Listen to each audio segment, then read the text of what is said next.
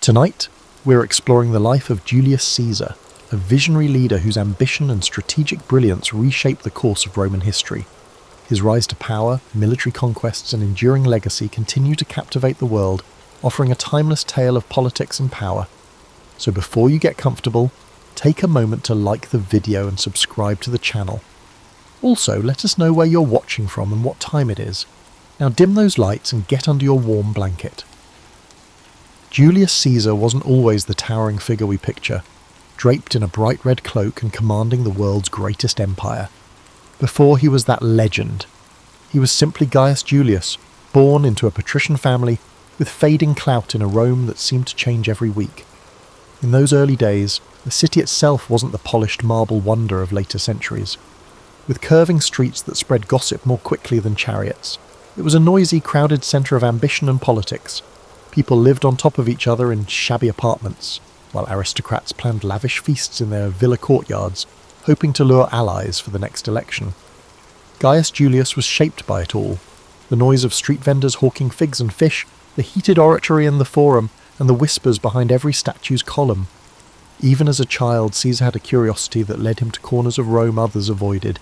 Dimly lit taverns, the muddy banks of the Tiber River, and rows of cramped bookshops where scribes copied scrolls for hours on end.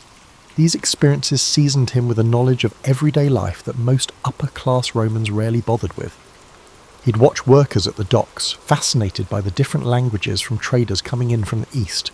It gave him an early taste for the diversity that existed beyond Rome's walls, and no matter how chaotic it got, he never seemed overwhelmed. Instead, he'd carefully absorb how each piece of society functioned and file the information away. In his early teens, while many aristocratic boys took lessons in rhetoric under famed tutors, Caesar did too, but he did more than rehearse speeches from ancient Greek texts. He peppered his teachers with questions about how words could shift emotions. He realized that to command respect in Rome, you needed to shape minds and hearts, not just bodies on a battlefield. This flair for oratory would become one of his trademarks.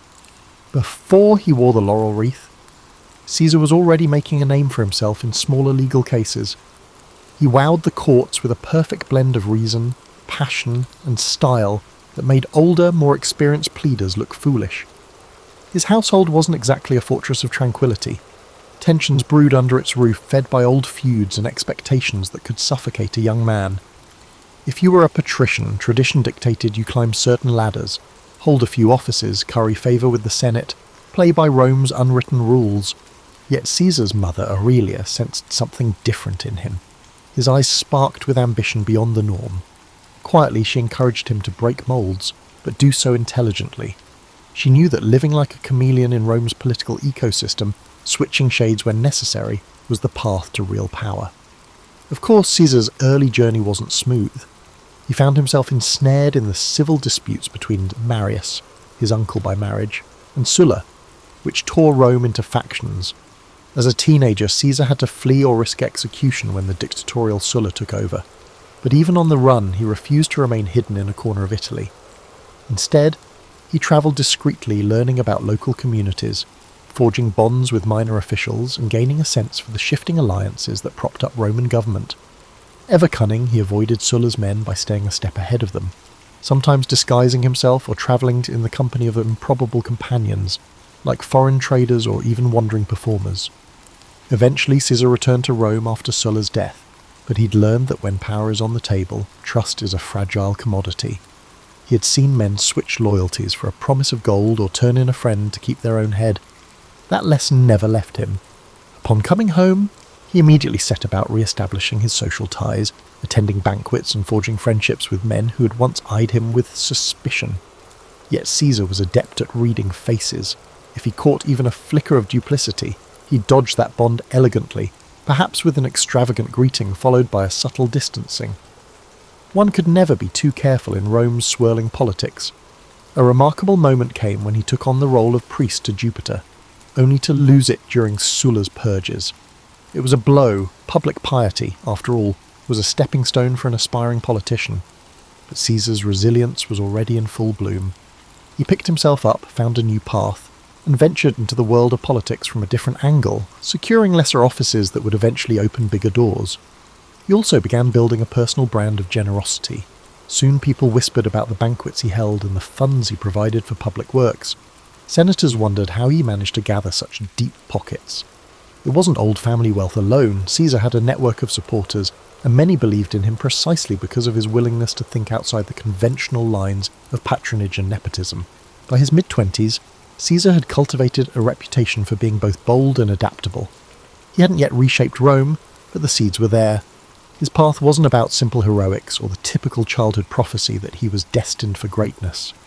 Rather, it was a quieter accumulation of experiences that prepared him for the challenges ahead. Each piece, his exposure to everyday Romans, his brush with danger during Sulla's regime, his love of rhetoric, lined up perfectly to form a foundation. Rome, full of swirling rivalries and unspoken rules, had no idea that this relatively unremarkable young man with a quick tongue and quick mind was about to upend everything. Before he was a seasoned commander or the Colossus striding across the Rubicon, Caesar had an escapade that shaped his perspective on the power more than any lecture in the Senate ever could: his abduction by Cilician pirates in the Aegean Sea. It's a tale rarely told in the mainstream, but it offers a raw glimpse into his character. Caesar was travelling to strengthen his oratory skills under a renowned teacher on the island of Rhodes, something aristocrats often did. But the seas teemed with pirates who thrived on ransom, and it wasn't long before his ship was seized. The pirates who captured him expected a frightened Roman aristocrat. Instead, they encountered a man whose boldness made them question who'd truly been captured. When they demanded a ransom of 20 talents of silver, Caesar reportedly scoffed that they were underselling him. He insisted they ask for 50. The pirates, bemused yet intrigued, took his suggestion. For several weeks, Caesar lived among them, waiting for friends to gather the sum. During that time, he treated them as if he were the one in charge, ordering them to keep quiet when he slept, even reciting poems and speeches and telling them to appreciate the artistry, or else, to the pirates' credit, they indulged him, perhaps wondering if they had accidentally kidnapped a lunatic. He wasn't simply being arrogant, he was displaying confidence and unpredictability. In a precarious situation, fear can be an exploitable weakness. By acting as if he were the authority figure, Caesar forced the pirates to respect him, or at least treat him carefully. When the ransom finally arrived and Caesar was freed, he quickly organised a naval force, hunted those same pirates down, and had them crucified. It was an act of lethal retribution, laced with the cunning that would characterise his later campaigns. The memory of that ransom demanded, and of Caesar's outlandish performance on the pirates' island, helped shape his entire approach to dealing with adversaries, dramatic, strategic, and always with an eye to the outcome. Back in Rome, Caesar resumed his climb, yet he carried a certain swagger now, a sense that his life was fated for something extraordinary. After all, how many young Roman nobles had stared down pirates and lived to spin the tale? At political gatherings, people whispered behind their cups of wine, speculating on whether that story was just Caesar's brand of theatrics or pure truth. But it was undeniable that he managed to secure enough influence to become a military tribune, and soon he was off to gain experience in the provinces, which gave him intimate knowledge of the armies he would one day command. The politics he left in Rome were no less complicated. He forged a delicate pact with Pompey and Crassus, later known as the First Triumvirate. This was not a formal institution, but rather a private handshake that united three men with distinct strengths: Pompey's military prestige, Caesar's wealth, and Caesar's political cunning. People often assume Caesar just lucked into that arrangement, but it was actually the culmination of countless dinners, private agreements, and carefully bartered favours. Caesar knew that if he wanted to climb higher, he needed to bring Rome's big players into his corner, at least temporarily. If that meant moderating his own ambitions in the short run to secure Pompey's trust, he'd do it without blinking. With their support, Caesar aimed for a new goal, a position that would not only confer prestige, but also provide him with the chance to broaden his network and bolster his army with devoted soldiers. The governorship of Hispania Ulterior or Gaul, where fortunes could be made and reputation cemented, seemed ideal. Not only would it allow him to command armies, it would offer a stage to showcase his genius in both administration and warfare. In time, he secured the proconsulship of Gaul. Gaul was vast, populated by diverse tribes, each with its own traditions, alliances and grudges. Where lesser men might see only a frontier to exploit, Caesar saw a chessboard with dozens of moving pieces. He relished the challenge. This was, after all, the man who once calmly dined with kidnappers. Gathering legions known for their discipline and grit, he departed north, determined to do more than just play caretaker. He wanted to knit those tribes into Rome's sphere of influence, forging new roads and alliances while showcasing Roman supremacy. Before he launched significant campaigns, Caesar did his homework. He arranged meetings with tribal chiefs, listening carefully to their rivalries and hearing their pleas for Roman protection. Was it genuine concern or a ploy? Caesar would weigh each statement, reading not just the words but the shifts in tone and eye contact. If he sensed an opportunity, like a tribe longing for revenge on its neighbour, he'd promise support, extracting pledges of loyalty. In many ways, his tactics mirrored the hush-hush political dealings he'd honed back in Rome, only now the stakes were measured in thousands of soldiers and entire territories. Yet, throughout these manoeuvres, Caesar never lost sight of the persona he'd cultivated. He was no mere bureaucrat. He was that daring aristocrat who'd outwitted pirates, the dynamic orator who electrified the courts, and the cunning negotiator who'd found common ground with Pompey and Caesar. Each success in Gaul was reported back to Rome via sensational dispatches, commentarii, so written with clarity and flair. People in the city devoured them as if they were tabloid headlines. He dramatized his victories just enough to capture the public's imagination. The Senate, reading the official versions, found themselves both impressed and wary. Caesar was quickly becoming too big to ignore. These initial steps in Gaul, some alliances struck, some small skirmishes won, emboldened him. He sensed that if he could bring all of Gaul under Roman control, he'd move from being just another ambitious politician to a legendary conqueror. That knowledge spurred him on. Caesar might have left behind the pirates who once threatened him, but the memory of that captivity fueled his hunger for absolute control. If he had his way, no one, be they a tribal chief or a Roman senator, would ever have the power to hold him captive again. The Gallic Wars, as Caesar's campaigns would come to be called, weren't just about marching legions across fields and building wooden palisades. They were about psychological warfare, diplomacy, and the cunning exploitation of intertribal rivalries. Rome's dominance always hung on its ability to divide and conquer. With Caesar at the helm, that strategy took on fresh nuance. In the early phases, Caesar consolidated Roman gains by constructing a network of roads and fortifications. This was hardly glamorous labour. Roman soldiers would spend weeks hacking through forests and bogs to erect outposts, sometimes under the threat of ambush. Yet each new Roman-style fort, complete with straight lines and carefully measured intervals, sent a message of permanence. These weren't just makeshift garrisons, they were statements that Rome had come to stay. People often remember Caesar's brilliance on the battlefield, but his true strength lay in methodical organisation. He considered logistics as vital as sword and shield. The various Gallic tribes watched uneasily, some rushing to Caesar's side, others forming alliances against him. Caesar capitalised on the smallest of division. If one tribe feuded with another, he'd arrive as a peace broker, offering Roman friendship and military aid against a rival. Soon enough, the tribe would find itself bound to Caesar by mutual benefit and shackled by Roman expectations. The brilliance lay in making it seem as if the tribe had chosen this path freely. Not that Caesar's campaign was devoid of bloodshed. Certain tribes resisted fiercely, resentful of foreign occupation. The Belgae in the north, for instance, marshalled huge forces that tested Roman discipline. Caesar, never squeamish, deployed tactics to crush resistance decisively, destroying crops, capturing strategic points, and sometimes resorting to brutal reprisals that sent a chill through neighbouring tribes. He didn't revel in cruelty for its own sake, but he understood the Roman tradition of deterrence. Ferocious display could prevent a drawn-out rebellion. This approach, while effective, also laid the seeds for future animosity, especially among fierce defenders of Gallic independence like Vercingetorix. Vercingetorix was an Arvernian chieftain who recognised that the Gallic tribes needed unity more than ever. He wasn't some hot-headed bandit chief. He was methodical, charismatic, and had a strategic mind that could rival Caesar's. While Caesar was off campaigning on another front, Vercingetorix rallied disparate tribes under the banner of Gallic pride. When Caesar got wind of this resistance, he recognised at once that Vercingetorix was no ordinary adversary. The typical trick of exploiting old rivalries might not work here. The confrontation between Caesar and Vercingetorix escalated into one of the defining struggles of the Gallic Wars.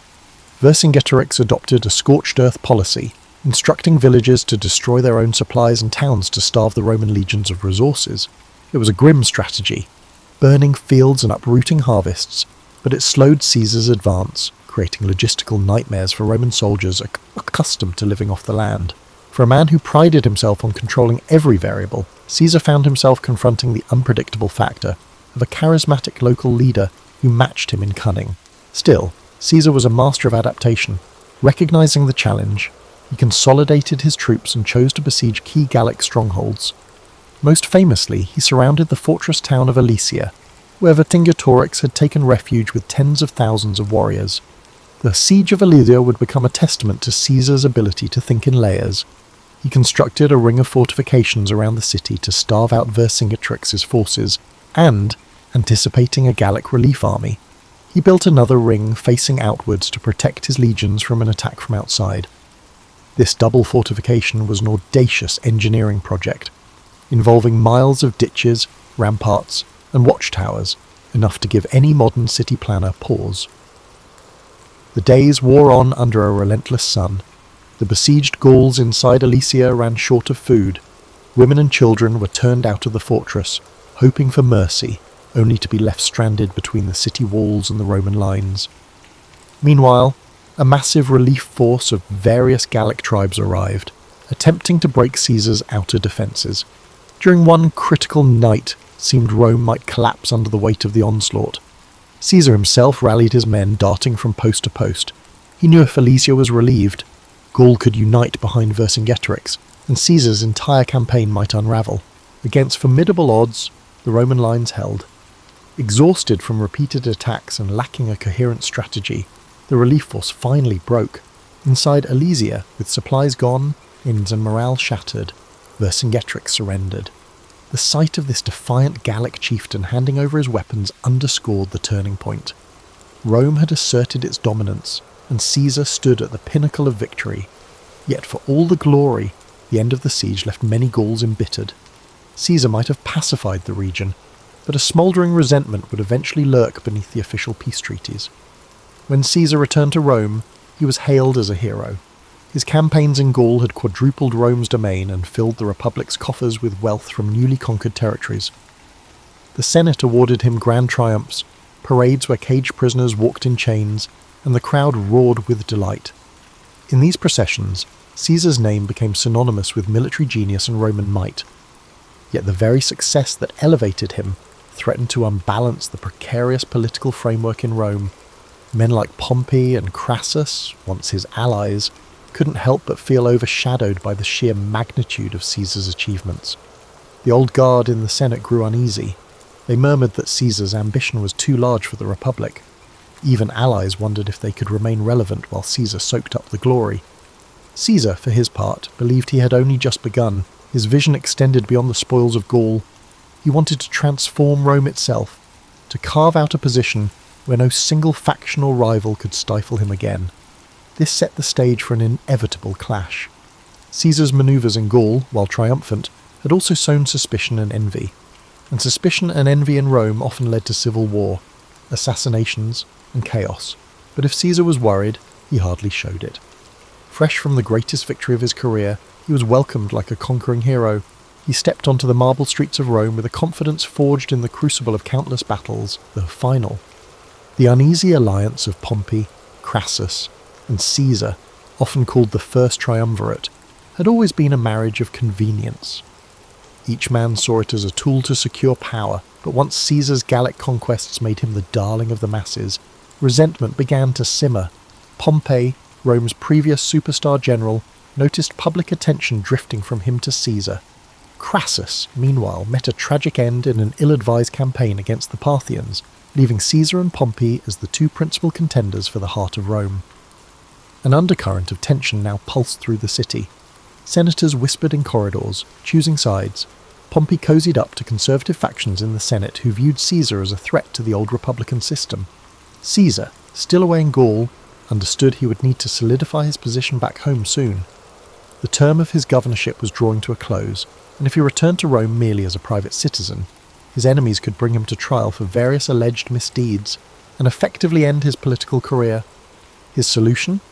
He demanded to run for consul in absentia, seeking an extension of the immunity and power he held as proconsul. The Senate refused, with Pompey supporting that refusal. This was the point of no return.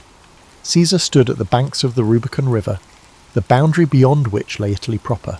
Roman law was crystal clear. No general was allowed to bring his army into Italy. To do so amounted to a declaration of war. On a winter's night in 49 BCE, Caesar made his choice. He marched across the Rubicon, uttering the phrase, "Alea iacta est," the die is cast, if the anecdotes hold any truth. Overnight, Rome's system of alliances shattered. The civil war had begun. Pompey and many senators fled Rome to gather forces in the east, confident they'd muster armies far greater than Caesar's. They had the backing of traditional elites, wealthy provinces, and, they believed, time on their side. Caesar, however, wasn't known for cautious delay. He pressed forward at breakneck speed. Towns and cities along the way opened their gates, some out of admiration for Caesar, others out of fear. The unstoppable momentum took Pompey by surprise, forcing him to evacuate Italy altogether. Caesar entered Rome unopposed. But taking Rome was just the beginning.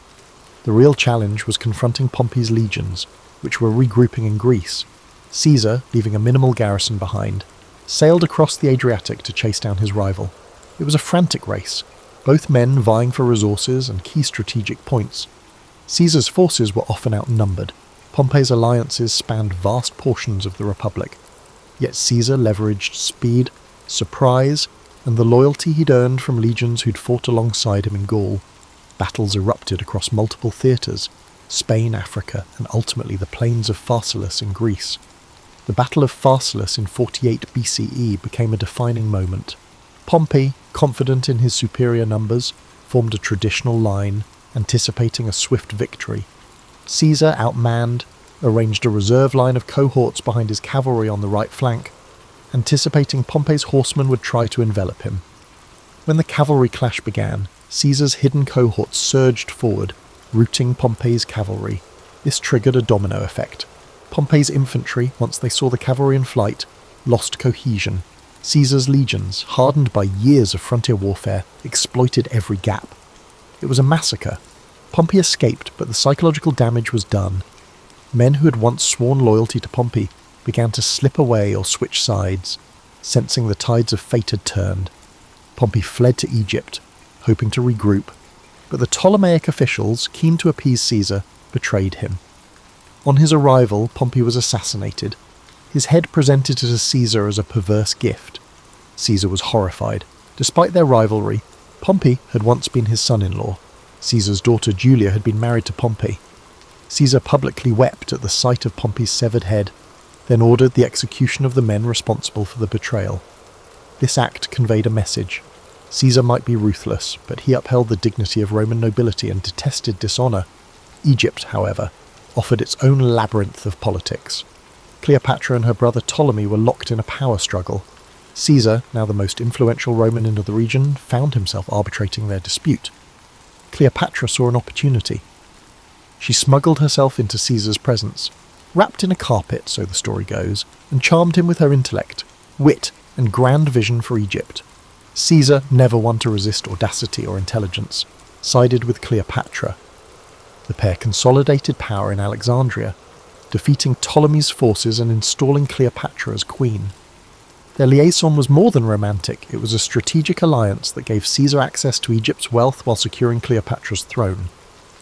Rome watched these events with fascination and growing anxiety.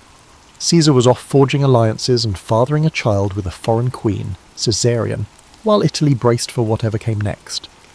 Though Pompey was dead, segments of the Roman Republic still resisted Caesar's rule. Caesar marched on, quelling resistance in Asia Minor, with such speed that he famously declared, "Veni, vidi, vici, I came, I saw, I conquered."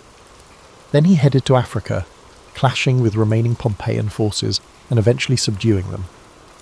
By 45 BCE, Caesar stood unchallenged as Rome's paramount leader. The Senate, most of whose members owed him their lives or careers, filled his hands with powers that stretched the limits of Rome's traditions. He was named dictator for 10 years, eventually dictator for life. Some called it a tyranny. Caesar, for his part, claimed he was trying to restore order. He enacted sweeping reforms, revising the calendar into the Julian model, restructuring debts, expanding the Senate, granting citizenship to loyal allies in distant provinces, and planning massive building projects that aimed to beautify the city. He also introduced social measures, like distributing land to veterans. In these moves, Caesar walked a tightrope, consolidating power, while giving just enough to the masses and Senate to keep them largely compliant. But something in the Roman psyche chafed at one-man rule. Rome prided itself on hating kings. Their entire identity was built around a republic, even if that republic was often manipulated by the powerful. Caesar's acceptance of lavish honours and his centralisation of power made some worry that he sought to crown himself. Others found him dangerously modern, someone who might change Rome beyond recognition. And behind Caesar's unstoppable force lay a silent question. Was the Republic just a stage for one man's ambition, or could it endure? When Caesar finally returned to Rome in triumph, the city was abuzz with rumours and festivals. Though war still simmered in the distant corners of the Republic, Caesar's personal magnetism and the promise of stability temporarily silenced most discontent. He orchestrated spectacular public games and feasts, showering the populace with free grain. Statues and monuments sprang up in his honour. Yet beneath the gleaming facade, the core of Roman tradition, those unwritten rules guarding the Republic from monarchy, felt under siege. One example of Caesar's larger-than-life persona was his attempt to reshape the calendar, which was no small matter in Rome. The old lunar calendar had become hopelessly misaligned with the seasons, creating confusion in festivals and civic life. Caesar, advised by astronomers including Sosigenes of Alexandria, introduced the Julian calendar, a solar-based system with a leap year cycle. This was a major administrative reform that didn't just tidy up dates. It demonstrated Caesar's willingness to override centuries of practice if he believed he had a better way. People marvelled at the clarity the new calendar offered, but they also sensed that if Caesar could reorder time itself, what else might he feel entitled to reorder? He poured money into construction. Under Caesar's direction, new buildings, temples, and public spaces sprouted, symbolising a Rome reborn. The Forum grew more magnificent. He commissioned grand projects that not only beautified the city but gave work to thousands of labourers, elevating Caesar's popularity among the common folk. At the same time, he expanded the Senate from roughly 600 to as many as 900 members, adding allies from the provinces and diluting the power of the old aristocratic families. Some saw this as an inclusive move broadening representation within the Roman state. Others viewed it as an egregious power play, a way for Caesar to stack the Senate with loyalists who owed their positions to him alone. All these changes stirred the question, was Caesar still just a leading citizen, or was he inching toward kingship? Rome had a cultural aversion to the very word rex, king. Generations were taught that their ancestors had exiled the last Roman king and vowed never to kneel before another. So when statues of Caesar began appearing in public places, crowned with diadems, some citizens felt a chill. Caesar claimed these were tokens of respect from admirers, not declarations of monarchy, but doubts lingered. At a public festival, Marcus Antonius, a favoured lieutenant, attempted to place a diadem on Caesar's head. Caesar dramatically refused, stating, "Only Jupiter is king of the Romans." But the crowd's reaction was mixed. Some cheered his refusal, others suspected a theatrical performance designed to test public opinion on a monarchy. The dissonance grew sharper as Caesar took on the title dictator for life. In theory, a dictator in Roman history was an emergency measure, appointed for 6 months in times of dire threat, and then required to relinquish power. By extending this temporary position indefinitely, Caesar strained the very definitions of Roman governance. His supporters insisted Rome needed strong leadership given all the unrest, but his critics argued that Caesar was snuffing out the republican flame. The seeds of conspiracy began to sprout. Senators who longed for a return to the old order, such as Gaius Cassius Longinus and Marcus Junius Brutus, started meeting discreetly. Brutus stood out. He descended from Lucius Junius Brutus, the fabled founder of the Republic who drove out the ancient kings. Caesar had shown Brutus remarkable favour, even rumoured to have paternal affection for him. Yet this complicated bond didn't stifle Brutus's conviction that Caesar's power threatened the Republic's core values. Cassius, a cunning figure with a far darker edge, fanned the flames, reminding Brutus of his ancestors' legacy and the sacred duty to protect Rome from a tyrant. Meanwhile, Caesar seemed to sense an undercurrent of danger. He went about with guards, but he also believed that living in constant fear would diminish his stature. On the surface, he continued orchestrating elaborate plans. He was preparing a massive campaign against Parthia in the east, intending to surpass even Pompey's conquests. Returning to Rome from that victory, Caesar likely envisioned a final consolidation of power, an unassailable legacy. His mind overflowed with new ideas for governance, law codes and expansions of citizen rights. He confided in close allies that his rule would transform Rome into a cohesive empire rather than a loose confederation of territories. Yet those grand visions collided with the simmering resentment of the senatorial class. Many of them had gone along with Caesar out of pragmatism, biding their time, waiting for a chance to assert the old ways. They resented how Caesar's reforms undermined their prestige, how his populist measures made the people less reliant on senatorial patrons. Some conspirators hoped to reinstate a pure republic with limited terms of office and carefully balanced powers. Others simply wanted Caesar gone, viewing him as an existential threat to their personal standing. So as Caesar walked the marble floors of the Curia, conferring with senators, not all who greeted him warmly were true allies. The facade of unity was just that, a facade. Whispers circulated about the Ides of March, a date the conspirators had marked as pivotal. Caesar, distracted by preparations for upcoming campaigns, either dismissed or downplayed the signs of looming treachery. He was, after all, Julius Caesar, the man who escaped pirates, conquered Gaul, and overcame Pompey. To him, fear was a cage he refused to live in. To the conspirators, his confidence was both an insult and an opportunity. The stage was set, and all of Rome felt the tension in the air. The days leading up to the Ides of March had a strange energy in Rome.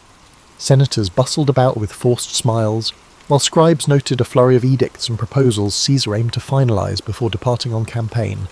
Craftsmen laboured on newly commissioned statues and inscriptions praising Caesar's achievements.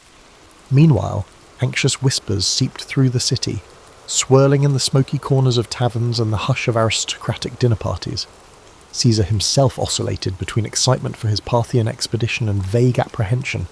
Omens were a big deal in Roman society, and several odd occurrences had stoked superstitions, reports of strange lights in the sky, or a soothsayer who warned Caesar to beware the Ides of March. Caesar, rational yet not entirely dismissive of Quran auguries, seemed torn between curiosity and disbelief. He joked about the warnings, telling friends the Ides of March had arrived and nothing had happened yet. But behind the levity, hints of caution surfaced. He was known to have shared concerns with Calpurnia, his wife, who begged him on to be vigilant. The conspiracy gained momentum. Cassius worked tirelessly, approaching senators who felt displaced by Caesar's sweeping reforms or who bore personal grudges. Persuading Brutus had been the linchpin. Brutus's moral standing and family legacy offered a veneer of honour to what might otherwise look like a naked power grab. With Brutus on board, recruiting others became easier. Each conspirator had different reasons. Some claimed to fight for the Republic's freedom, others sought personal gain or revenge, yet they united under a single, dramatic resolution: Caesar must be removed. One version of their plan involved attacking Caesar during a Senate session, when he would be relatively unguarded.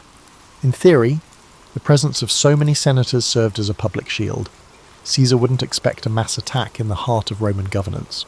The conspirators also believed that once the deed was done, they could proclaim themselves defenders of liberty, summoning the people to restore republican ideals. Despite the risk, none could deny the plan's audacious simplicity. The Senate meeting on the Ides of March beckoned like a grim appointment. The morning of the Ides arrived. Calpurnia, shaken by nightmares, implored Caesar not to go. Some historians claim she dreamed of a statue of Caesar spouting blood, or of him lying slain in her arms. Moved by her distress, Caesar initially decided to stay home, possibly rescheduling the Senate session. That alone could have altered history. But the conspirators panicked when they heard Caesar might not come. They dispatched Decimus Brutus, no relation to Marcus Brutus, but another close ally, to persuade Caesar. Decimus feigned concern that Caesar would insult the Senate by his absence, diminishing his standing right before his grand campaign. So, despite Calpurnia's pleas, Caesar relented. He donned his ceremonial toga and left for the Curia. Inside the Senate meeting, the atmosphere was thick with tension, though it started off with formalities. Caesar took his seat. A group of conspirators approached, pretending to ask a favour on behalf of a political exile. They surrounded him as if to press their case more passionately. Then, as the story goes, at a signal, daggers appeared. The first strike came from Casca, and others joined. Accounts vary. Some say Caesar tried to defend himself, others that he was too overwhelmed. He was stabbed multiple times, the final blow from Brutus, prompting Caesar's legendary and possibly apocryphal utterance, "Et tu, Brute?" In moments, it was over.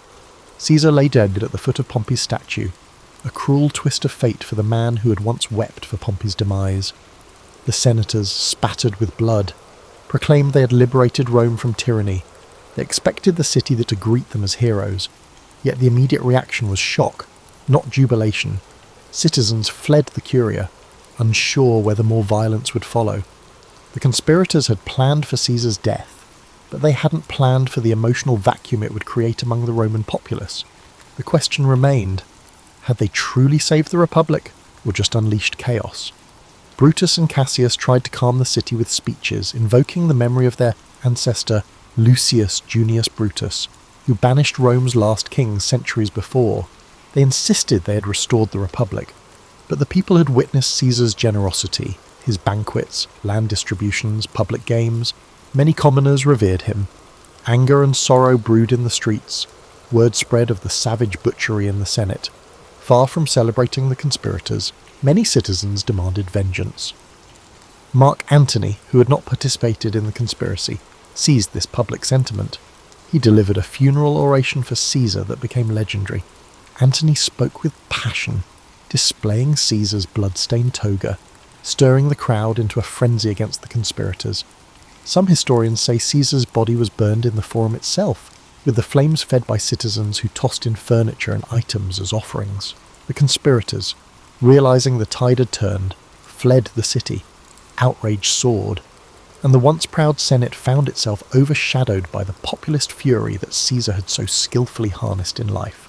Thus, the killing that was intended to save the Republic actually accelerated its decline.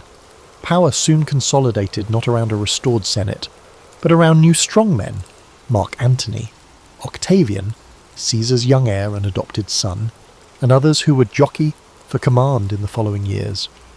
In death, Caesar had transcended mortality to become an icon, some would say a martyr, while the vision of a renewed republic, ironically, slipped further away. The aftermath of Caesar's assassination was as turbulent as any period Rome had ever seen. The city, already tense from years of civil conflict, discovered that removing one towering figure didn't automatically restore the old republic.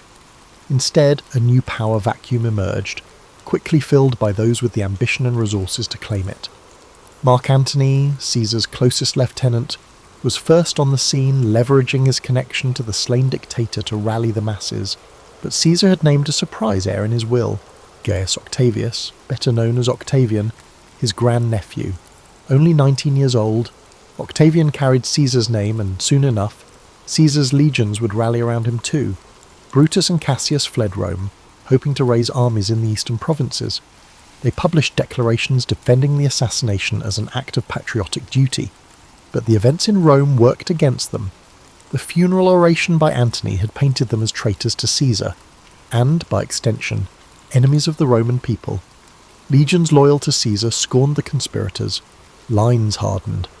Another round of civil wars seemed inevitable, as one man's ambition had morphed into a generational crisis of identity for Rome. Though Antony and Octavian initially eyed each other with suspicion, they realized they stood a better chance against the conspirators if they cooperated. Along with Marcus Lepidus, a trusted commander, they formed the Second Triumvirate. Unlike Caesar's informal arrangement, this triumvirate was legally sanctioned, granting the three men near absolute power to reorganize the state. And reorganize it they did. Prescriptions, lists of enemies of the state, were published. Men of wealth and influence found themselves outlawed. The triumvirate seized property and executed opponents, echoing the grim days of Sulla's dictatorship. The conspirators, meanwhile, mustered forces in the east, culminating in the climactic Battle of Philippi in 42 BCE. Brutus and Cassius were defeated, and they chose suicide over capture. If Caesar's murderers hoped for a renaissance of republican ideals, they had gravely miscalculated. Rome was now torn between competing strongmen. After Philippi, tensions rose between Antony and Octavian. Antony headed east, forming an alliance, and famously a romance, with Cleopatra in Egypt. Octavian solidified his base in Rome, ensuring the Senate recognised him as the principal heir to Caesar's legacy. By 31 BCE, the rivalry exploded into another civil war, culminating in the naval battle of Actium. Octavian prevailed. Antony and Cleopatra fled and later took their own lives, and the stage was set for Octavian to become Augustus, the first Roman emperor. The Republic, in its old form, was gone. And what of Caesar's legacy? His name, Caesar, would become synonymous with rulership itself. From Kaiser in German to Caesar in Russian, leaders in distant lands would adopt the moniker as a badge of imperial might. His reforms, especially the Julian calendar, outlived him by centuries, influencing how millions of people mark time. His writings, particularly the commentaries on the Gallic and civil wars, remained essential reading for generations of statesmen and generals, admired for their clarity and rhetorical brilliance. In a strange twist, the Senate that once feared him voted to deify Caesar after his death, proclaiming him Divus Iulius. Shrines and temples to the divine Julius sprang up, turning him into a figure of worship. This posthumous deification gave Octavian an added aura of legitimacy. He was now Divi Filius, the son of a god. One might argue it was the final irony. The same institution that bristled at his ambition now raised him to divine status. This transformation reflected the contradictory nature of Roman politics, practical to the core, yet steeped in superstition and reverence for signs and wonders. Public memory of Caesar remained divided. Many admired him for championing the lower classes, taking decisive action to end Rome's internal strife, and extending Roman influence abroad. Others condemned him as the man who shattered the Republic's checks and balances, making a single-man rule inevitable. Over time, historians, playwrights, and orators distilled his story into dramatic beats. The brilliant general, the cunning politician, the betrayed friend. Those wanting a moral lesson found ample material. Some used him as a warning against unchecked ambition, others as an example of visionary leadership undone by a petty jealousy. Yet there's a deeper layer to Caesar's life, one less recounted in popular lore. He was profoundly curious about the world, about languages, cultures, and the mechanics of governance. From his youth in the streets of Rome to his kidnapping by pirates, from the muddy battlefields of Gaul to the marble corridors of the Curia, he sought to understand and master every environment he touched.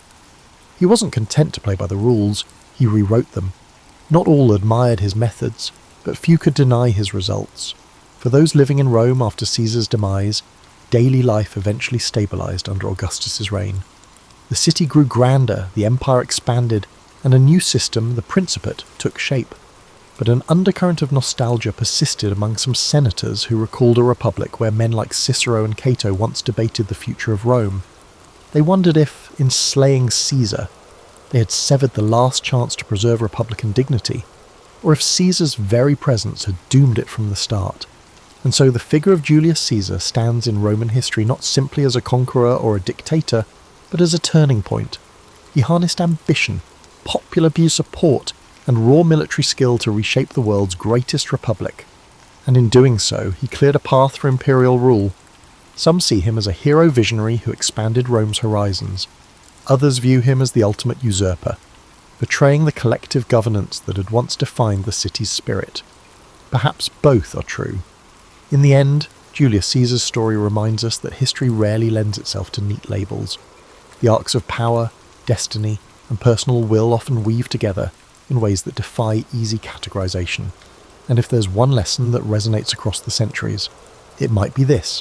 When a single individual grows too large for the existing order, transformation, however exhilarating or destructive, becomes inevitable. This concludes our story about Julius Caesar. As you sink deeper into your bed, imagine yourself standing next to Julius Caesar, observing what he built and what he did. More stories are coming your way if you're still struggling to sleep.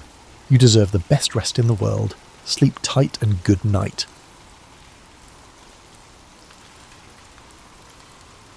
The Ninth Legion, known as Legio IX Hispana, was one of the most battle-hardened and feared units in the Roman army, its origins tracing back to the violent civil wars of the late Republic.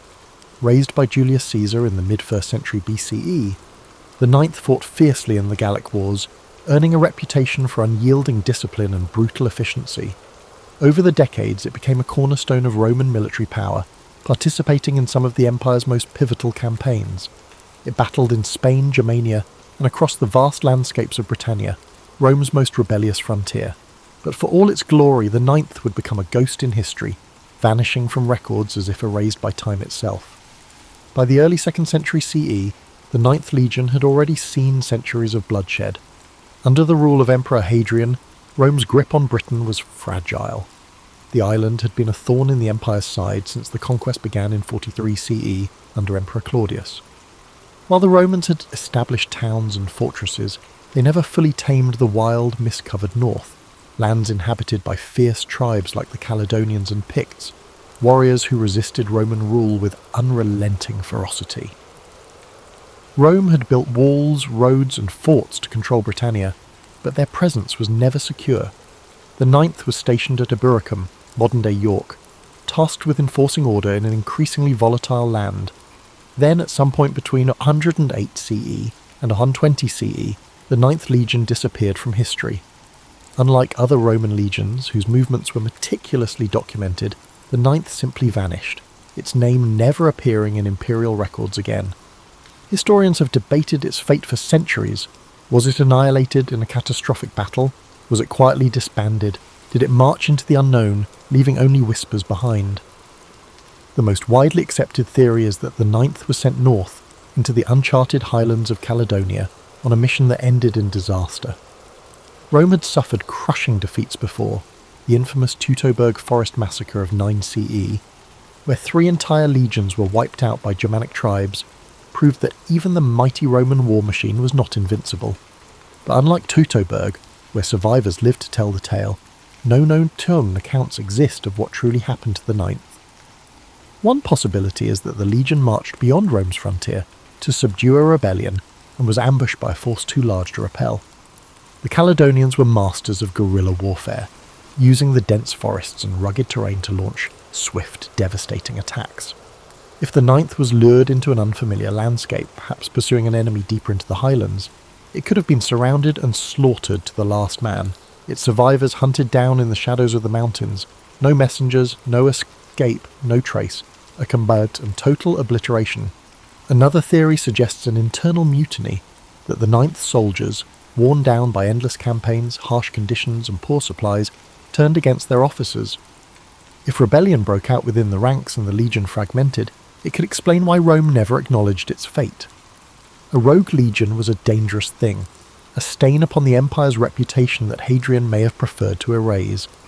The Ninth's disappearance coincides suspiciously with the emperor's decision to construct Hadrian's Wall, a vast stone barrier that cut Britannia in half, sealing Rome away from the unconquered north.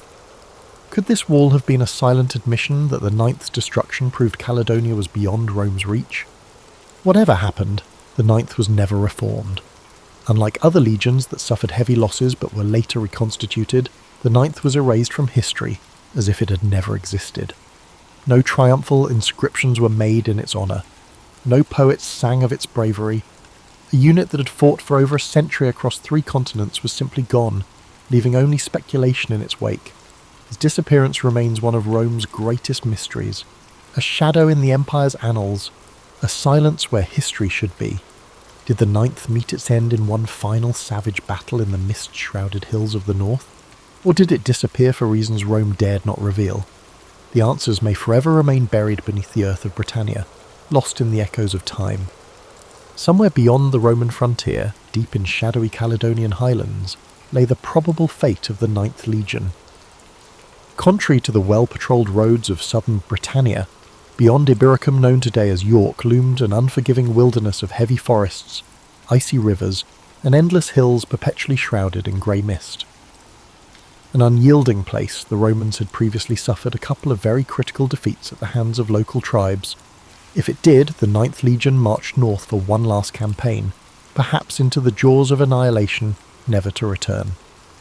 One such theory says that around 117 CE, the Ninth was sent to put down an uprising in Caledonia. Roman historian Fronto mentioned severe losses suffered in Britain at about this time, hinting at unrest beyond the frontier.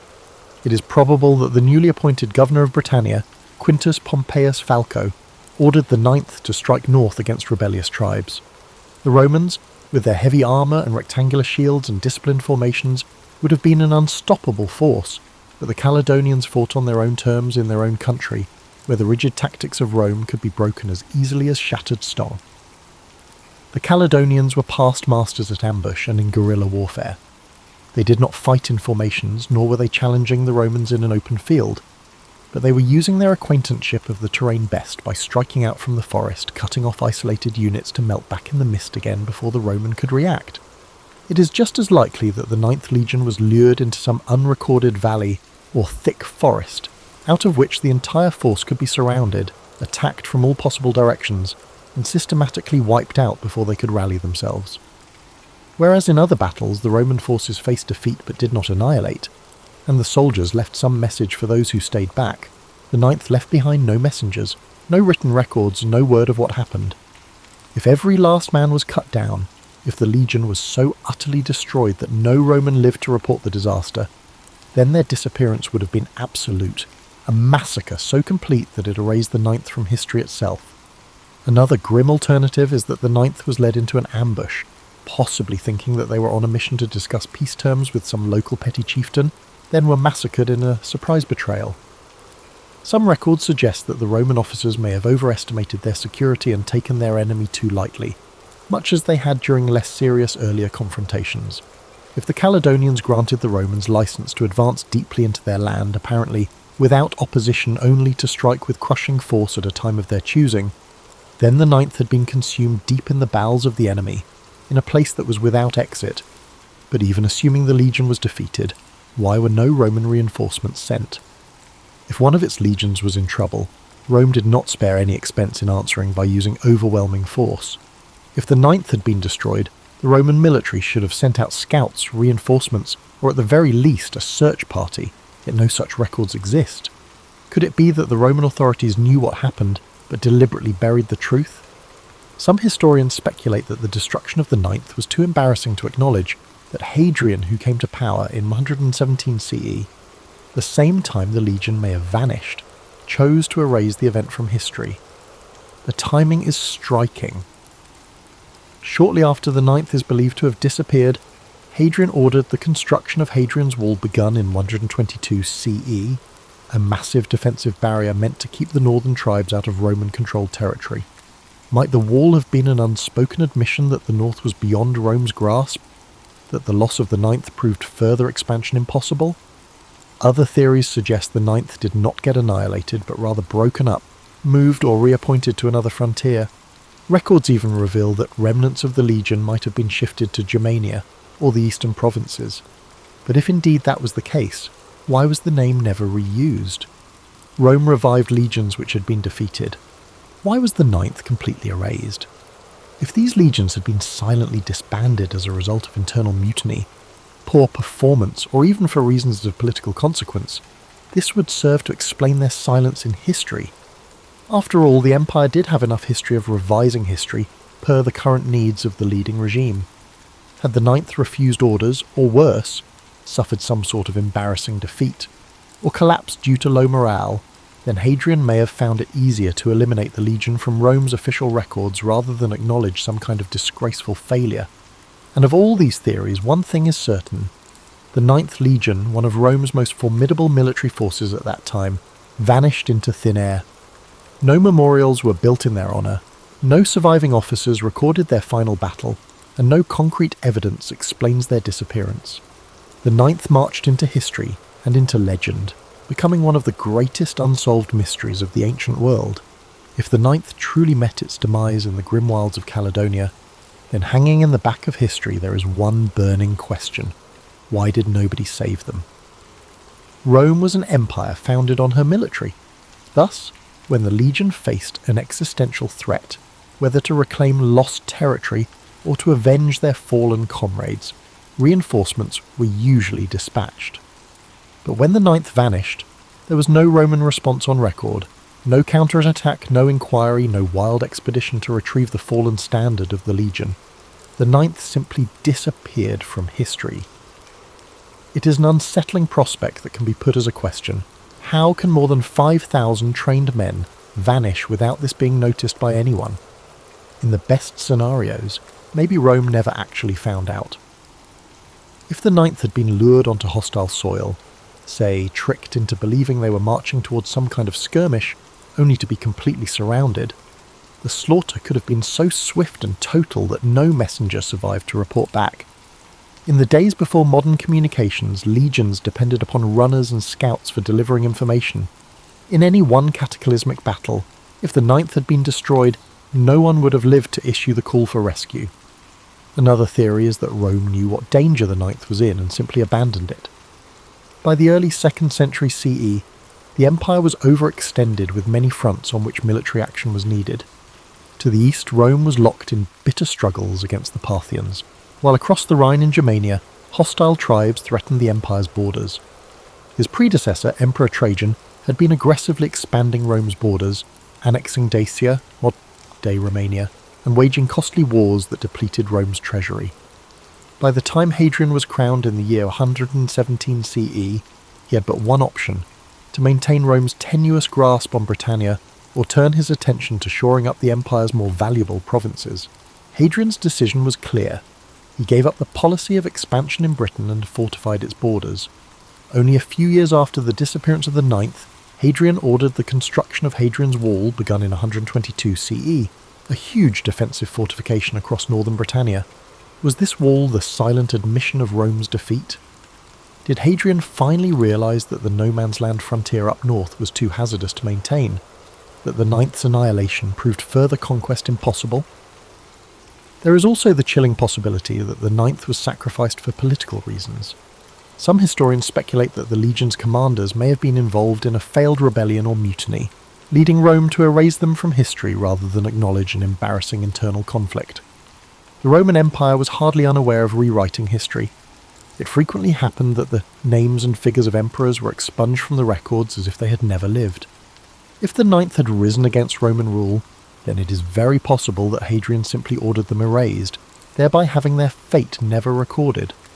Even granting the unlikely event that the Ninth was destroyed on the battlefield rather than by treachery, the Romans repressed news of military defeats. The empire, after all, was sustained by propaganda and illusions of invincibility. To let news get out that an entire legion had been wiped out could encourage further rebellions against Rome's enemies. It could have been easier for Hadrian's administration to simply bury the truth and leave the fate of the Ninth unknown. However, there are other theories that the Ninth was not destroyed but was simply removed from the records for far less sensational reasons. Some believe that the legion was quietly reassigned to another part of the empire, perhaps to the eastern provinces, since many Roman military units were stationed there against Parthian invasions. There is, however, some evidence that elements of the Ninth may have appeared in records in the Middle East decades later, but without any clear chain of command, it cannot be confirmed whether this was the same unit or just rebranding of another legion. One more troubling possibility is that the Ninth simply walked away from Rome. If this legion had endured years of harsh conditions, thinning supplies and incompetent leadership, is it possible they could have deserted en masse, melting into the wilds of Caledonia? There are accounts of Roman soldiers deserting their posts and integrating themselves into the local tribes against impossible odds. They will also have realised that they had been abandoned, and if the Ninth voted to take their leave of Rome, then they could have simply dispersed among the native people, their descendants melting into the population of Scotland without trace. Whatever the truth, the disappearance of the Ninth Legion is one of history's greatest unsolved mysteries. If they were truly annihilated in battle, their bones may yet remain beneath the hills of northern Britain, buried in forgotten mass graves. If silenced by the political machine of Rome, they will forever be lost to the mists of time. And if to disappear on their terms, leaving behind an empire that did not serve them anymore, then perhaps their legend is greater than history remembers. The disappearance of the Ninth Legion has evolved over the centuries from a mere historical mystery to a full-blown legend, serving as the catalyst for a great deal of speculation, folklore, and even conspiracy theories. With no clear answers in the ancient records, historians, archaeologists, and storytellers alike have attempted to reconstruct the fate of the Lost Legion. But did the Ninth really perish in the wilderness of Caledonia, or might its soldiers have survived, their story lost to history's fog? One of the most resilient theories has been that the Ninth Legion was not destroyed in Britain at all, but was instead moved, without fanfare, elsewhere in the Empire. Indeed, scattered references tend to indicate the presence of parts of the Ninth in the eastern provinces, certainly in Judea or Cappadocia, many decades later than those in which the regiment is last heard of in Britain. More probably, this would suggest that Hadrian transferred the Ninth, breaking it up and reassigning its men to other existing legions. Indeed, this would say that the legion was not vanquished on some desperate blood-drenched battlefield. The sands swallowed any traces of records in its aftermath. A sensationalistic hypothesis, popularly postulated, holds that the Ninth embarked to the east against the Parthians, and lost to native rebellions on unfamiliar fields, and not in Caledonia at all. It would not have been unusual for the Roman legions to be redeployed trouble spots throughout the empire, and some inscriptions have suggested that the remnants of the Ninth were serving in far-flung campaigns from Britain. If so, their disappearance may have been due more to gradual attrition rather than a single destruction. As survivors over time were absorbed into other units, the identity of the Ninth may have become blurred, erased by bureaucracy not battle. But if this was so, why was the Ninth never reconstituted? It was customary for Rome to re-establish such legions which had suffered defeats, sometimes with the same number but with recruits. The very fact that it was never revived suggests that something more significant actually happened, something Rome wanted forgotten. Legends and folklore suggest more dramatic possibilities. One such is the legend that says the Ninth did not perish, but instead broke its oath its men, realising they'd been left high and dry by Rome, turned their backs on the empire, and melted into the wilderness. The interpretation is partially based on a fact. Roman deserters were known to join barbarian society, even leadership in some instances. But if the Ninth did desert, might they not have been subsumed by the Caledonian or Pictish tribes, their armaments and knowledge of Roman tactics giving the natives a decisive advantage in future conflicts? Indeed, some have gone so far as to speculate that descendants of those lost Roman soldiers continued to live among the northern tribes, their lineage surviving long after Rome itself had fallen. This has been the inspiration for several works of fiction, most notably Rosemary Sutcliffe's novel The Eagle of the Ninth, where the remnants of the legion escape into the highlands, hiding amongst the tribes and keeping their Roman identity secret. Of course, it is highly speculative, but the idea of a Roman legion abandoning its empire and disappearing into the mist-covered hills is a tantalizing prospect, one that inflames the imagination as much as any historical theory. Then there are more supernatural accounts, the whispered rumours of ghost legions, accursed battlefields, and restless spirits. Various local legends say it never left Britain at all, but was instead wiped out in a battle so fierce that their spirits still haunt the land. For centuries, stories have been passed down of Roman ghosts that march along countryside roads in Scotland. On misty nights, some say, the faint din of clashing swords and rhythmic tramp of iron-clad feet can still be heard echoing through the hills. The truth of what happened to the Ninth Legion may never be fully revealed. Their bodies, if they were destroyed in battle, still lie buried beneath the earth of Scotland, awaiting archaeologists to find where they lie. If they were quietly reassigned, the last remnants of their history might be tucked away in forgotten inscriptions on crumbling Roman monuments. But had they run, were leaving Rome, beginning to reinvent anew, far up north, then this is a story not about vanishing but of reinvention, about the few who wanted more than to choose between liberty and empire, and by that choice would become the stuff of legends. Whatever the truth, the Ninth Legion is one of Rome's greatest mysteries, a shadow in the annals of history, a whisper of a force that once marched beneath the eagle standard, but whose fate is unknown. Its story stays out there in the fog, beyond the reach of certainty, waiting for those who would uncover the past. Centuries have seen both historians and archaeologists look through the Roman records, analyse ancient inscriptions, and excavate various battle sites in Britannia in order to find evidence that might confirm the ultimate fate of the Ninth Legion. Yet the answer continues to elude them. A piece in a game of jigsaw. A tale half buried beneath the earth. The first known history of the Ninth Legion dates back to the time of Julius Caesar, who had raised this very legion during his Gallic campaigns in the 1st century BCE. Over time, records trace its movements across the empire from Hispania to Germania, and finally to Britannia, playing a major role in suppressing the revolts and defending Roman rule.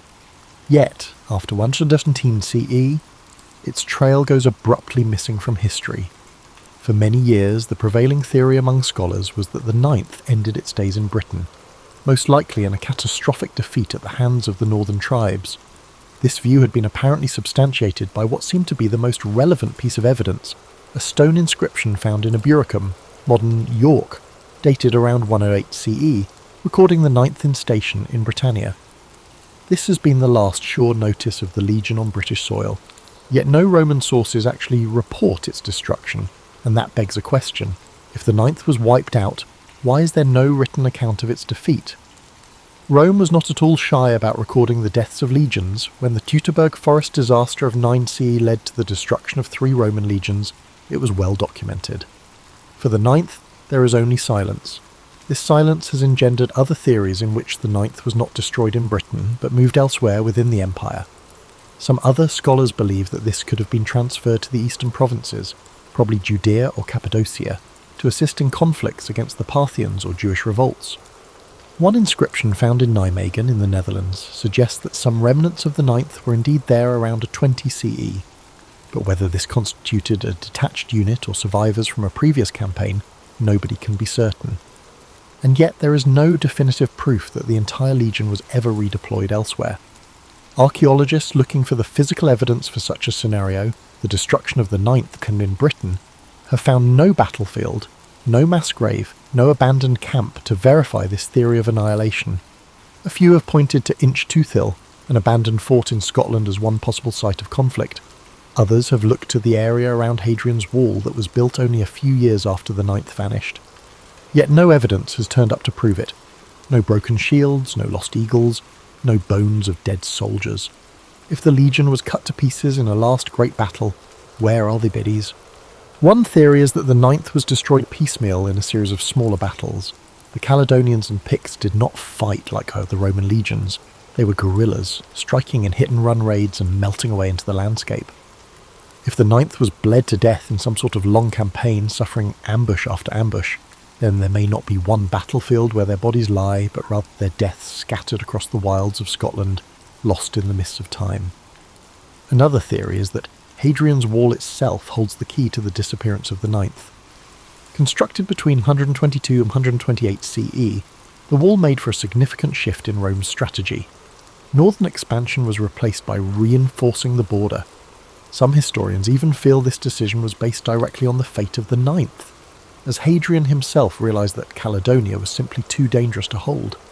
Cut to pieces in some disastrous campaign, it may have provided that final warning that persuaded the Romans to draw back and dig in rather than advance. After decades of excavations, no concrete evidence has turned up so far that could explain what happened to the Ninth Legion, and the hunt goes on. Archaeologists continue to trawl Britain's landscape for Roman weapons, mass graves, or inscriptions that just might bring the story into the sharpest view yet. Advances in satellite imaging and ground-penetrating radar in recent years have given researchers an unprecedented capability to map the sites of ancient battles in great detail, and it now raises the tantalizing prospect that one day a long-buried Roman battlefield will finally give up its secrets. For now, the Ninth remains one of history's greatest enigmas, a vanished force whose fate may never be fully uncovered.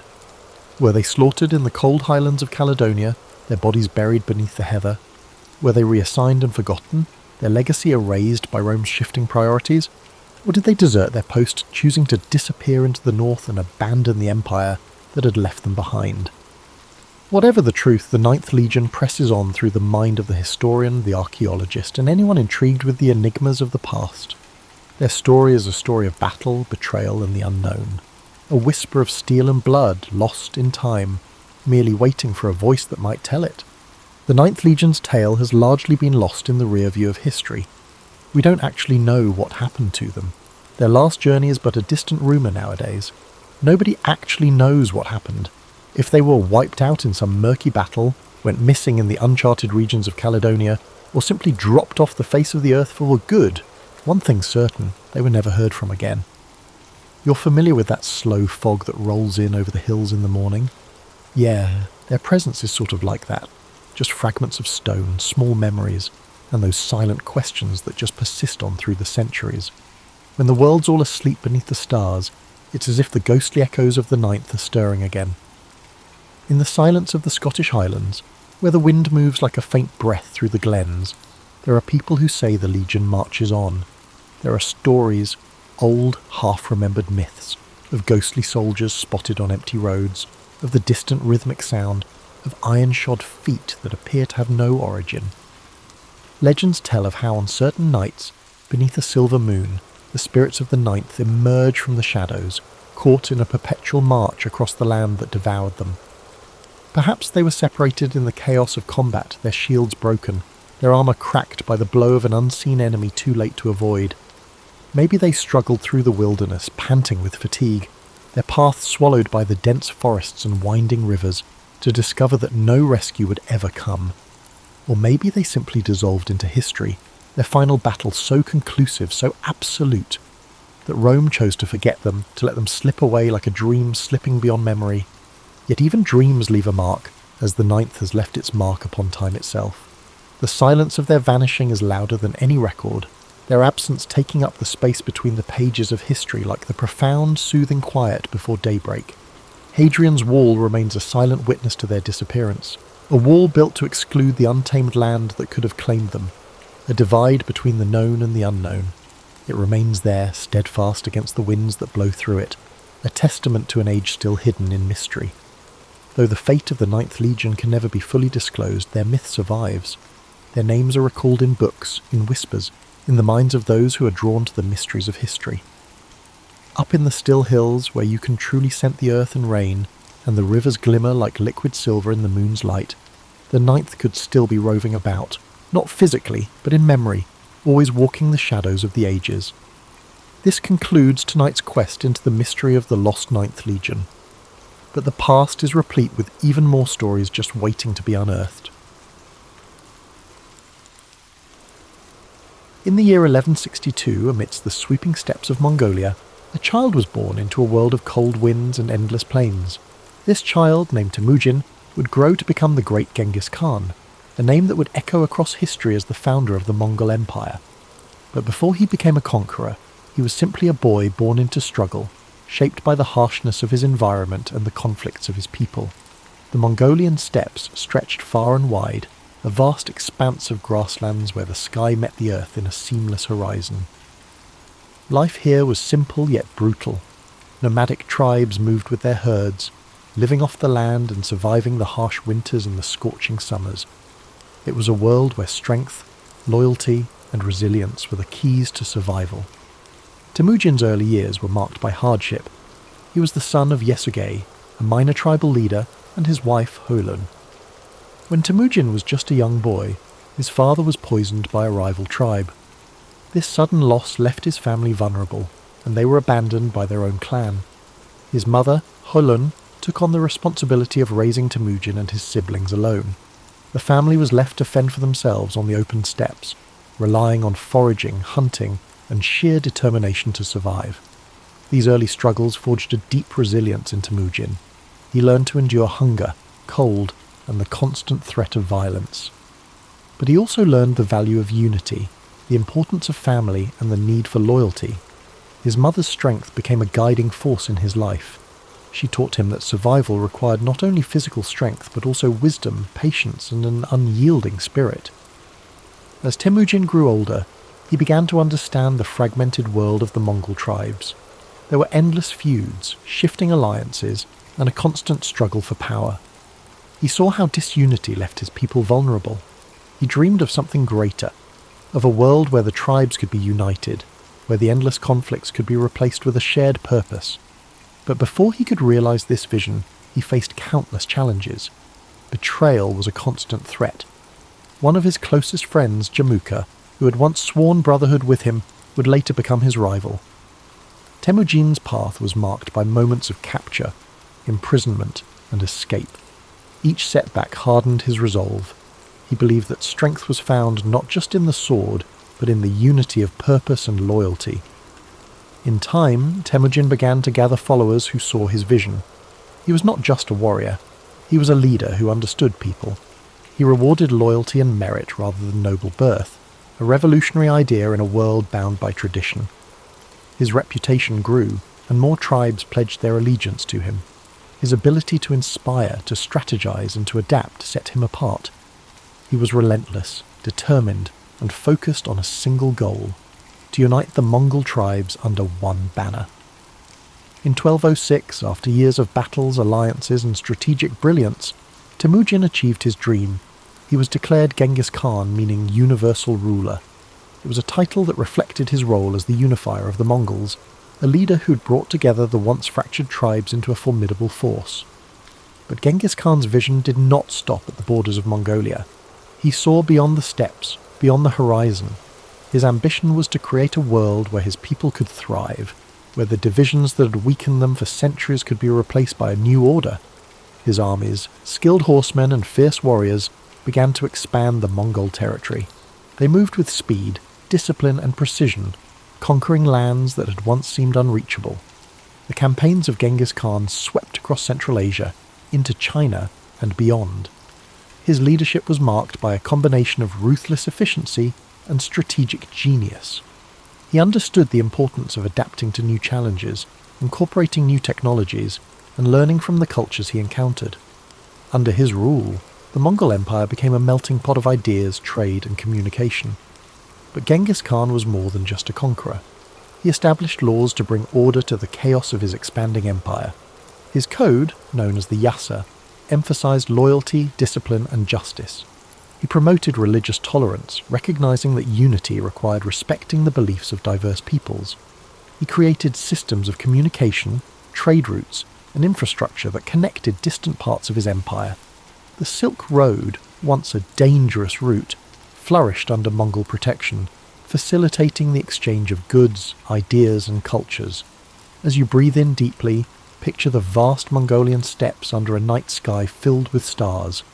The grass sways gently in the breeze, and the world is quiet except for the soft sounds of horses and the distant crackle of campfires. Genghis Khan's legacy stretches across these plains, a reminder of a leader who dared to dream of unity, who faced the harshness of his world with an unbreakable spirit. His life was a journey of resilience, vision, and transformation. He turned adversity into strength, chaos into order, and disunity into a vast and enduring empire. Though his methods were fierce, his impact on the world was profound. The connections he forged between East and West reshaped history, leaving a legacy that endures to this day. As you sink deeper into relaxation, let the story of Genghis Khan remind you of the power of perseverance, the strength found in unity, and the importance of vision. His life, filled with challenges and triumphs, speaks to the boundless potential within each of us, the ability to overcome, to lead, and to create lasting change. As you drift even deeper into the calming embrace of sleep, let the echoes of Genghis Khan's journey gently guide your thoughts. His story, one of struggle, vision, and unrelenting determination, is a reminder of the strength that lies within every challenge we face and the boundless potential we possess to shape our own destinies. Picture the endless Mongolian steppes beneath a vast night sky, where the stars shine like scattered diamonds, illuminating the dark plains below. The wind moves softly, whispering tales of ancient conquests and unification, carrying with it the faint scent of grasslands and distant fires. This is the world where Genghis Khan forged his legacy, a world where survival was harsh, but the spirit of resilience was even stronger. As his empire expanded, so too did his influence. His conquests stretched from the mountains of China to the deserts of Persia, from the plains of Russia to the cities of the Middle East. But beyond the battles and the victories, Genghis Khan's mind remained focused on a singular goal: creating a world where his people could thrive. He was not driven purely by conquest, but by the desire to establish order where there was once chaos, to bring unity to lands divided by endless feuds. The Mongol Empire under his leadership was not just vast, but interconnected. Trade routes flourished under his protection, allowing merchants, scholars, and travellers to move more freely than ever before. This period of stability and security, often referred to as the Pax Mongolica, allowed ideas, cultures, and innovations to flow across continents. Paper, gunpowder, and art travelled from east to west. while philosophies, religions and scientific discoveries spread in return. Imagine the caravans moving slowly across the Silk Road, their lanterns glowing softly in the dark, their footsteps measured and steady, the gentle clinking of goods, the murmur of languages blending together. This was a world where once isolated cultures began to connect, creating a tapestry of shared human experience. Genghis Khan's vision of an interconnected world laid the foundation for this exchange, bridging the gaps between civilizations and opening pathways that had once seemed impassable. As you breathe in slowly, picture the vast expanse of his empire, the lands stretching beyond sight. Mountains rise in the distance, rivers carve paths through fertile valleys, and open plains roll endlessly toward the horizon. Each part of this landscape, once divided, is now united under a common rule, a testament to the power of a shared purpose. Genghis Khan's dream of unity has become a reality, one shaped by his unwavering will and strategic brilliance. But even as his empire grew, Genghis Khan remained tied to the simplicity of his roots. He lived a life close to the earth, surrounded by the people who had followed him from the very beginning. He never allowed himself to be consumed by luxury or excess. His strength lay in his ability to understand both the warrior's path and the leader's burden, to balance the ferocity of conquest with the wisdom of governance. As the years passed, Genghis Khan continued to guide his people, his vision extending beyond his own lifetime. He established systems of law and order, ensuring that justice and discipline held his empire together. His code, the Yasa, provided structure and fairness, holding even the highest-ranking leaders accountable. This commitment to order and loyalty became the backbone of the Mongol Empire, a legacy that would endure long after his death. In 1227, Genghis Khan's journey came to an end. He passed away during a military campaign. His body returned to the land he had known since childhood. His burial place remains a mystery, hidden somewhere in the vast steppes, a secret held tightly by those who revered him. But though his physical presence faded, his legacy continued to shape the world. His descendants carried his vision forward, expanding the empire and cementing his place in history. As you breathe deeply, feel the quiet power of Genghis Khan's story resonating within you. His life teaches us that, even in the face of unimaginable challenges, a determined spirit can overcome, a clear vision can unify, and resilience can shape the course of history. He transformed his hardships into strength, his struggles into purpose, and his dreams into reality. Imagine the steppes once more, now calm under the vast night sky. The stars continue their silent watch. The wind carries a sense of timelessness, and the land stretches out in quiet peace. The world rests much like you do now, embracing the stillness that follows the storm, the calm that comes after a journey well travelled. Allow yourself to let go completely, to surrender to this peaceful stillness. The story of Genghis Khan has taken you across endless plains, through battles, struggles, and victories. Now, you rest, knowing that strength, resilience, and vision lie within you, just as they did within him. The journey of discovery, growth, and purpose is yours to continue when you awaken. As you sink deeper into the embrace of sleep, let the echoes of Genghis Khan's legacy ripple through your mind like a soft, steady current. His journey was vast, stretching across endless plains and through the annals of history, yet his life was also a reflection of universal truths: strength in adversity, vision beyond boundaries, and the enduring power of unity. Imagine the stillness of the steppes at dawn, the first light of day casting a golden hue across the endless grasslands. The world holds its breath in quiet anticipation, a moment suspended between night and day. This is the same land that shaped Temujin, the boy who became Genghis Khan. The cold winds, the hardships, the endless horizons, all these elements forged his spirit, teaching him to endure, to adapt, and to lead. As you breathe deeply, let that same sense of quiet resilience settle within you. Just as the steppes stretched beyond sight, so too do the possibilities within your own life. The journey of Genghis Khan reminds us that no matter how vast the challenges before us, the human spirit is capable of incredible endurance and transformation. In your mind's eye, picture the endless caravans that travelled the Silk Road under the protection of the Mongol Empire. Merchants from distant lands move steadily along ancient routes, their carts loaded with silks, spices and knowledge. The world is connected in ways it had never been before, ideas flowing freely across continents. These connections, once fragile and uncertain, now weave a tapestry of shared human experience. Genghis Khan's vision brought people together, creating pathways where there had once been barriers. His legacy lives not just in the conquests, but in the bridges he built between cultures, the systems of order he established, and the idea that unity, even amidst diversity, is possible. Now, let your thoughts drift further into the stillness of night. The campfires have burned down to embers, their soft glow casting faint light across the faces of warriors, nomads, and travellers. The air is filled with the faint scent of smoke and the quiet murmur of people at rest. This moment of peace, hard-earned and cherished, reflects the balance that Genghis Khan sought, a world where strength and stability allowed for moments of tranquility.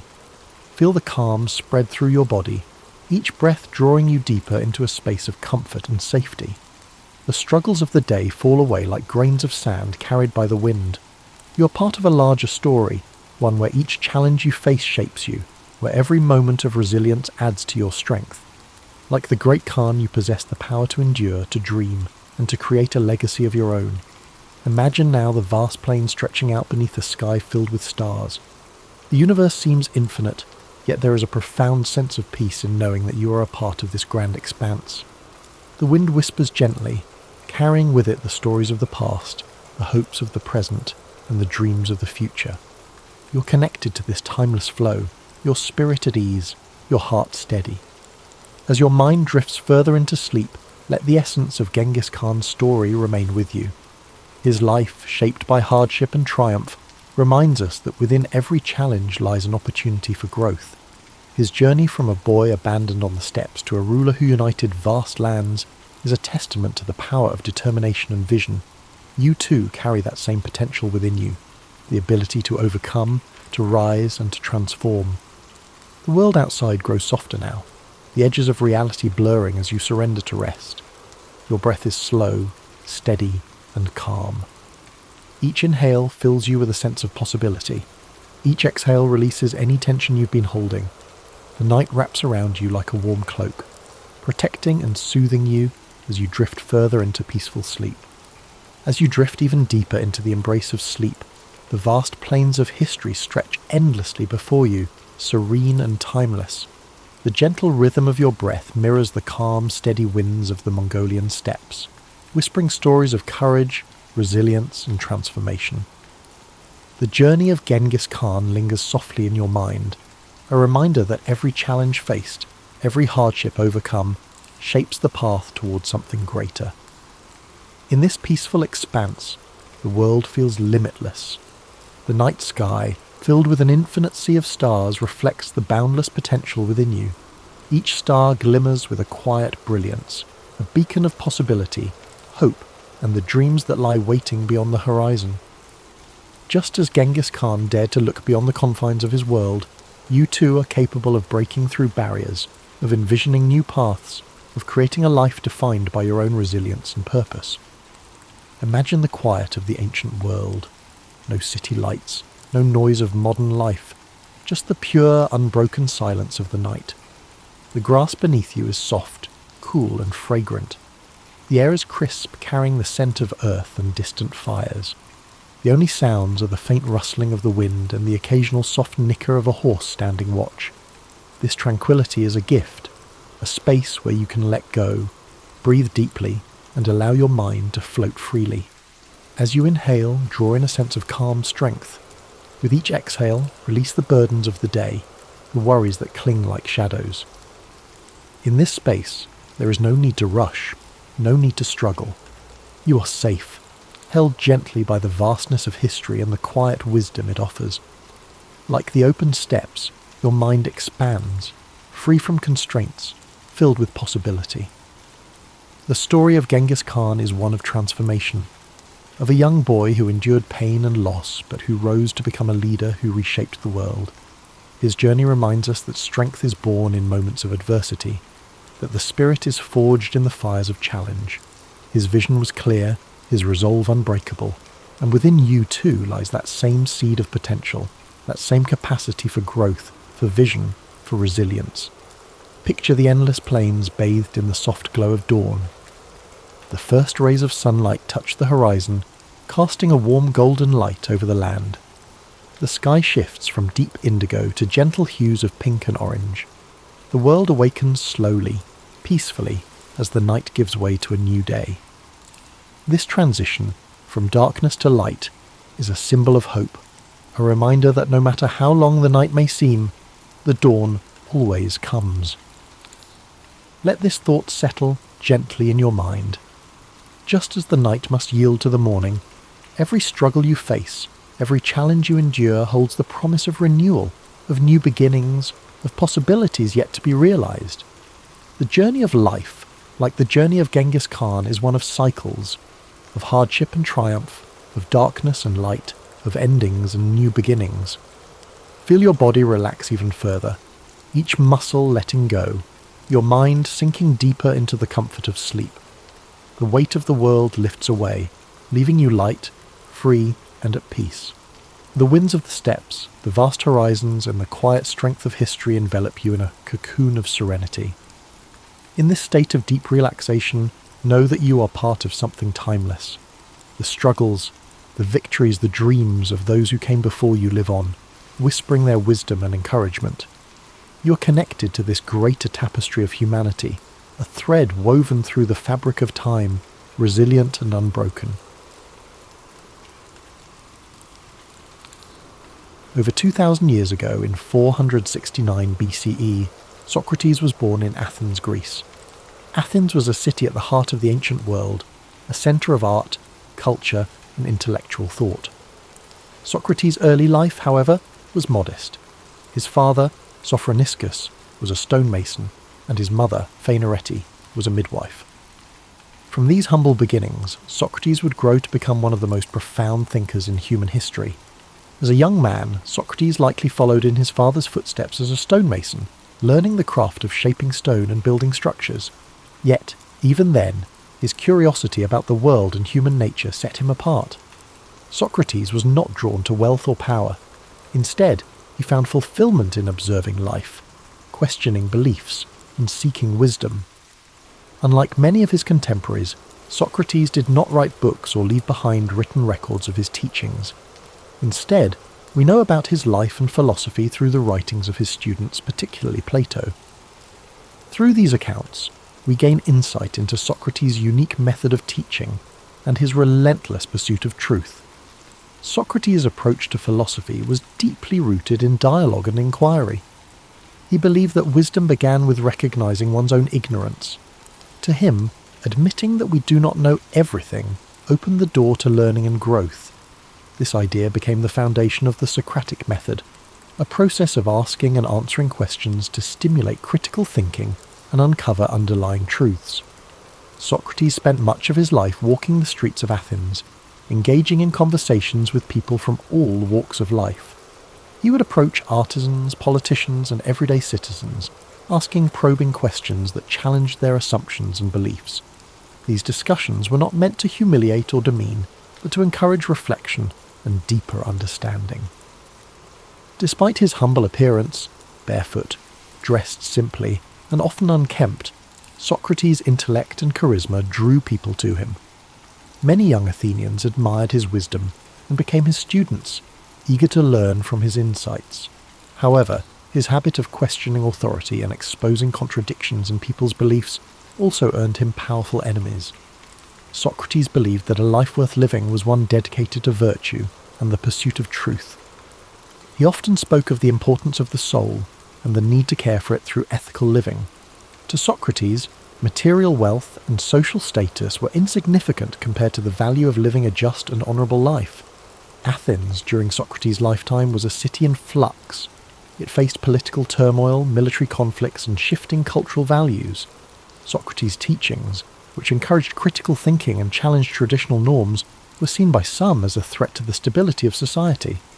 His questioning of the status quo made him a controversial figure, admired by many but also viewed with suspicion and hostility by others. In 399 BCE, when Socrates was 70 years old, He was brought to trial on charges of corrupting the youth and impiety, essentially for not recognizing the gods of Athens and introducing new ones. His accusers painted him as a dangerous influence who undermined the fabric of society. During his trial, Socrates stood firm in his beliefs. Rather than plead for his life or renounce his teachings, he used the opportunity to defend the principles he held dear. He argued that his questioning and discussions were a service to Athens, pushing its citizens to think critically and live virtuously. The trial was both a demonstration of Socrates' unwavering commitment to truth and a reflection of the political tensions in Athens. Despite his eloquence and integrity, the jury found him guilty. He was sentenced to death by drinking a cup of hemlock, a poison that would end his life. In the days leading up to his execution, Socrates remained calm and composed. Surrounded by his closest friends and students, he continued to discuss philosophy and the nature of life and death. He viewed death not as something to fear, but as a transition to another state of existence, where the soul might find true knowledge.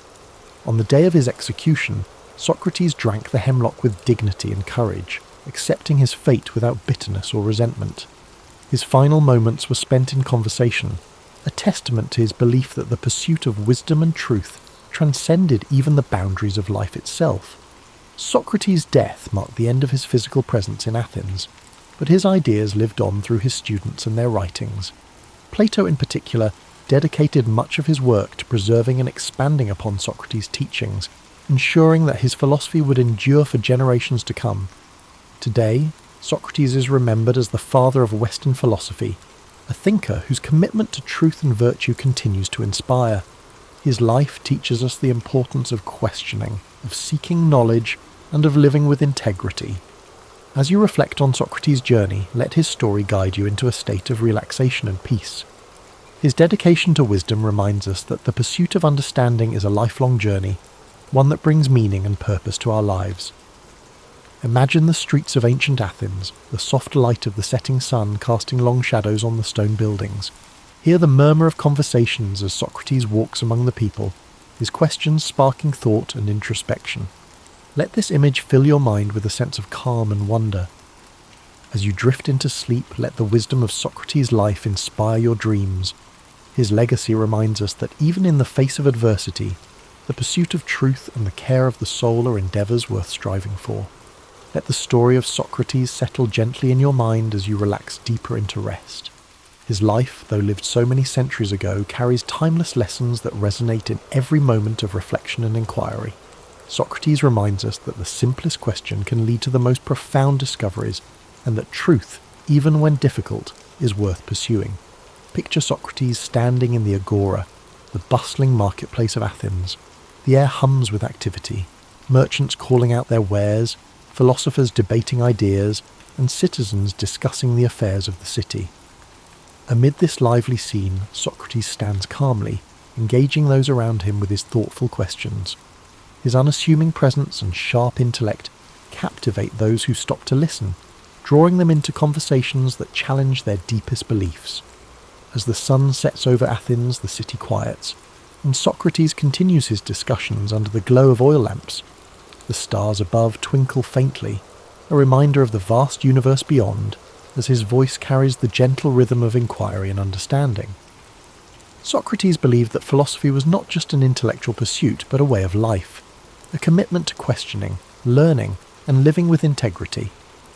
Imagine his students gathered around him, their faces illuminated by the soft light as they listen intently.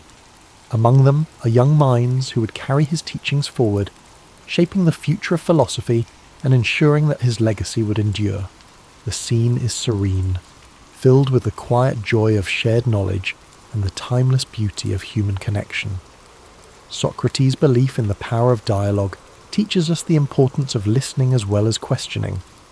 In a world often filled with noise and haste, his approach encourages us to slow down, to reflect, and to seek clarity in our thoughts and interactions. His humility, his willingness to admit his own ignorance, and his tireless pursuit of understanding are qualities that inspire us to approach life with openness and curiosity. Now, as you drift closer to sleep, picture Socrates walking along the quiet shores of ancient Greece, the waves gently lapping at the sand.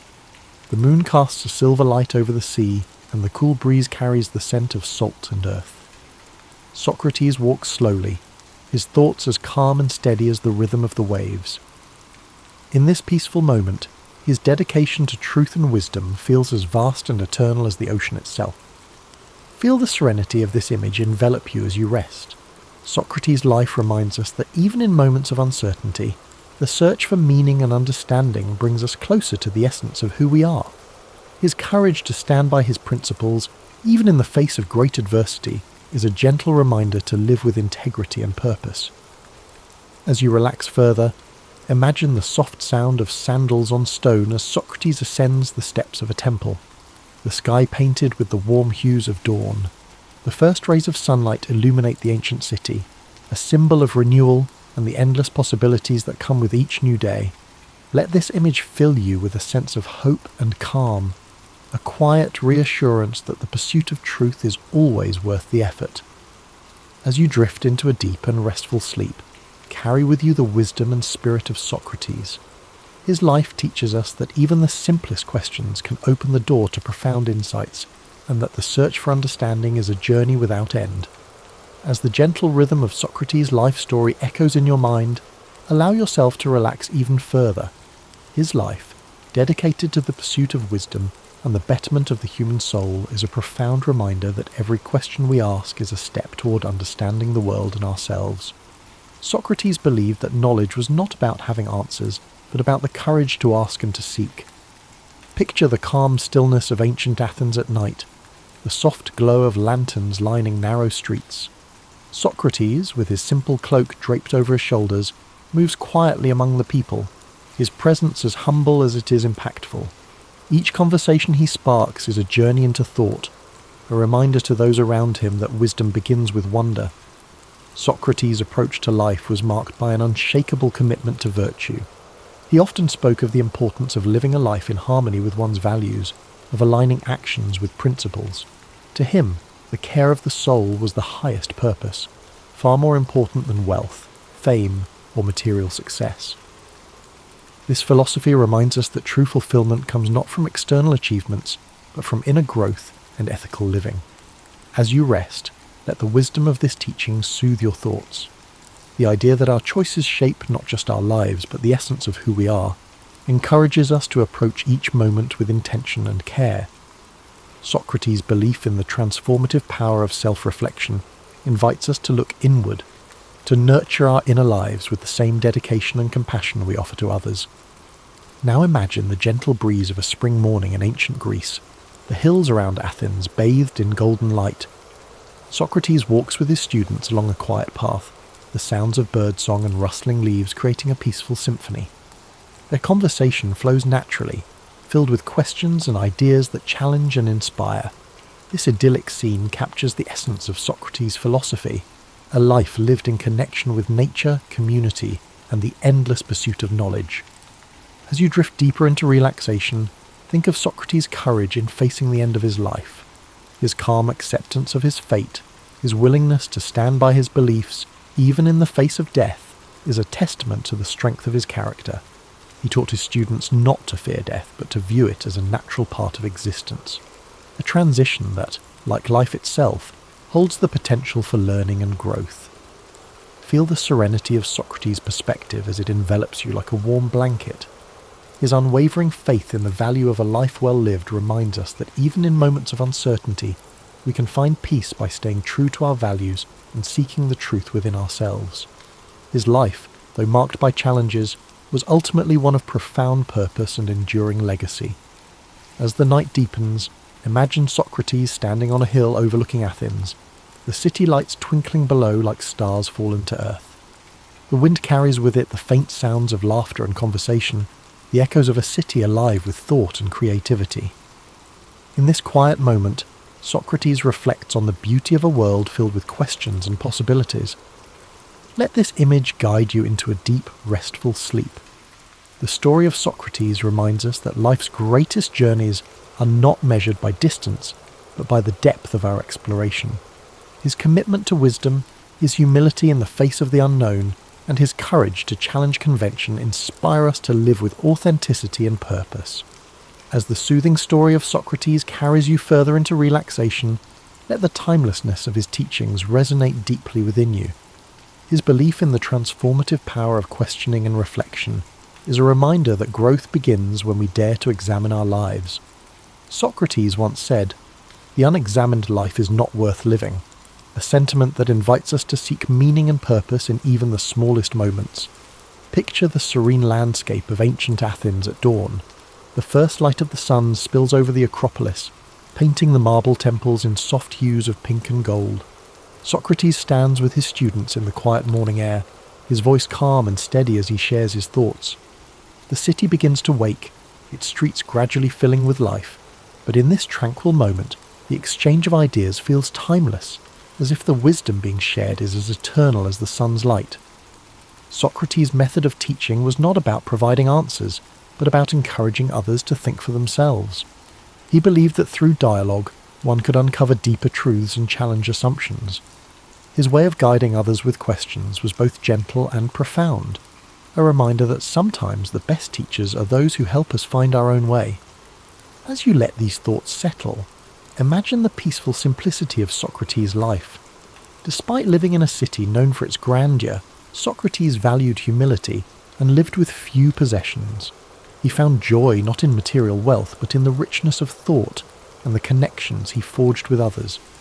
This simplicity is a reminder that contentment often lies not in having more, but in appreciating what truly matters.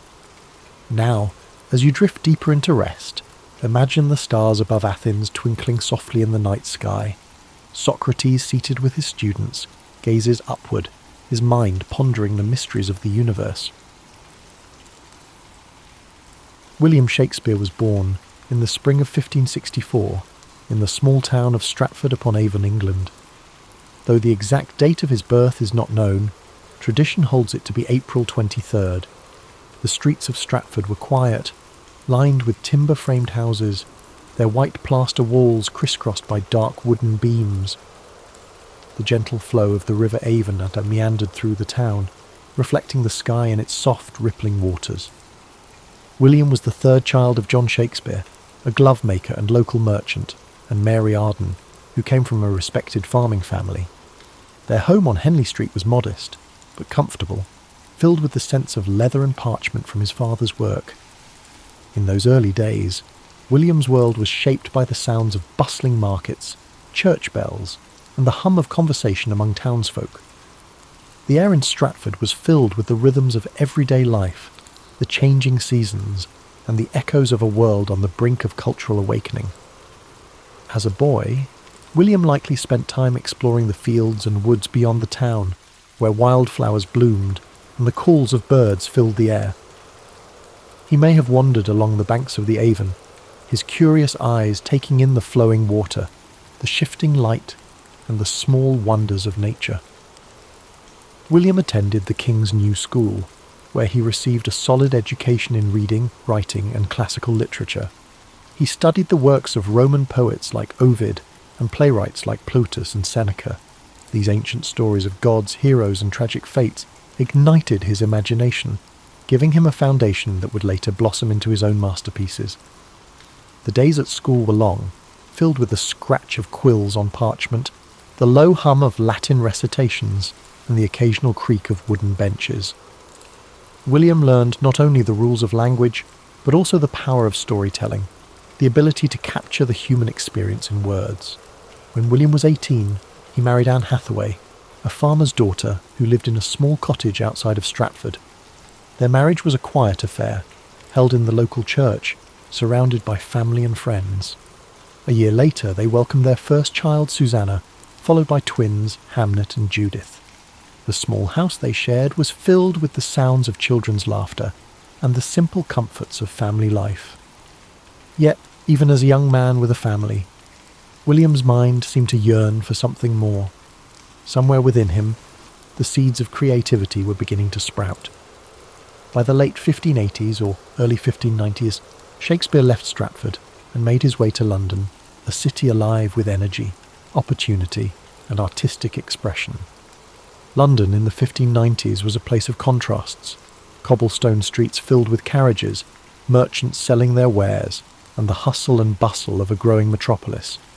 It was a city where theatres were becoming centres of cultural life, drawing people from all walks of society. Amidst this vibrant chaos, William Shakespeare found his place in the world of theatre. He began his career as an actor and playwright, with a company called the Lord Chamberlain's Men. His early plays were performed in small theatres, where audiences gathered in the dim light, eager to be transported by stories of love, betrayal, and adventure. The scent of burning tallow candles filled the air, mingling with the excited whispers of the crowd. Shakespeare's talent quickly became evident, and his works began to captivate London's theatre-goers. His early successes included plays like Henry VI and Titus Andronicus, stories of war, revenge, and political intrigue. Each line he wrote seemed to pulse with life, filled with the richness of human emotion and the beauty of language. By the late 1590s, Shakespeare had become a respected figure in the theatre world. He purchased shares in the newly built Globe Theatre, a wooden structure that would become the heart of his creative endeavours. The Globe stood on the southern bank of the River Thames, its thatched roof and open-air stage welcoming thousands of eager spectators. It was here that some of his greatest plays came to life: Romeo and Juliet, A Midsummer Night's Dream, and The Merchant of Venice. These stories of a young love, magical realms, and complex human relationships resonated with audiences, who laughed, wept, and marvelled at the tales unfolding before them. As his reputation grew, so did the depth of his work. In the early 1600s, Shakespeare wrote some of his most profound and powerful tragedies: Hamlet, Othello, King Lear, and Macbeth. These plays explored the darker corners of the human soul, delving into themes of ambition, jealousy, madness, and fate. Imagine the dimly lit stage, the flicker of candlelight, the hushed anticipation of the crowd as the curtain rose. The words of Shakespeare filled the air, weaving a tapestry of emotion, drama, and insight that would echo through the centuries. Even as he found success in London, Shakespeare never lost his connection to Stratford-upon-Avon. He returned frequently to his hometown, where he purchased New Place, one of the largest houses in the town. It was a place of peace and reflection, a retreat from the bustling world of the theatre. As he entered the later years of his life, his writing took on a gentler tone. Plays like The Tempest and The Winter's Tale spoke of forgiveness, redemption, and the passage of time. These final works reflected a man who had seen much of life's beauty and sorrow, and who sought peace and understanding. On April 23, 1616, at the age of 52, William Shakespeare passed away in his hometown of Stratford-upon-Avon. His life had been a journey of words, stories, and imagination, a journey that left an indelible mark on the world. He was buried in the chancel of Holy Trinity Church, and where his gravestone still rests today. As you breathe deeply now, let the story of William Shakespeare settle gently into your mind. His legacy lives on, in every play, every sonnet, and every line that continues to inspire generations. His words remind us of the beauty of language, the complexity of the human experience, and the power of storytelling. William Shakespeare's life was one of continuous growth, creativity, and exploration. Even though he left the world far too early at the age of 52, his legacy continued to flourish long after his death. His works were not confined to his own time. They transcended generations, cultures, and continents, shaping the world of literature, theatre, and language in ways no one could have predicted. In the years following his passing, Shakespeare's fellow actors and friends, John Hemingway and Henry Condell, took on the task of preserving his work. They compiled and published the first folio in 1623, a collection that ensured his plays would be remembered and performed for centuries to come. This remarkable volume contained 36 of his plays, including comedies, histories, and tragedies, preserving works that may otherwise have been lost. Without the dedication of these friends, some of Shakespeare's most beloved works, such as Macbeth and The Tempest, might never have reached us. Thanks to this labour of love, his stories endured, spreading far beyond the theatres of London to inspire future generations of readers, actors, and writers. Shakespeare's influence on the English language is unparalleled. He coined or popularised thousands of words and phrases, many of which are still in use today. Expressions like break the ice, wild goose chase, and Heart of Gold can all be traced back to his plays. His ability to capture human emotion and experience in words gave the language a richness and expressiveness that endures. His works reflected the human condition in all its complexity, the joys, the sorrows, the triumphs, and the tragedies.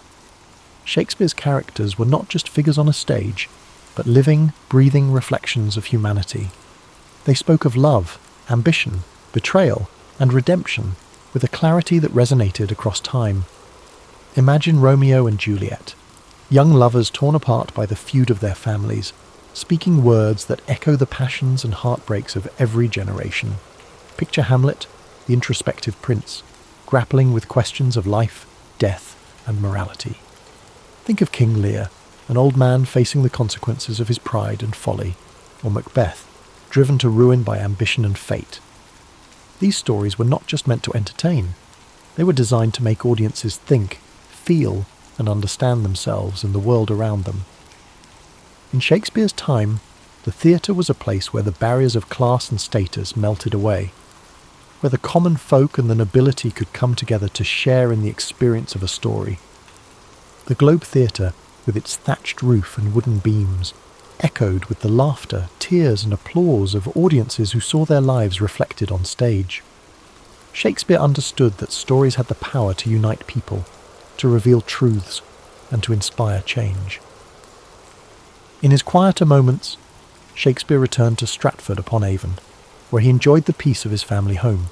Here, he could escape the noise of the city and the demands of the theatre. He tended to his affairs and spent time with his family as he walked the familiar streets of his hometown. But even in retirement, the creative spark never truly left him. Later years, he collaborated with younger playwrights and continued to refine his craft.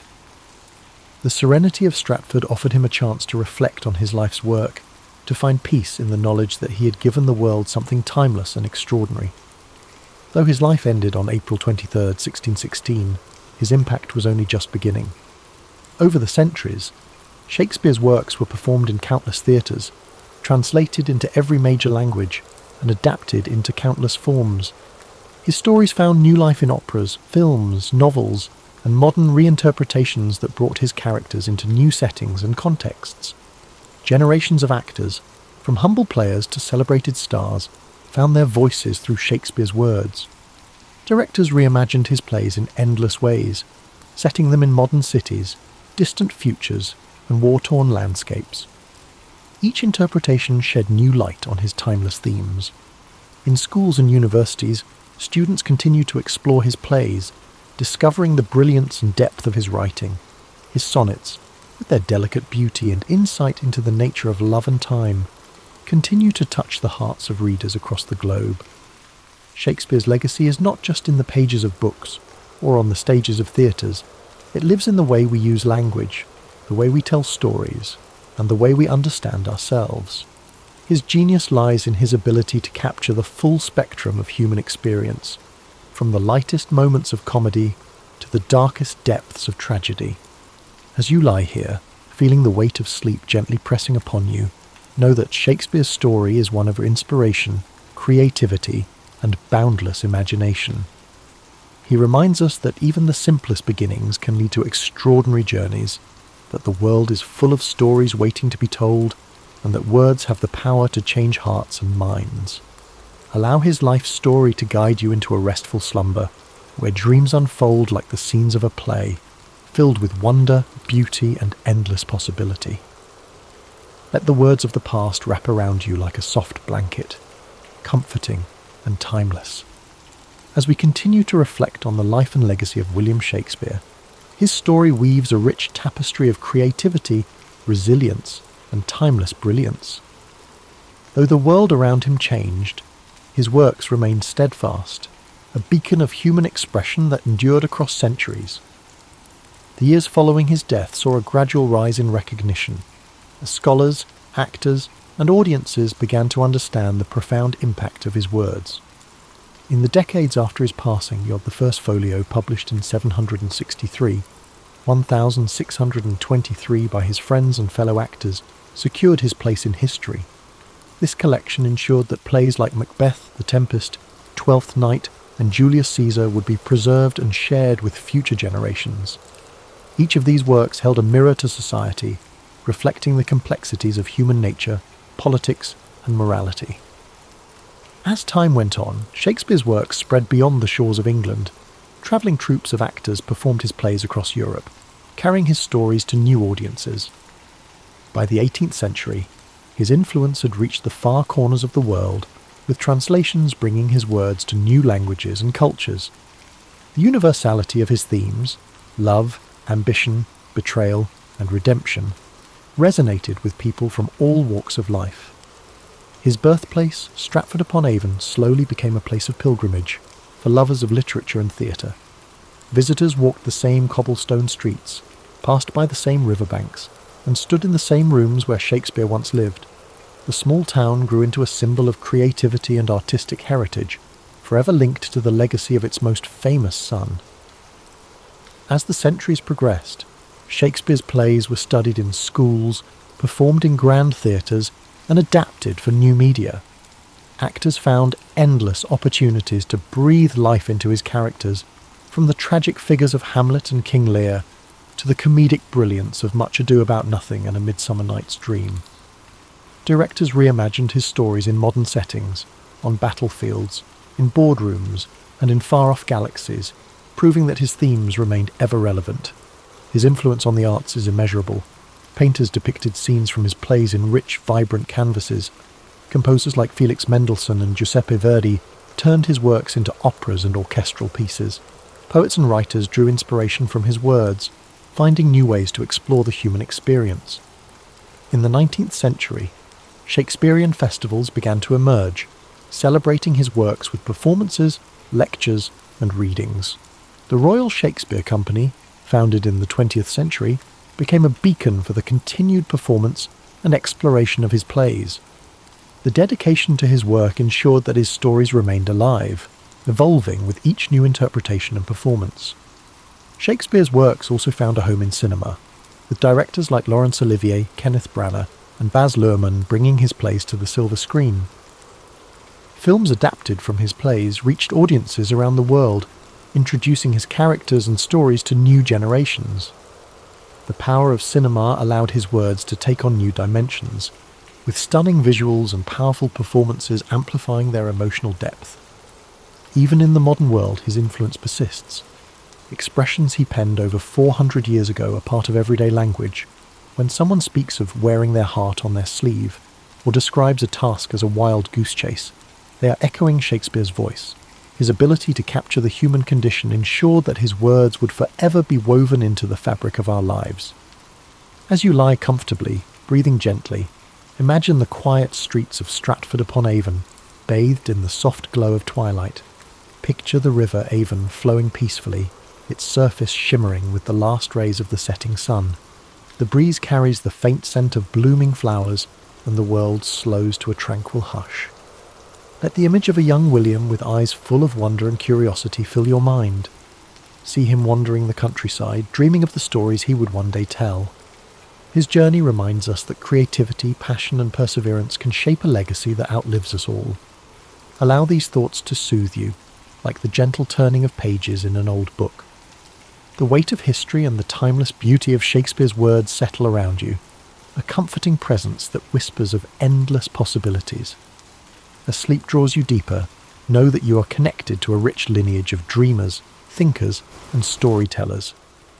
The same stories that moved audiences in Shakespeare's time continue to resonate today, bridging the gap between past and present. Thomas Alva Edison was born on February 11th, 1847, in the small town of Milan, Ohio, in the United States. He was the youngest of 7 children, and his parents, Samuel and Nancy Edison, were hard-working and resourceful. Samuel was a political activist and entrepreneur, while Nancy was a former schoolteacher who nurtured her children's curiosity and learning. From an early age, Edison showed signs of a restless and inquisitive mind. However, his education was far from conventional. He attended school for only a few months before his teacher labelled him as addled, a term used at the time to describe someone with a scattered or confused mind. This harsh judgment prompted his mother to take his education into her own hands. Nancy Edison believed in her son's potential and homeschooled him, instilling a love of reading and self-directed learning that would stay with him for life. Edison's childhood was marked by curiosity and experimentation. He set up a small laboratory in the family basement, where he conducted simple experiments and explored the wonders of chemistry. However, his thirst for knowledge extended beyond science. He devoured books on a wide range of topics, including history, philosophy, and mechanics. This eclectic education laid the foundation for the inventor he would become. At the age of 12, Edison took a job as a newsboy and candy seller on the Grand Trunk Railway. This job allowed him to earn money while observing the workings of the industrial world. He used part of his earnings to buy chemicals and equipment for his experiments. Edison even set up a small laboratory in the baggage car of the train, where he conducted experiments during downtime. His early ventures were not without mishaps. One experiment caused a fire, earning him a reprimand and forcing him to move his activities elsewhere. Edison's life took a significant turn when he became partially deaf, a condition that began in childhood and worsened over time. Although he later offered various explanations for his hearing loss, including a train conductor pulling him onto a moving train by his ears, the exact cause remains uncertain. Instead of viewing his deafness as a limitation, Edison considered it an advantage, allowing him to focus deeply on his work without distractions. As Edison grew older, his fascination with telegraphy opened new doors. He learned Morse code and became a skilled telegraph operator, taking on jobs across the Midwest. The telegraph was one of the most advanced technologies of the time, and working with it gave Edison valuable experience in electrical systems and communication. During this period, he began to develop his first inventions, including an automatic repeater that improved the efficiency of telegraph transmissions. Empty brackets. In 1868, at the age of 21, Edison moved to Boston, a hub of innovation and industry. It was here that he created his first patented invention, an electric vote recorder designed to speed up the voting process in legislative bodies. Unfortunately, the device failed to gain traction, teaching Edison a valuable lesson about the importance of creating inventions that met practical needs. This setback did not deter him. Instead, it fueled his determination to succeed. Edison's career really took off in 1876 when he established his first research laboratory in Menlo Park, New Jersey. This facility became a centre of creativity and innovation, earning Edison the nickname the Wizard of Menlo Park. Here, he assembled a team of talented assistants who collaborated on a wide range of projects. Edison's approach to invention was systematic and collaborative, a stark contrast to the solitary inventor stereotype. One of Edison's most famous inventions emerged from this period, the phonograph. In 1877, he developed a device that could record and reproduce sound, a groundbreaking achievement that amazed the public. The phonograph earned Edison international acclaim and cemented his reputation as a leading innovator. The following years saw Edison tackle one of the greatest challenges of his career, creating a practical and affordable electric light system. While others had experimented with electric lighting, Edison was determined to develop a complete system, including generators, wiring and light bulbs that could bring electricity to homes and businesses. In 1879, after countless experiments, he unveiled a carbon filament incandescent light bulb that could burn for extended periods. This invention revolutionized daily life and marked the beginning of the electrification era. Edison's work in electric lighting led to the formation of the Edison Electric Light Company, which later evolved into General Electric, one of the largest corporations in the world. However, his success was not without challenges. The late 19th century saw fierce competition between Edison's direct current, DC, electrical system, and the alternating current, AC system, championed by Nikola Tesla and George Westinghouse. This war of the currents was a bitter rivalry, but ultimately AC became the dominant method of electrical distribution due to its efficiency over long distances. Despite this setback, Edison continued to innovate in a wide range of fields. He improved motion picture technology, developing the kinetoscope and contributing to the early days of the film industry. His laboratories also worked on advances in batteries, cement and mining technologies. By the time of his death, Edison held over 1,000 patents, a testament to his relentless creativity and work ethic. Edison's personal life was as eventful as his professional one. He married Mary Stilwell in 1871, and the couple had 3 children. After Mary's untimely death in 1884, Edison married Mina Miller in 1886, with whom he had 3 more children. Mina played a significant role in managing Edison's affairs and supporting his work, providing stability in a life often consumed by invention. As we reflect on Thomas Edison's life, it's clear that his contributions went far beyond individual inventions. He pioneered a new model of innovation, combining scientific research with practical application and entrepreneurial spirit. His work not only transformed technology, but also reshaped the way we live, work, and connect with one another. Tonight, as you drift off to sleep, imagine the flicker of an early electric light bulb, the scratchy sounds of a phonograph recording, or the hum of a motion picture projector. These were the dreams of a man who never stopped pushing the boundaries of what was possible. Let his story inspire your own dreams, reminding you that curiosity, perseverance, and creativity can illuminate even the darkest nights. As we continue our journey through the life of Thomas Edison, let's explore the later years of this remarkable man, a time filled with continued innovation, personal growth, and reflections on a life dedicated to invention. By the dawn of the 20th century, Edison had already secured his place in history, but his drive to create and explore new ideas never waned. His laboratory at Menlo Park had given way to a larger, more advanced facility in West Orange, New Jersey, which became his new centre of operations. This expansive complex allowed Edison to work on multiple projects simultaneously and provided a space where ideas could flourish on a grand scale. The West Orange laboratory was a bustling hub of activity, where Edison and his team of assistants worked tirelessly on inventions that would shape the future. This facility housed not only research areas but also manufacturing spaces, making it a model for modern industrial research. Here, Edison's vision for invention as a collaborative process continued to thrive. During this period, one of Edison's key focuses was improving battery technology. He believed that rechargeable batteries held the potential to revolutionize transportation and energy storage. After years of experimentation, he developed the nickel-iron storage battery, which proved to be more durable and long-lasting than its predecessors. These batteries were used in electric vehicles, signaling Edison's foresight into the future of sustainable transportation. Edison's interest in motion pictures also continued to evolve. His work on the kinetoscope and the development of early film projectors played a crucial role in the birth of the motion picture industry. Although his methods and equipment were eventually surpassed by newer technologies, Edison's contributions laid the groundwork for the film industry's rapid growth. He saw movies not just as entertainment, but as a powerful medium for education and communication. In addition to his inventions, Edison had a keen sense of business and industry.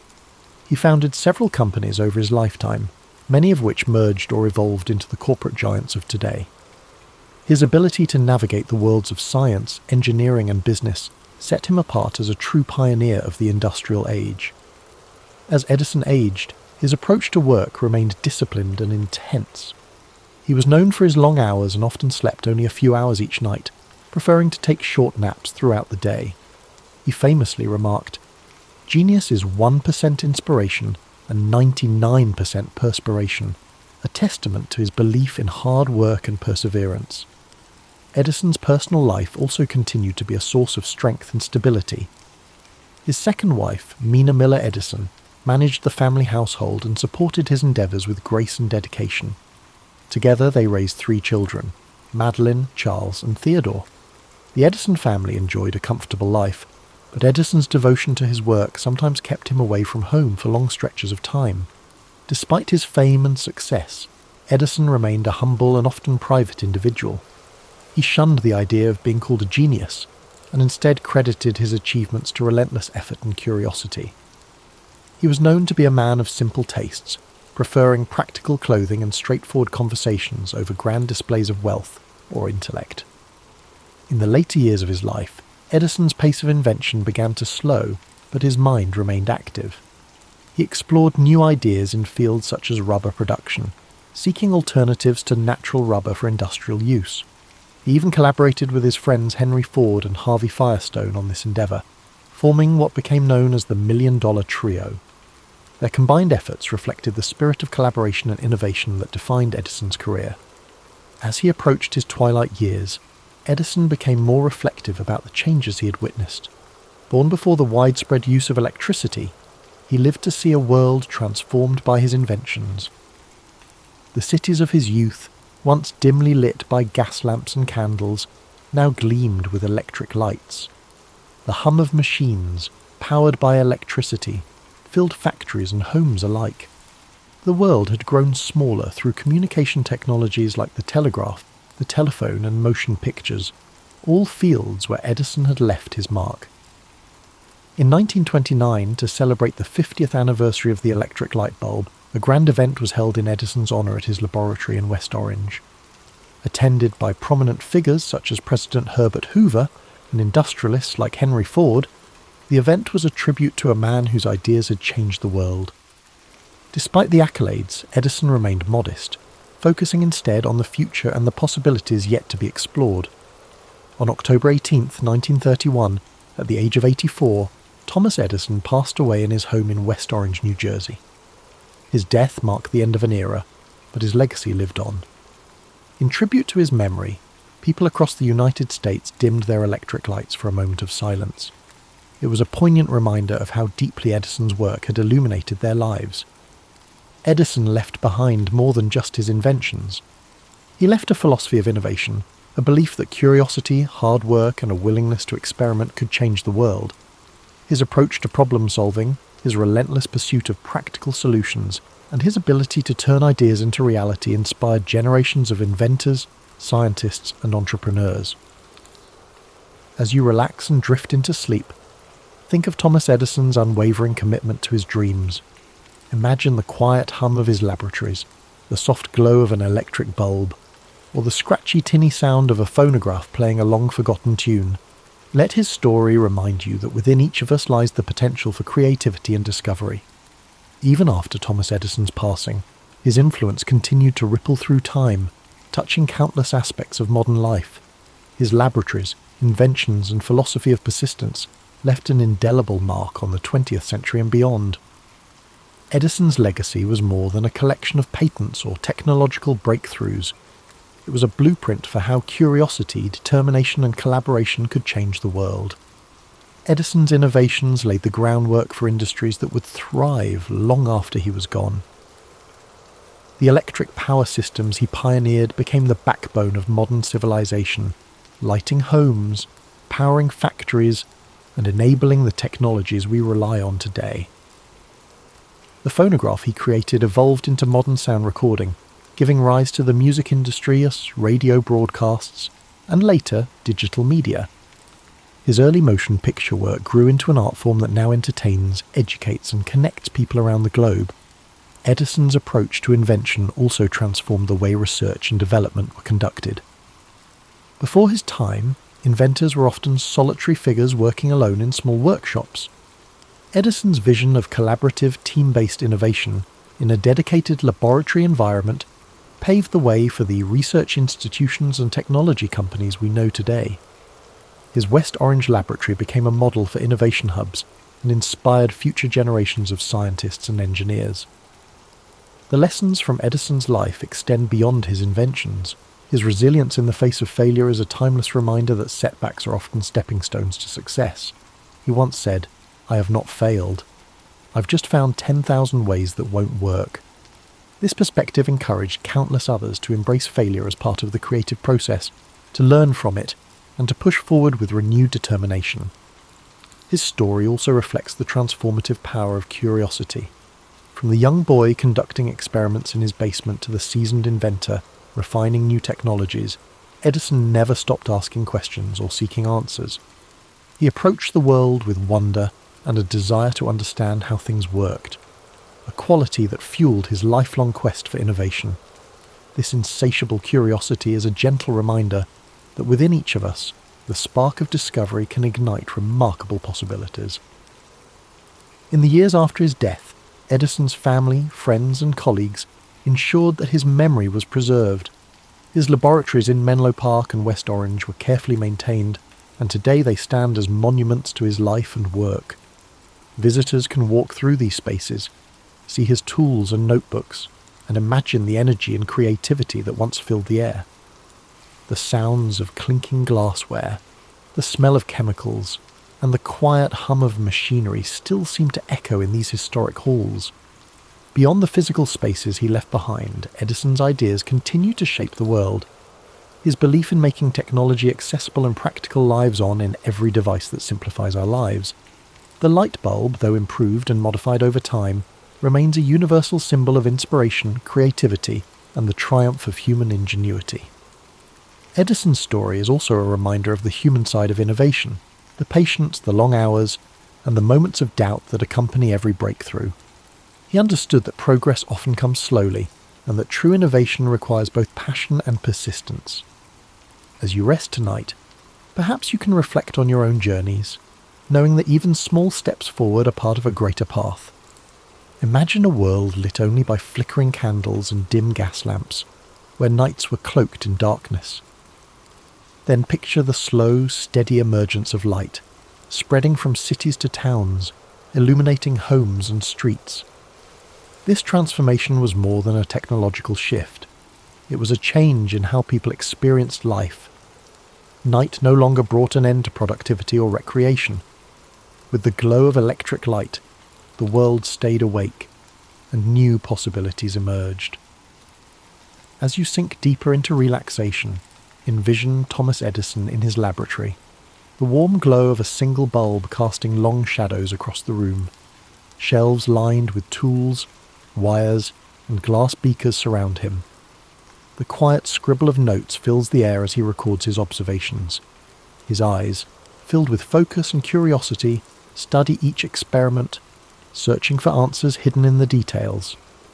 This was a man who believed that within every problem lay a solution waiting to be uncovered. Edison's belief in progress and innovation reminds us that the world is ever changing, shaped by those who dare to imagine something better. His life's work was a testament to the idea that with enough patience, creativity, and determination, we can bring light to even the darkest corners of our world. Japan's origins are steeped in myth and legend, woven into the fabric of the country's identity.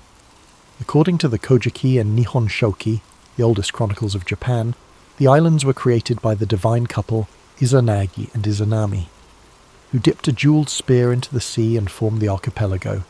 Their descendants, the Kami, shaped the land and its people. Among them, Amaterasu, the sun goddess, was the most revered, and it was her lineage that would give rise to Japan's imperial family, a connection that persists in tradition to this day. While these myths offered a divine origin story, the archaeological record tells another tale, one rooted in migration and survival. The first inhabitants of the Japanese archipelago arrived over 30,000 years ago, likely crossing land bridges from the Asian continent. These early foragers, known as the yeoman people, developed a distinctive way of life, marked by elaborate pottery, pit dwellings, and a deep relationship with nature. Living in scattered communities, the Jomon thrived for thousands of years, relying on hunting, fishing, and gathering. Over time, a new wave of migrants, the Yayoi, arrived from the Korean peninsula around 1000 BCE, bringing advanced agricultural techniques, metal tools, and a more structured society. The Yayoi introduced rice farming, which transformed the landscape and led to the rise of settled villages, social hierarchies, and territorial disputes. This era laid the foundation for the first centralized political structures in Japan, as powerful clan leaders, known as Uji, competed for control. Among them, one lineage, the Yamato, gradually emerged as the most dominant, consolidating power and setting the stage for an imperial dynasty. While the lines between history and myth blur in Japan's earliest narratives, these formative centuries shaped the cultural, spiritual, and political DNA of the nation. The balance between divine legitimacy and earthly rule became a defining feature of Japan's rulers, a theme that would persist through centuries of samurai governance, shogunate control, and imperial restoration. The echoes of these ancient times still resonate in modern Japan, where traditions, shrines, and rituals continue to honour the distant past, maintaining a tangible link to the country's mythological and historical roots. As the Yayoi period gave way to the Kofun era circa 250 to 538 CE, Japan saw the rise of powerful clans that vied for dominance, each commanding vast agricultural territories and fortified settlements. Among these rival factions, the Yamato clan gradually asserted its influence over much of central and western Japan, cementing itself as the dominant force. Unlike the decentralized power structures of earlier centuries, the Yamato rulers established a centralized authority, one that derived legitimacy from both military strength and divine ancestry. They claimed descent from Amaterasu, the sun goddess, an assertion that reinforced their divine right to rule and set a precedent for Japan's imperial institution. As the Yamato extended their control, they adopted new governing strategies, incorporating rival clans into their administration rather than outright destroying them. This tactic allowed them to unify a fragmented land while keeping powerful regional families invested in their rule. Large keyhole-shaped burial mounds, known as kofun, began dotting the landscape, serving as massive tombs for Yamato rulers and symbolizing their growing authority. These colossal structures, some stretching over 400 meters, contained elaborate grave goods, including bronze mirrors, iron weapons, and Chinese-style artifacts, signaling Japan's increasing interaction with the continent. Diplomacy and warfare both played critical roles in the Yamato's consolidation of power. They maintained close ties with the Korean Peninsula's three kingdoms, Baekje, Silla, and Goguryeo, exchanging military assistance and cultural knowledge. This relationship introduced advanced ironworking, Buddhism, and Chinese writing, innovations that would profoundly shape Japan's social and political evolution. By the 6th century, the Yamato rulers had firmly established themselves as the sovereign power of the land, transitioning from mere chieftains to imperial monarchs. This period also saw the emergence of the term Tenno, meaning heavenly sovereign, which became the official title of the emperor, reinforcing the dynasty's divine mandate. However, true centralized rule was still in its infancy, and the emperor's power often depended on alliances with influential aristocratic families, particularly the Soga clan. Buddhism's arrival from Korea further accelerated political and ideological shifts, as different factions debated whether to embrace or resist the foreign faith. Ultimately, the Soga championed Buddhism, securing its place in Japanese society and aligning themselves with the imperial family. This decision not only strengthened the Yamato state's ties to continental Asia, but also set the stage for profound transformations in governance, religion, and cultural identity. The dawn of imperial rule in Japan was not a sudden event but a gradual process, one shaped by diplomacy, conflict, and strategic alliances. The Yamato legacy endured, providing the framework for what would become the enduring Japanese imperial institution, one that still exists today as the oldest hereditary monarchy in the world. As the Yamato rulers solidified their control, Japan entered a period of profound transformation known as the Asuka period, 538 to 710 CE, a time when foreign influences, particularly from China and Korea, began reshaping nearly every aspect of Japanese society. The most significant change was the introduction and eventual adoption of Buddhism, an event that sparked both political conflict and cultural evolution. Initially met with resistance from conservative Shinto factions, Buddhism found powerful patrons in the Soga clan, a family that wielded immense influence in the imperial court. The Soga championed Buddhist teachings, not merely as a spiritual doctrine but as a tool of political legitimacy, linking Japan to the great civilizations of the Asian mainland. Their support culminated in the construction of grand temples and the promotion of Buddhist ideals, solidifying the religion's place within the emerging state. However, their growing power provoked backlash from rival aristocratic factions, leading to a violent coup in 645 CE, where Prince Naka no Oe and his ally Fujiwara no Kamatari orchestrated the fall of the Soga. This event, known as the Taika Reform, marked a turning point in Japanese history. It ushered in sweeping administrative and land reforms inspired by China's Tang dynasty. The reform sought to centralize power under the emperor, replacing the old clan-based governance system with a structured bureaucratic state. Land ownership was redefined, with all land technically belonging to the emperor, and distributed to farmers in exchange for tax obligations. A new legal code, the Ritsuryo system, was established. Closely mirroring the Chinese model of governance, it introduced provincial governors, census-based taxation, and a standing military force.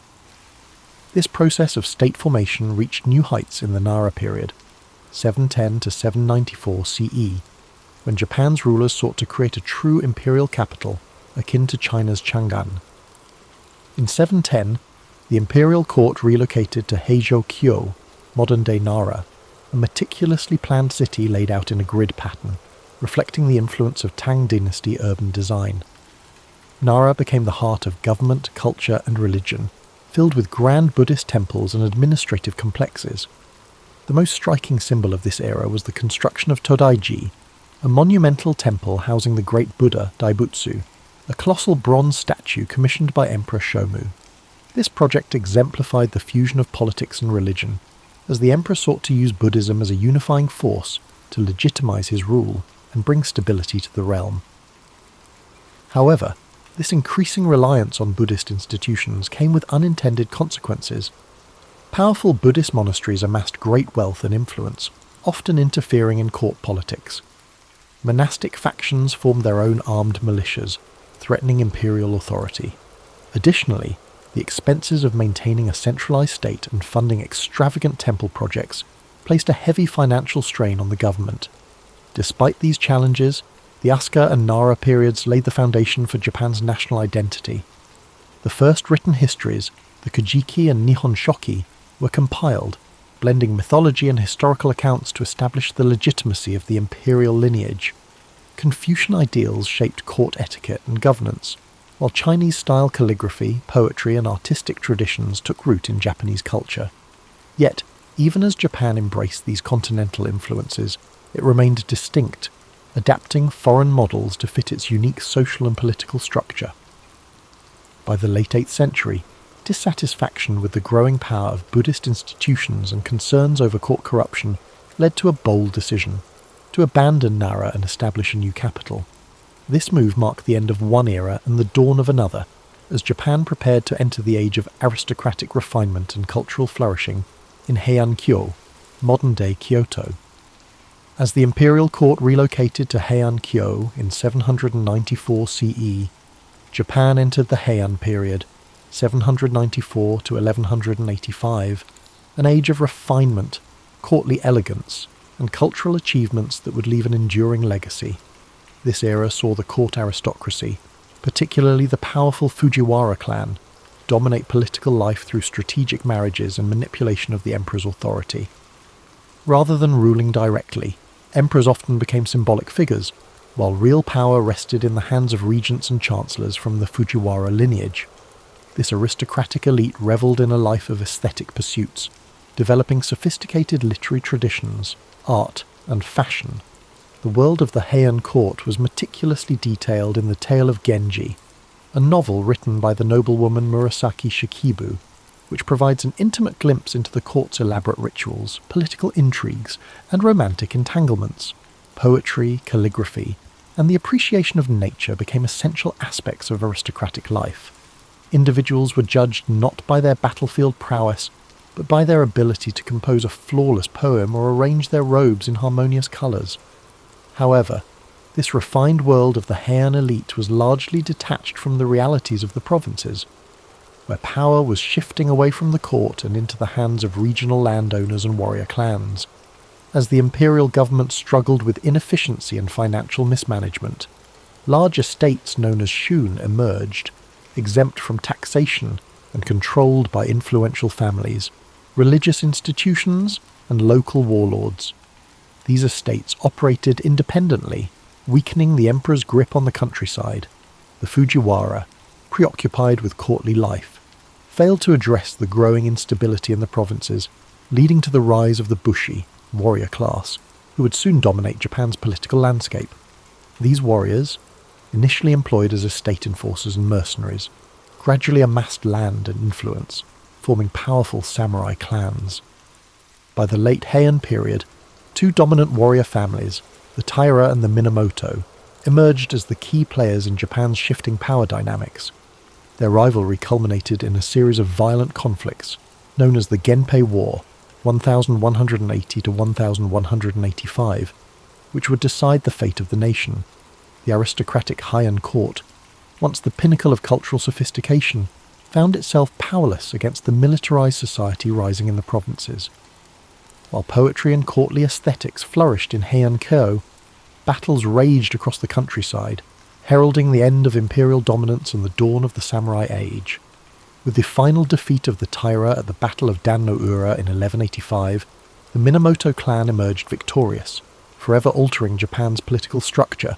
The old Heian world of refinement and aristocratic rule had given way to a new order, one dictated by warriors rather than poets, and by the sword rather than the brush.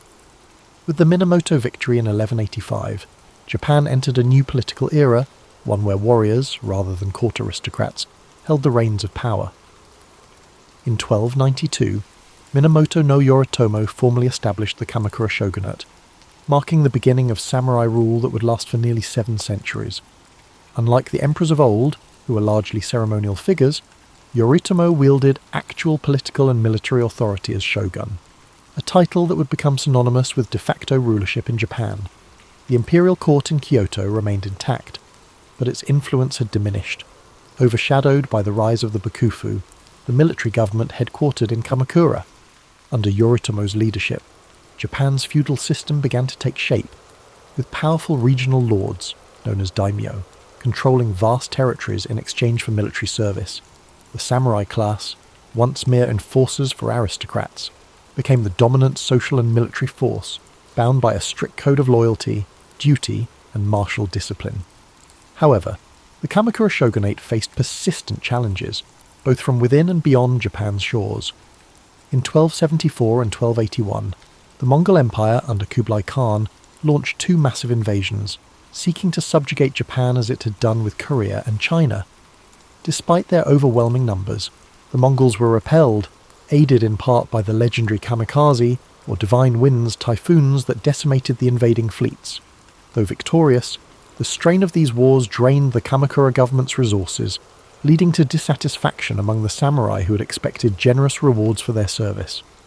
Without enough land or wealth to distribute, the shogunate's grip weakened, culminating in its overthrow in 1333 by Emperor Go-Daigo and his loyalist forces. Yet, imperial restoration was short-lived, as another powerful warlord, Ashikaga Takauji, betrayed the emperor and established the Muromachi shogunate in 1336. The Ashikaga rulers governed from Kyoto, closer to the imperial court than their Kamakura predecessors, but their authority was far less centralized. The daimyo grew increasingly independent, governing their domains as autonomous warlords rather than mere vassals of the shogun. While the Muromachi period, 1336 to 1573, saw a cultural renaissance, marked by the rise of no theatre, ink painting, and the tea ceremony, it was also an era of political fragmentation and rising conflict. By the 15th century, Japan had plunged into the Sengoku Jidai, the Warring States period, a time of near-constant civil war among rival clans. The Ashikaga shoguns, unable to maintain order, became mere figureheads as daimyo battled for supremacy. This period set the stage for the dramatic rise of 3 of Japan's most famous warlords, Oda Nobunaga, Toyotomi Hideyoshi, and Tokugawa Ieyasu, who would ultimately unify the fractured nation. The age of the samurai had reached its apex, but the chaos of civil war had proven that Japan needed a stronger, more centralized government. The centuries of warrior rule had reshaped the country's political landscape, replacing the old aristocratic order with a new hierarchy built on military might, land control, and unwavering feudal loyalty. Yet, even as samurai lords waged war, the seeds of a more unified Japan were already being sown, setting the stage for the final transformation of the feudal era. As Japan descended into chaos, during the Sengoku Jidai, the Warring States period, 3 formidable warlords emerged to bring an end to the long era of civil strife.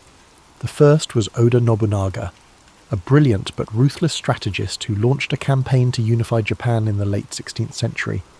He revolutionized warfare by adopting Western firearms, implementing innovative battlefield tactics, and crushing rival daimyo with brutal efficiency.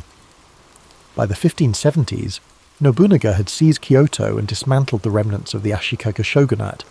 However, his rule was cut short in 1582 when he was betrayed by one of his own generals, Akechi Mitsuhide, and forced to commit seppuku. His unfinished mission was taken up by Toyotomi Hideyoshi, a former peasant-turned-general who proved himself as one of history's greatest tacticians. Hideyoshi completed the unification of Japan, eliminating remaining rivals and establishing control over the entire archipelago by 1590. He enacted sweeping reforms, disarming the peasantry, restricting samurai to castle towns, and reorganizing the feudal hierarchy to ensure loyalty. However, his ambitions stretched beyond Japan. In 1592 and 1597, he launched massive invasions of Korea in a bid to conquer China. These campaigns ended in disaster, draining Japan's resources and costing thousands of lives. When Hideyoshi died in 1598, his generals vied for control, leading to the decisive Battle of Sekigahara in 1600. It was Tokugawa Ieyasu, a cunning and patient strategist, who emerged victorious. In 1603, he established the Tokugawa shogunate, ushering in the Edo period, 1603 to 1868, a time of unprecedented peace, stability, and isolation. Unlike his predecessors, Ieyasu prioritized long-term control over immediate conquest. He moved the seat of power to Iedo, modern-day Tokyo, where he constructed an intricate system of governance to prevent future uprisings. The Bakuhan system divided authority between the shogunate and regional daimyo, ensuring that local lords remained powerful but ultimately subservient to the Tokugawa family. To maintain control, Ieyasu implemented the Sankin-kotai policy, which required daimyo to alternate living in Edo and their home provinces, draining their wealth and keeping them under close watch. Meanwhile, he enacted strict social policies that solidified Japan's rigid class hierarchy: samurai, peasants, artisans, and merchants, ensuring that each class remained in its designated role. One of the most defining features of the Tokugawa era was Japan's policy of isolation, known as sakoku. Fearing foreign influence, particularly the spread of Christianity, the shogunate banned European missionaries, restricted trade to a few controlled ports, and prohibited Japanese citizens from travelling abroad. For over 2 centuries, Japan remained almost entirely closed to the outside world, developing a distinct insular culture. Despite this isolation, the Edo period saw a flourishing of the arts, literature, and urban culture. Cities like Edo, Kyoto, and Osaka became centres of commerce and entertainment, giving rise to kabuki theatre, ukiyo-e woodblock prints, and haiku poetry. Samurai, now mostly bureaucrats rather than warriors, turned to scholarship and administration, while merchants, despite their low social status, grew increasingly wealthy. Yet, beneath the surface of stability, cracks began to form. Economic strain, rigid social policies, and foreign pressure would eventually force Japan to reopen its doors in the 19th century, bringing an end to the Tokugawa era and ushering in the Meiji Restoration. Still, the unification efforts of Nobunaga, Hideyoshi, and Ieyasu had laid the groundwork for modern Japan. Their legacies endured, shaping the country's political structure, cultural identity, and samurai ethos long after the last shogun relinquished power. The centuries of war and bloodshed had finally given way to order, but the cycle of history ensured that change would come again. Long before the samurai became the most revered warriors in Japanese history, they began as mere enforcers for the noble class. In the early centuries of Japan's political development, power rested in the hands of the imperial court and aristocracy, with local disputes often settled by hired fighters rather than structured military forces. However, as the Heian period progressed, land ownership shifted from centralized control to private estates, shun, which gave rise to influential provincial lords who needed warriors to protect their holdings. These warriors, initially called saburao, meaning to serve, evolved into the samurai, a class of fighters who would one day dominate Japan's social and political order.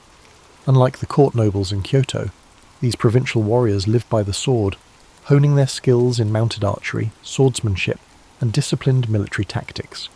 They were not just fighters, but strategists, trained in loyalty, duty, and honour, principles that would later be enshrined in Bushido, the code of the samurai. The imperial government's decline in the late Heian period accelerated the rise of the samurai, as noble families began relying more on military clans for protection.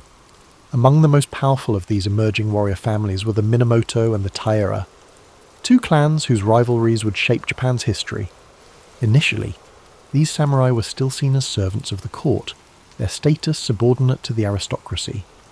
But that perception began to change as warriors gained influence through both battlefield prowess and political maneuvering. By the 12th century, samurai were no longer just defenders of noble estates. They were power brokers in their own right, leading vast armies and commanding immense respect. The shift from noble rule to warrior rule was not sudden, but rather a gradual process driven by the failures of the imperial government to maintain order. As regional conflicts escalated and lawlessness spread across the provinces, the need for strong military leadership became undeniable. This transformation reached its climax in the Genpei War, 1180 to 1185, a brutal conflict between the Taira and Minamoto clans that determined the fate of Japan. The war was more than just a struggle for dominance. It marked the end of aristocratic rule and the beginning of samurai governance. The final battle at Dan-no-ura saw the complete destruction of the Taira, solidifying the Minamoto clan's control over Japan. In its aftermath, Minamoto no Yoritomo seized power and established the Kamakura shogunate in 1192, officially shifting Japan into a military government led by a shogun, a supreme warlord who ruled in the emperor's name. This event marked the true emergence of the samurai as the ruling class of Japan, their influence stretching beyond warfare into governance, law, and culture. No longer mere warriors in service to the court, they had become the backbone of the nation's power structure. But with power came responsibility, and the samurai soon found themselves navigating a delicate balance between loyalty, honour, and political ambition. The rise of the shogunate brought new challenges: clan rivalries, internal betrayals, and shifting allegiances that would test the samurai's resilience over the centuries. What had begun as a class of armed retainers had transformed into a military elite, shaping the destiny of Japan for generations to come. Their journey had only just begun, and the centuries ahead would see them not only rule Japan, but fight to keep their place at the top.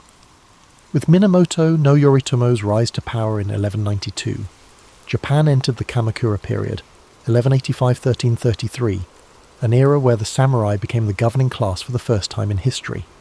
Unlike the imperial court in Kyoto, which relied on bureaucracy and aristocratic privilege, the Kamakura shogunate was a military government that prioritized discipline, loyalty, and strength. Yoritomo's leadership introduced a new structure to Japan's political system, establishing a warrior-led government known as the Bakufu, where the shogun held supreme authority while the emperor remained a symbolic figure. This system formalized the samurai's dominance, granting them land in exchange for military service, creating a feudal order where loyalty between a samurai and his lord became the foundation of governance. However, maintaining control over a country filled with ambitious warlords and noble families was no easy task.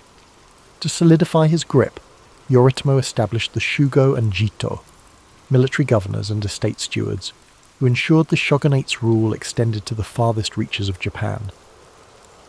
Despite Yoritomo's careful planning, internal struggles soon threatened the stability of the Kamakura shogunate. After his death in 1199, his widow Hojo Masako maneuvered her family into power, ensuring that real authority rested with the Hojo regents rather than the shogun himself. Under Hojo rule, the shogunate became more of an oligarchy, where the regents controlled political decisions while the puppet shoguns remained figureheads.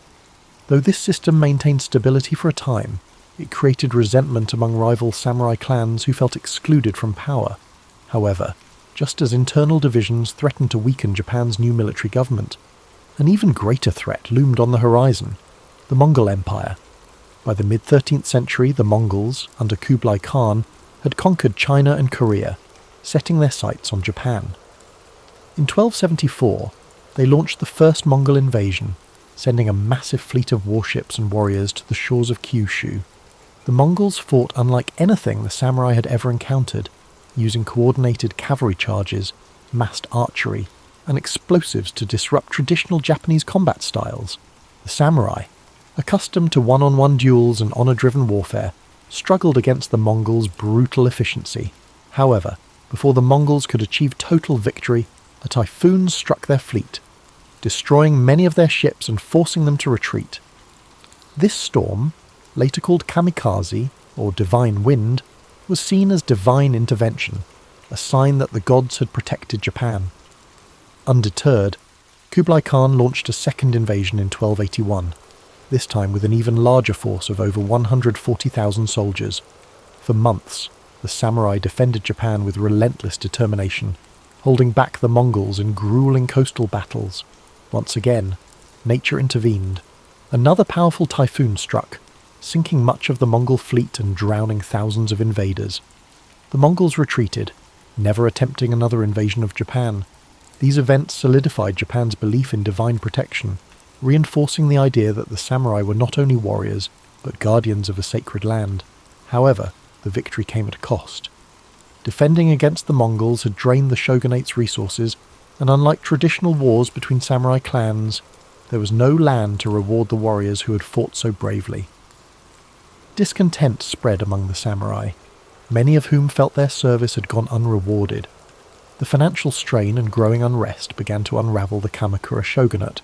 Samurai clans, once loyal to the Hojo regents, turned against them, culminating in Emperor Go-Daigo's rebellion in 1331.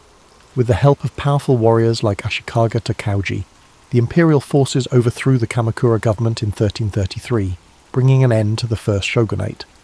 However, this was not a return to imperial rule. Instead, it paved the way for a new warrior dynasty, the Ashikaga shogunate, which would rule Japan in an even more fragmented and chaotic age. The samurai had proven they were the undisputed rulers of Japan, but the battle for supremacy among them was far from over.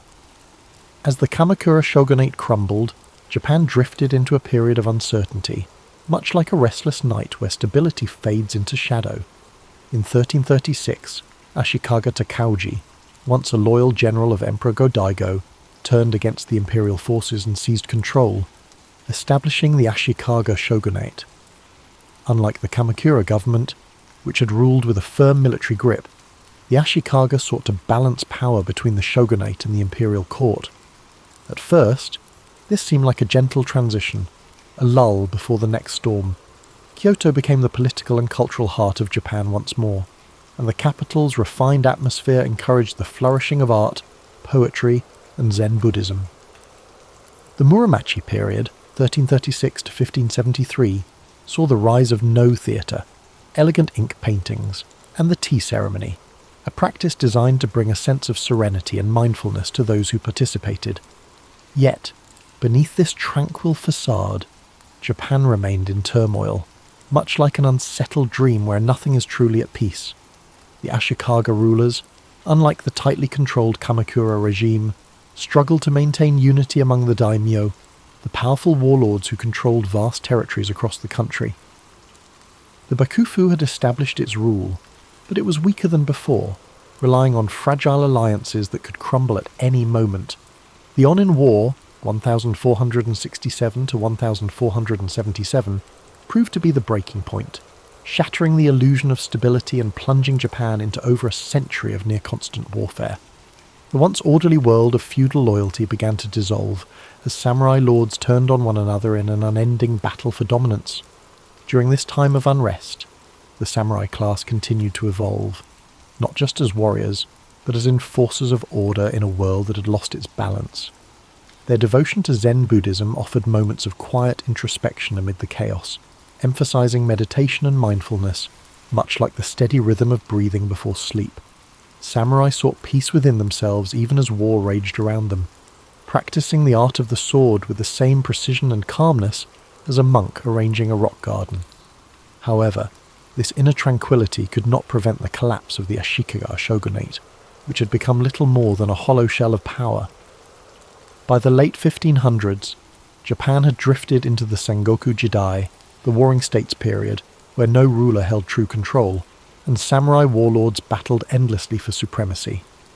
As the nights grew longer with uncertainty, the people of Japan awaited a leader strong enough to bring an end to the strife. The age of elegant courtly politics had faded, replaced by a time of battle, ambition, and relentless struggle. The country had become a storm-tossed sea, searching for the stillness of dawn. And soon, three remarkable figures, Oda Nobunaga, Toyotomi Hideyoshi, and Tokugawa Ieyasu, would rise from the chaos to forge a new era. But before peace could be restored, Japan would have to endure its most turbulent dreams of war. The Sengoku Jidai, 1467 to 1600, was a time when Japan existed in a state of endless night, a restless dream filled with the sounds of clashing swords and the distant echoes of battle drums. The Ashikaga shogunate had lost control, leaving the land divided among powerful daimyo, each ruling their own domain like kings of miniature kingdoms. Castles rose across the landscape, fortified strongholds where warlords plotted their next move, their sleepless ambition keeping Japan in a cycle of bloodshed. Alliances were made and broken like fleeting dreams, with battles erupting across the country in an endless struggle for supremacy. The once rigid feudal order dissolved into chaos, as samurai pledged their loyalty not to a shogun or emperor, but to those who could promise them land, power, or survival.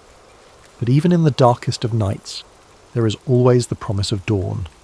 From the turmoil of war, three figures emerged who would change the course of Japanese history: Oda Nobunaga, Toyotomi Hideyoshi, and Tokugawa Ieyasu. Each would play a role in bringing an end to the anarchy, shaping the future of Japan with their ambition, strategy, and sheer force of will. The first of these men, Oda Nobunaga, was unlike any warlord before him. Ruthless, innovative, and determined to unite Japan at any cost. He introduced new military tactics that shattered traditional samurai warfare. He embraced firearms, reorganized his armies for greater mobility, and crushed opposition with swift, merciless force. His victories over rival daimyo, including the powerful Takeda clan at the Battle of Nagashino in 1575, cemented his dominance. Yet, Nobunaga's dream of unification was cut short in 1582, when he was betrayed by one of his own generals and forced to take his own life. The mantle of leadership then passed to Toyotomi Hideyoshi, Nobunaga's brilliant general who had risen from humble beginnings. Hideyoshi completed what Nobunaga had started, bringing all of Japan under his control by 1590. He implemented sweeping reforms to ensure stability, disarming peasants to prevent uprisings, and restructuring the feudal system so that only samurai could bear arms. His leadership brought a brief moment of peace, a lull in the storm, yet his ambitions stretched beyond Japan. In 1592 and 1597, he launched massive invasions of Korea, hoping to conquer China as well. These campaigns ended in disaster, draining Japan's resources and weakening the fragile unity Hideyoshi had built. When he died in 1598, his generals turned on one another, plunging the nation into conflict once more. The final act of unification fell to Tokugawa Ieyasu, a patient and calculating leader who had bided his time while others fought for dominance. In 1600, at the Battle of Sekigahara, the largest and most decisive conflict in samurai history, Ieyasu crushed his enemies and seized control of Japan. 3 years later, in 1603, he established the Tokugawa shogunate, ushering in an era of stability that would last for over 250 years. The long and violent night of the Sengoku period had come to an end, and Japan could finally rest. But peace would come with a price. The Tokugawa shoguns would impose strict control over society, isolating Japan from the outside world and enforcing a rigid social order. The samurai, who had once fought for honor and ambition, would find themselves in a different world, where the battlefield was replaced by politics, and swords were more for display than war. As the country drifted into a new age of order, the samurai would have to adapt or fade into history like a forgotten dream. For now, though, the land could finally breathe, wrapped in the quiet embrace of a newfound peace. With Tokugawa Ieyasu's victory at Sekigahara in 1600 and his formal appointment as shogun in 1603, Japan entered a new era of stability, one that would last for more than 250 years. After centuries of chaos, the land could finally sleep. But this peace came at a cost. The Tokugawa shogunate established a system so controlled, so rigid, that it locked the entire country into a state of stillness, like a dream where time no longer moved forward. Ieyasu and his descendants implemented strict policies to prevent any future wars, ensuring that power remained in the hands of the Tokugawa family. The Bakuhan system divided governance between the central shogunate and the regional daimyo, but all power ultimately rested in Edo, modern-day Tokyo, where the shogunate ruled with an iron grip. To prevent rebellions, the shogunate imposed sankinkotai, a policy that forced all daimyo to spend every other year in Edo, while their families remained there as hostages. This ensured that no warlord could gather enough strength to challenge Tokugawa rule. Samurai, once fierce warriors who had lived and died by the sword, found themselves trapped in an existence of bureaucratic duty, their blades more symbols of rank than tools of war. The class system was strictly enforced. At the top were the samurai, followed by peasants, artisans, and merchants at the bottom. No one could change their place in society. The structure was unshakable, like the walls of Edo Castle itself. One of the most defining aspects of the Tokugawa era was Sakoku, Japan's policy of complete isolation. In 1639, the shogunate banned nearly all foreign contact, allowing trade only through the Dutch and Chinese at the artificial island of Dejima in Nagasaki. Christianity was outlawed, Western books were burned, and any Japanese caught trying to leave the country faced execution. This isolation sealed Japan in a world of its own, a self-contained dream where time seemed frozen. Yet, within these constraints, a unique culture flourished. Cities like Edo, Kyoto, and Osaka became centers of art, literature, and entertainment. The rise of kabuki theatre and ukiyo-e woodblock prints captured the spirit of the era, depicting scenes of pleasure districts, bustling markets, and legendary warriors of the past. The tea ceremony, once a samurai ritual, became a refined art form, offering a rare moment of stillness in an increasingly structured world. Despite this cultural blossoming, the cracks in the system slowly began to show. The samurai class, once noble warriors, struggled under economic strain, as their stipends remained fixed while merchant wealth grew. The once lowly merchants, despite their social status, accumulated great fortunes, funding theatres, art, and literature. With no wars to fight, many samurai fell into debt, forced to marry into merchant families or take up menial bureaucratic work to survive. Meanwhile, the peasantry, burdened with heavy taxes, faced famine and unrest. Though the Tokugawa rule was firm, beneath its surface, dissatisfaction simmered, like a restless sleeper waiting to wake.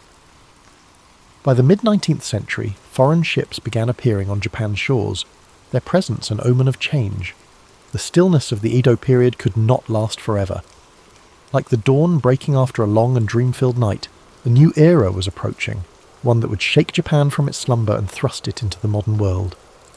For more than 250 years, Japan existed in a state of carefully maintained stillness, as if wrapped in an unbroken dream.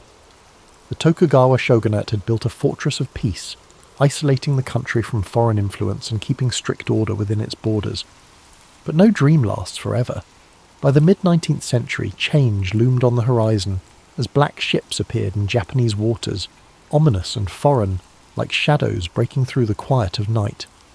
These were the vessels of Commodore Matthew Perry, an American naval officer who arrived in 1853 with demands that Japan open its ports to trade.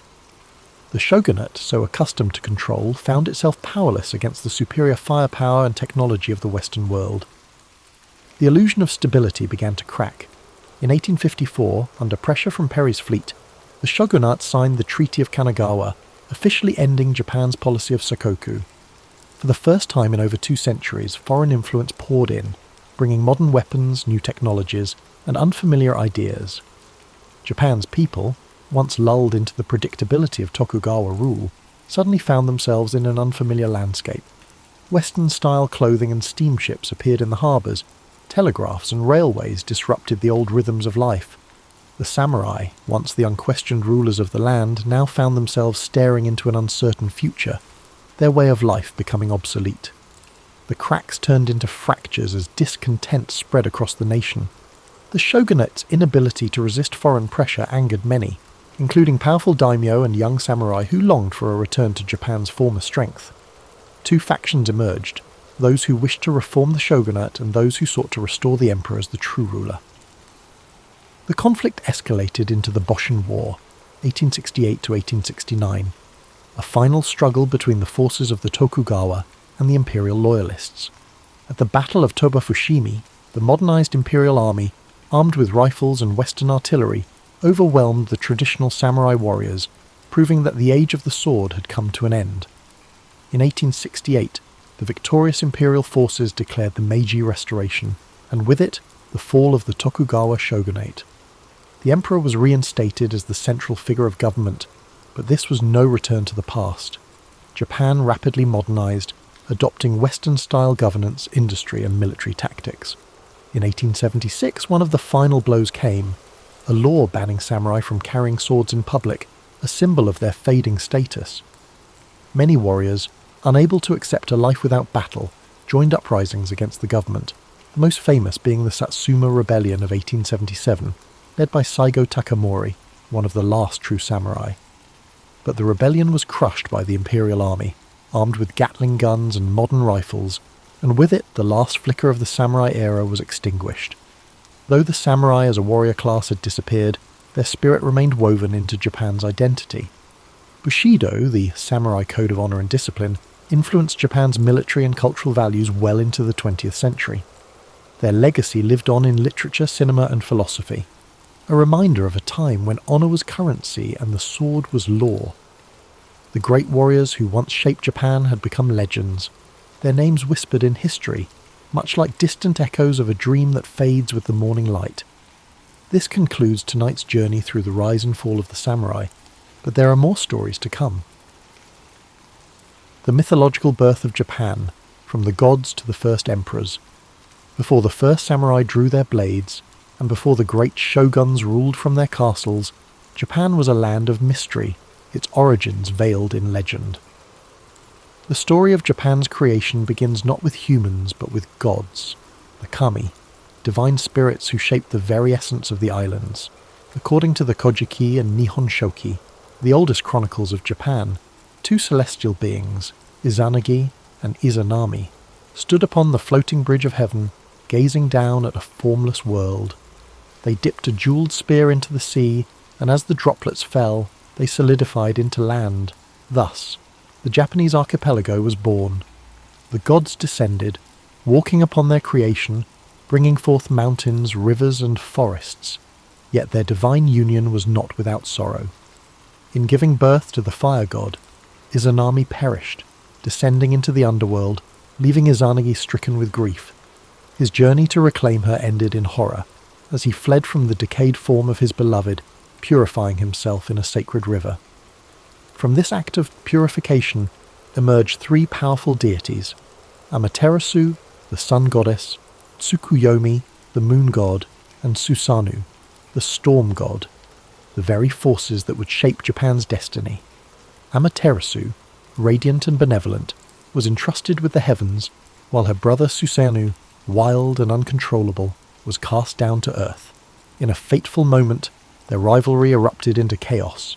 Susanoo, in a fit of rage, stormed through the celestial plains, destroying Amaterasu's rice fields, hurling filth into her palace, and causing devastation wherever he walked. Unable to bear the destruction, Amaterasu retreated into a cave, plunging the world into darkness. The other gods, desperate to restore light, devised a clever plan. They placed a mirror outside the cave, and as Amaterasu peeked out, drawn by curiosity, they pulled her into the open, bringing light back to the world. This event would forever symbolize the divine right of the Yamato rulers, who traced their lineage directly to the sun goddess herself. From the union of gods and mortals came Ninigi no Mikoto, Amaterasu's grandson, who was sent to rule the land of Japan. He descended from the heavens, carrying the three sacred treasures, the mirror, the sword, and the jewel, symbols of imperial authority that would be passed down through generations. His lineage led to Emperor Jimmu, the legendary first emperor of Japan, who, guided by divine spirits, waged war against rival tribes and established the imperial throne in 660 BCE. Though historical evidence for Jimmu remains elusive, his legacy endures, his name enshrined in myth, his reign marking the beginning of a dynasty that still exists today. While the myths of Japan's creation provided a divine foundation, the reality was far more complex.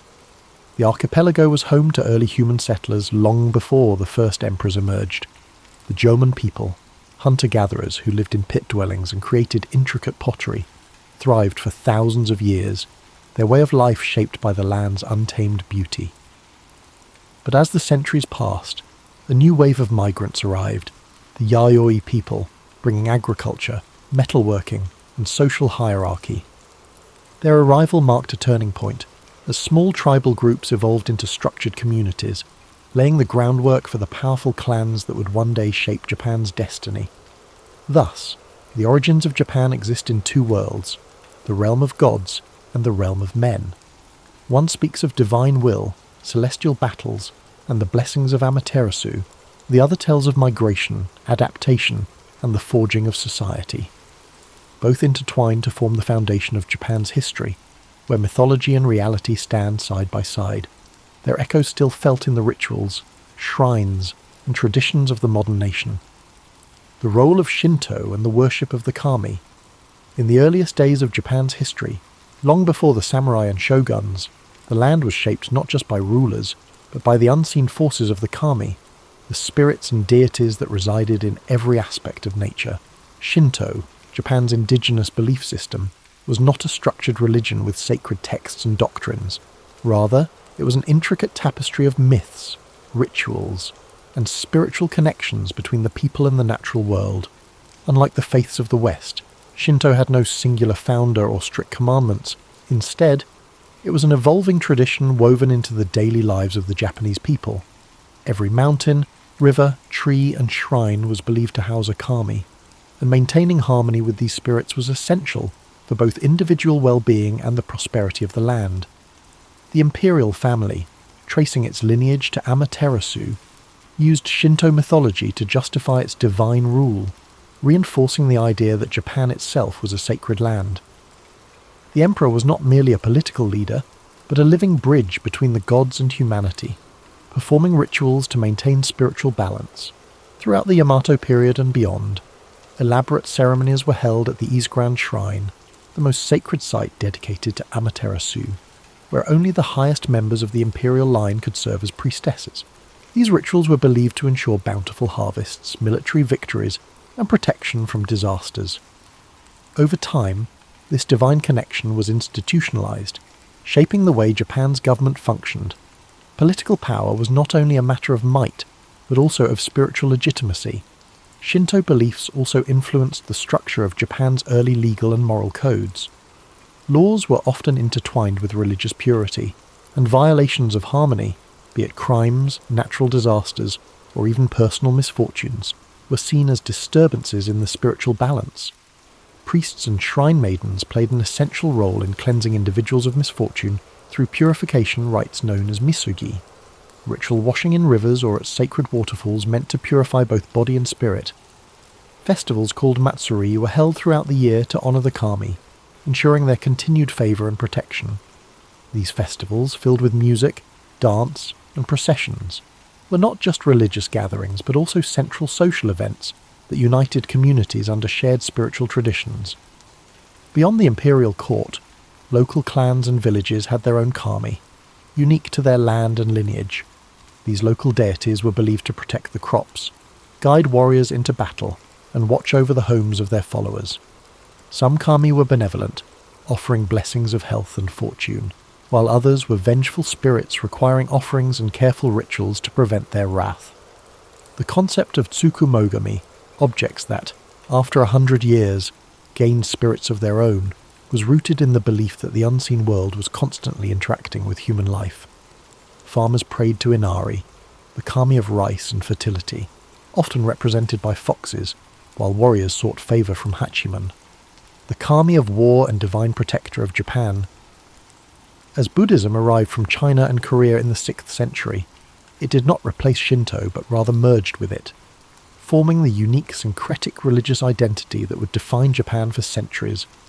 Buddhist temples were built next to Shinto shrines, and many kami were identified as manifestations of Buddhist deities, ensuring that the new religion did not erase Japan's indigenous traditions but instead intertwined with them.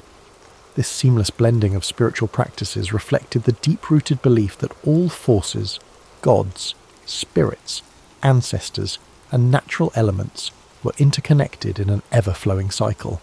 Shinto was not merely a religion, it was a way of life, shaping everything from governance to warfare, from agriculture to art. It provided the framework through which Japan's early leaders justified their rule, the means by which communities found unity, and the spiritual force that connected the people to their land.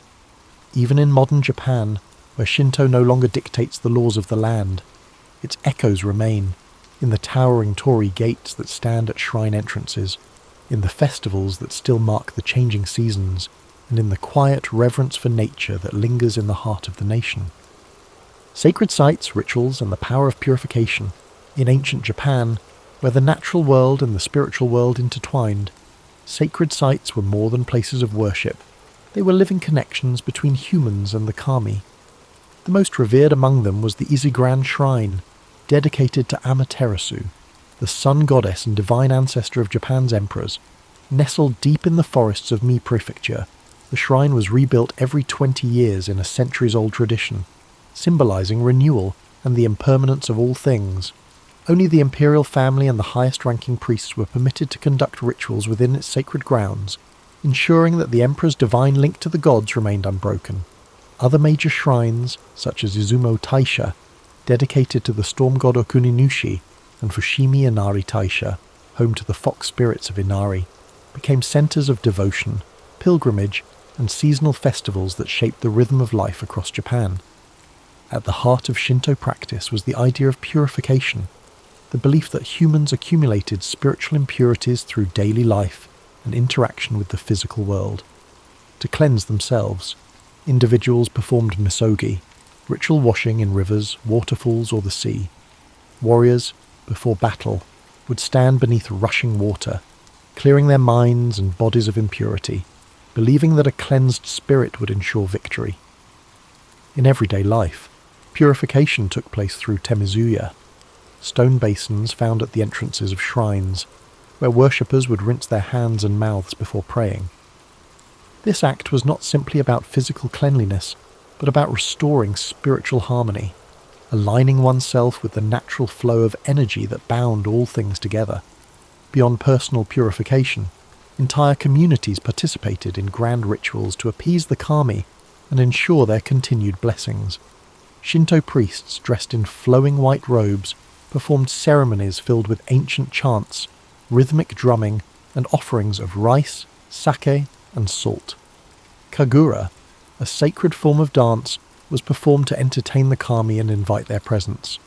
During times of drought, priests led processions to summon rain.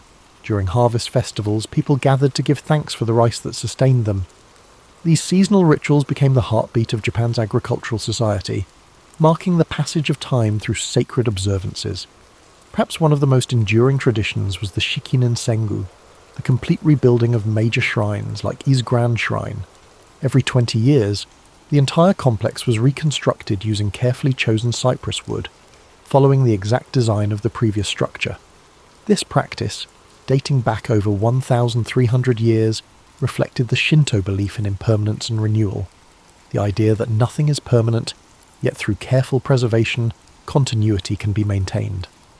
The wood from the old shrine was repurposed in smaller shrines across Japan, ensuring that the divine essence remained within the land. Among the most feared spiritual disturbances were yokai and vengeful spirits, believed to emerge when proper rituals were not observed or when great injustices were left unresolved. The restless spirits of fallen warriors, betrayed lovers, or those who died with strong lingering emotions could transform into onryo, ghosts capable of cursing entire regions. To prevent such supernatural turmoil, elaborate exorcism rituals were conducted by priests to pacify these spirits and restore balance. Stories of these vengeful beings spread across Japan, reminding people of the importance of living in harmony with both the seen and unseen worlds. From the towering torii gates marking the entrance to sacred grounds, to the whispering forests where the kami were said to reside, the rituals and traditions of Shinto defined the spiritual landscape of Japan. Though centuries have passed, these sacred practices remain deeply embedded in Japanese culture, a quiet undercurrent in daily life, guiding festivals, ceremonies, and moments of quiet reverence. Whether through the flickering of lanterns at a shrine, the ringing of a bell before a prayer, or the flowing waters of purification, the ancient connection between humans and the divine endures, like a dream carried through time. The divine mandate. How mythology shaped Japan's rulers and warriors. In the world of ancient Japan, power was not simply taken, it was bestowed by the kami. The legitimacy of rulers was tied to their divine ancestry, their right to govern reinforced by sacred myths and Shinto traditions. Unlike in feudal Europe, where kings ruled by conquest or noble bloodlines alone, Japan's emperors claimed their authority through a spiritual mandate, a divine connection stretching back to Amaterasu, the sun goddess. This belief in divine rule set Japan apart, creating an imperial lineage that has endured for more than 2,600 years. The Yamato rulers, who emerged as Japan's dominant clan in the 4th century CE, carefully cultivated their link to the gods. By declaring themselves descendants of Amaterasu, they positioned themselves as the rightful rulers of the land, their sovereignty not just a political claim but a sacred duty. This divine lineage was reinforced through elaborate Shinto rituals at the imperial court, ensuring that each emperor was seen not only as a mortal ruler, but as a living conduit between the human world and the celestial realm. Even as military governments later seized control, the emperor remained a spiritual figurehead, his authority unbroken by time. But the imperial family was not the only class to draw strength from the divine. Samurai warriors, whose rise in the Heian and Kamakura periods reshaped Japan's social order, also found their legitimacy through mythology. Many powerful samurai clans traced their lineage to legendary gods or heroes, using these connections to justify their rule over provinces and armies. The Minamoto clan, for example, claimed descent from Emperor Seiwa, reinforcing their authority as rightful military leaders. Others, such as the Taira and Hojo, aligned themselves with powerful kami like Hachiman, the god of war, whose favour was believed to grant victory in battle. Before heading into war, samurai would visit shrines, undergo purification rituals, and offer prayers to their ancestral deities, believing that divine protection could mean the difference between life and death. This sacred connection between warriors and gods was embodied in the concept of Bushido, the way of the warrior. More than just a code of conduct, Bushido was rooted in Shinto and Buddhist philosophy, emphasizing loyalty, duty, and spiritual discipline. A samurai was expected to live with honor and purity, maintaining an unshakable spirit much like the stillness of a shrine. Ritual suicide, seppuku, was considered an act of purification, a way to cleanse one's dishonor and restore balance to the world. The spiritual nature of the samurai ethos transformed warfare into something more than a struggle for land and power. It became a test of divine will, where victory was seen as a sign of celestial favor. Shinto mythology also shaped the way warlords justified their conquests. In the Sengoku period, 1467 to 1600, when Japan was fractured by civil war, leaders like Oda Nobunaga, Toyotomi Hideyoshi, and Tokugawa Ieyasu used divine imagery to solidify their rule. Nobunaga, in particular, saw himself as a force of destiny, invoking the idea that he was chosen to bring order to a chaotic world. Hideyoshi, though born a peasant, carefully crafted an image of divine favour, associating himself with the sun and even constructing grand temples to cement his legacy. Tokugawa Ieyasu, the most patient of the three, aligned himself with the ancestral spirits of the Minamoto clan, ensuring that his shogunate was seen not just as a political institution, but as the rightful continuation of Japan's divine rule. Even as modernity swept through Japan, the belief in divine legitimacy never truly faded. During the Meiji Restoration in 1868, when Japan sought to modernize while preserving its traditions, the emperor's divine status was re-emphasized to unify the nation. The idea that Japan was a sacred land chosen by the gods remained deeply ingrained in the national identity, shaping everything from politics to the arts. Thus, mythology was not simply a collection of ancient stories, it was a foundation of power, a force that shaped Japan's rulers, warriors, and vision of itself as a nation. Whether through the sun goddess's blessings upon the imperial family or the war gods guiding samurai into battle, the echoes of these beliefs carried through the ages, weaving the past into the present like an unbroken thread in the fabric of time. The symbolism of nature, mountains, rivers, and the sacred landscape. In ancient Japan, the land itself was alive with spiritual significance. Every mountain peak, flowing river, and dense forest was believed to house the spirits of the kami, divine forces that shaped the world and guided human destiny. Unlike in other civilizations where deities ruled from distant heavens, Japan's gods lived within the earth, woven into the very fabric of the natural landscape. To the people of early Japan, the land was not just a resource, it was sacred, a place where the divine and mortal worlds intertwined. Among the most revered places in Japan were its mountains. Towering above the land, they were seen as bridges between the heavens and the human world, where gods descended and spirits dwelled.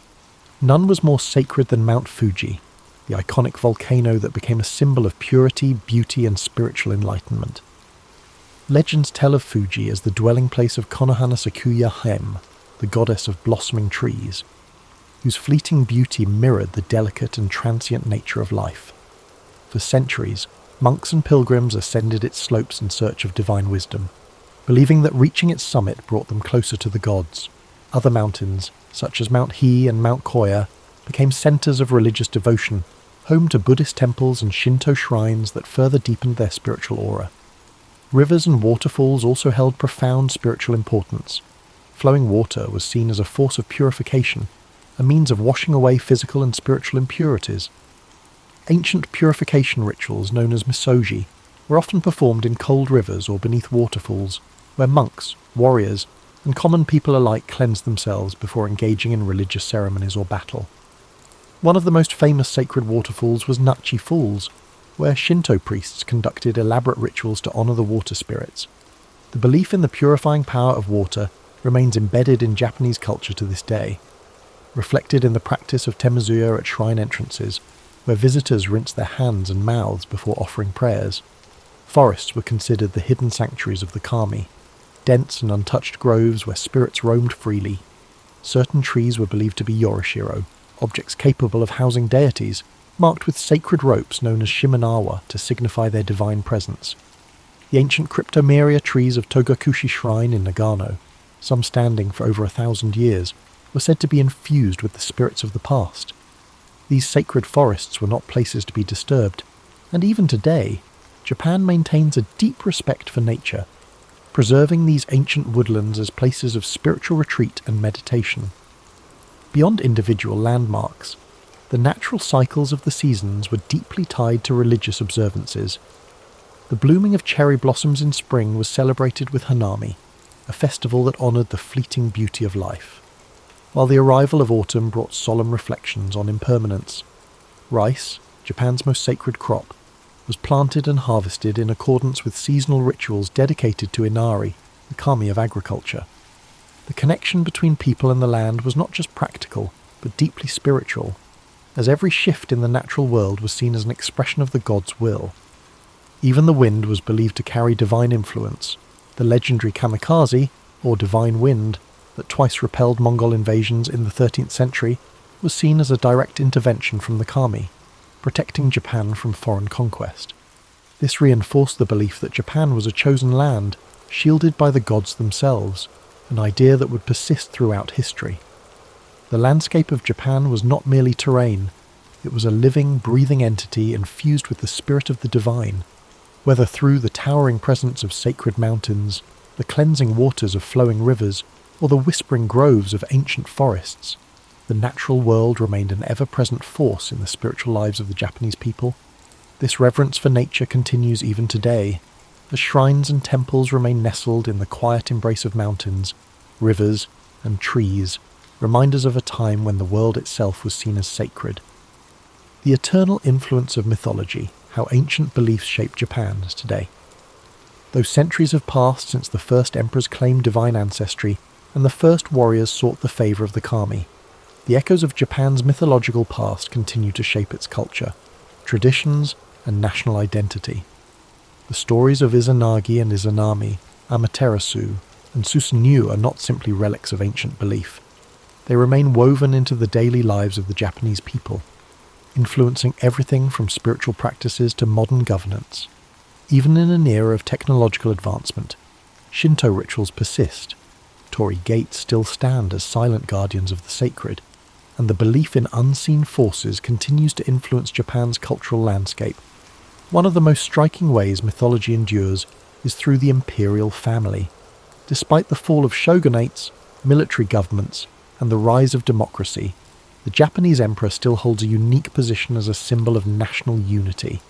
Though his political power has faded, his role as the spiritual descendant of Amaterasu remains a fundamental aspect of Japanese identity. Even modern enthronement ceremonies involve ancient Shinto rites, where the emperor offers prayers to the kami and affirms his role as a divine mediator between the gods and the people. The continuity of the imperial line, from the legendary Emperor Jimmu to the present day, reinforces the idea that Japan itself is a sacred land chosen by the gods. Beyond the imperial family, Shinto practices remain deeply embedded in Japanese society. Festivals celebrating the kami, known as matsuri, continue to draw millions of participants each year. During New Year's celebrations, Hatsumoda, people visit Shinto shrines to pray for good fortune, tossing coins into offering boxes and purchasing protective talismans. The Obon festival, dedicated to honouring the spirits of ancestors, mirrors the ancient belief that the dead never truly leave, but instead watch over their descendants. These customs have endured for over 1,000 years, adapting to modern life while maintaining their spiritual significance. The belief in supernatural forces also thrives in Japan's folklore and popular culture. The presence of yokai, spirits and creatures of myth, remains strong in art, literature, and entertainment. From the mischievous kitsune, fox spirits, to the vengeful onryo, ghosts, these beings still inspire countless films, novels, and anime. Even technological advancements have not diminished the influence of mythology. Modern video games, films, and books frequently draw upon ancient legends, ensuring that the tales of Japan's mythic past continue to captivate new generations. Japan's deep reverence for nature and purification rituals is also a direct inheritance from its mythological roots. The custom of cleansing oneself before entering sacred spaces persists, not just in shrines, but in everyday life. Whether through bathing culture in onsen, hot springs, or the symbolic washing of hands before meals, the idea that nature is sacred continues to influence conservation efforts, reflected in carefully preserved forests around shrines and the nation's commitment to protecting natural landscapes. Even Japan's approach to urban design maintains a sense of harmony with the environment, with traditional Zen gardens and temple grounds serving as places of quiet reflection amidst modern cityscapes. Perhaps most importantly, the spirit of Japan's mythology lives on in its people, the deep-seated sense of honour, perseverance, and connection to the past. The philosophy of mono no aware, the appreciation of impermanence, stems from Shinto and Buddhist influences, reminding people to embrace the fleeting beauty of life.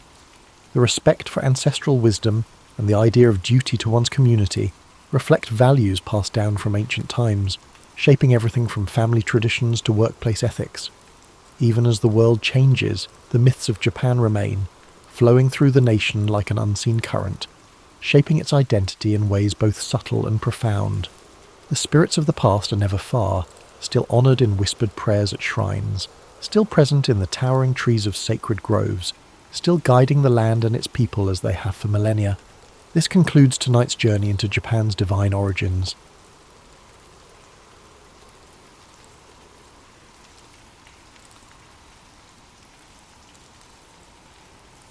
In the year 742 CE, the prosperous city-state of Khorasan glittered under the noonday sun. A nexus for caravan routes feeding distant empires, Khorasan thrived on the exchange of saffron, silk, star charts, and rumours whispered behind curtained alcoves. At its centre loomed a grand marketplace whose vaulted roof trapped the daily bustle in a ceaseless echo. Traders from Byzantium, Tang China, the Abbasid Caliphate, and beyond mingled among stalls stacked high with lapis lazuli, dried fruit, and perfumed sandalwood. Some hailed it as a marvel of cosmopolitan life, where fortunes might pivot in a single conversation. Among the people navigating the throng was Karia bint Yazd, a travelling scholar whose lineage traced back to the once-renowned Zoroastrian priests of Persia.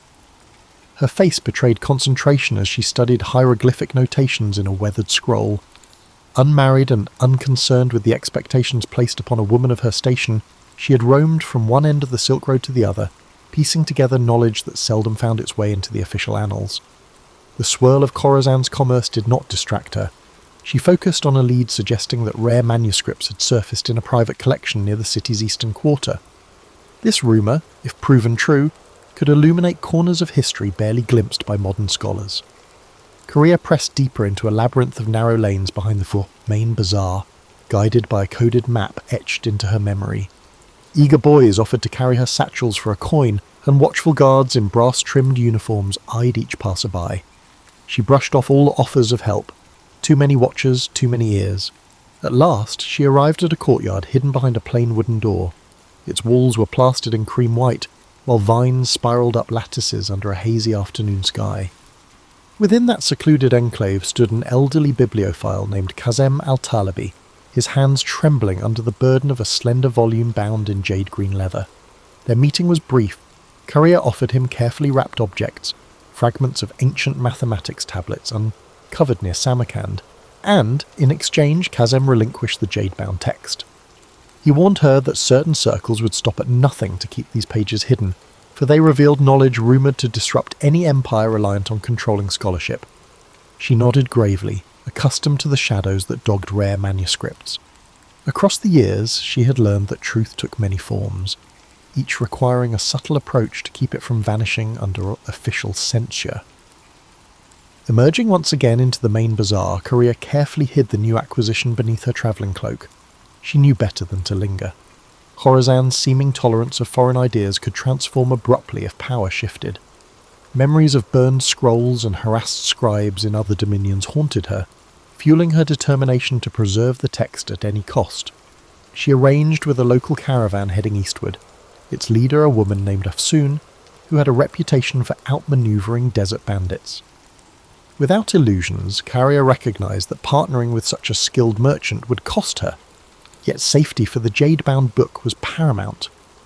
Before the caravan departed, Korea paid her respects at a small shrine dedicated to wise men of antiquity. A single candle flickered by the altar, illuminating offerings left by travellers praying for clear roads and fair weather. She exhaled a silent oath that she would not let ignorance devour the precious knowledge in her care.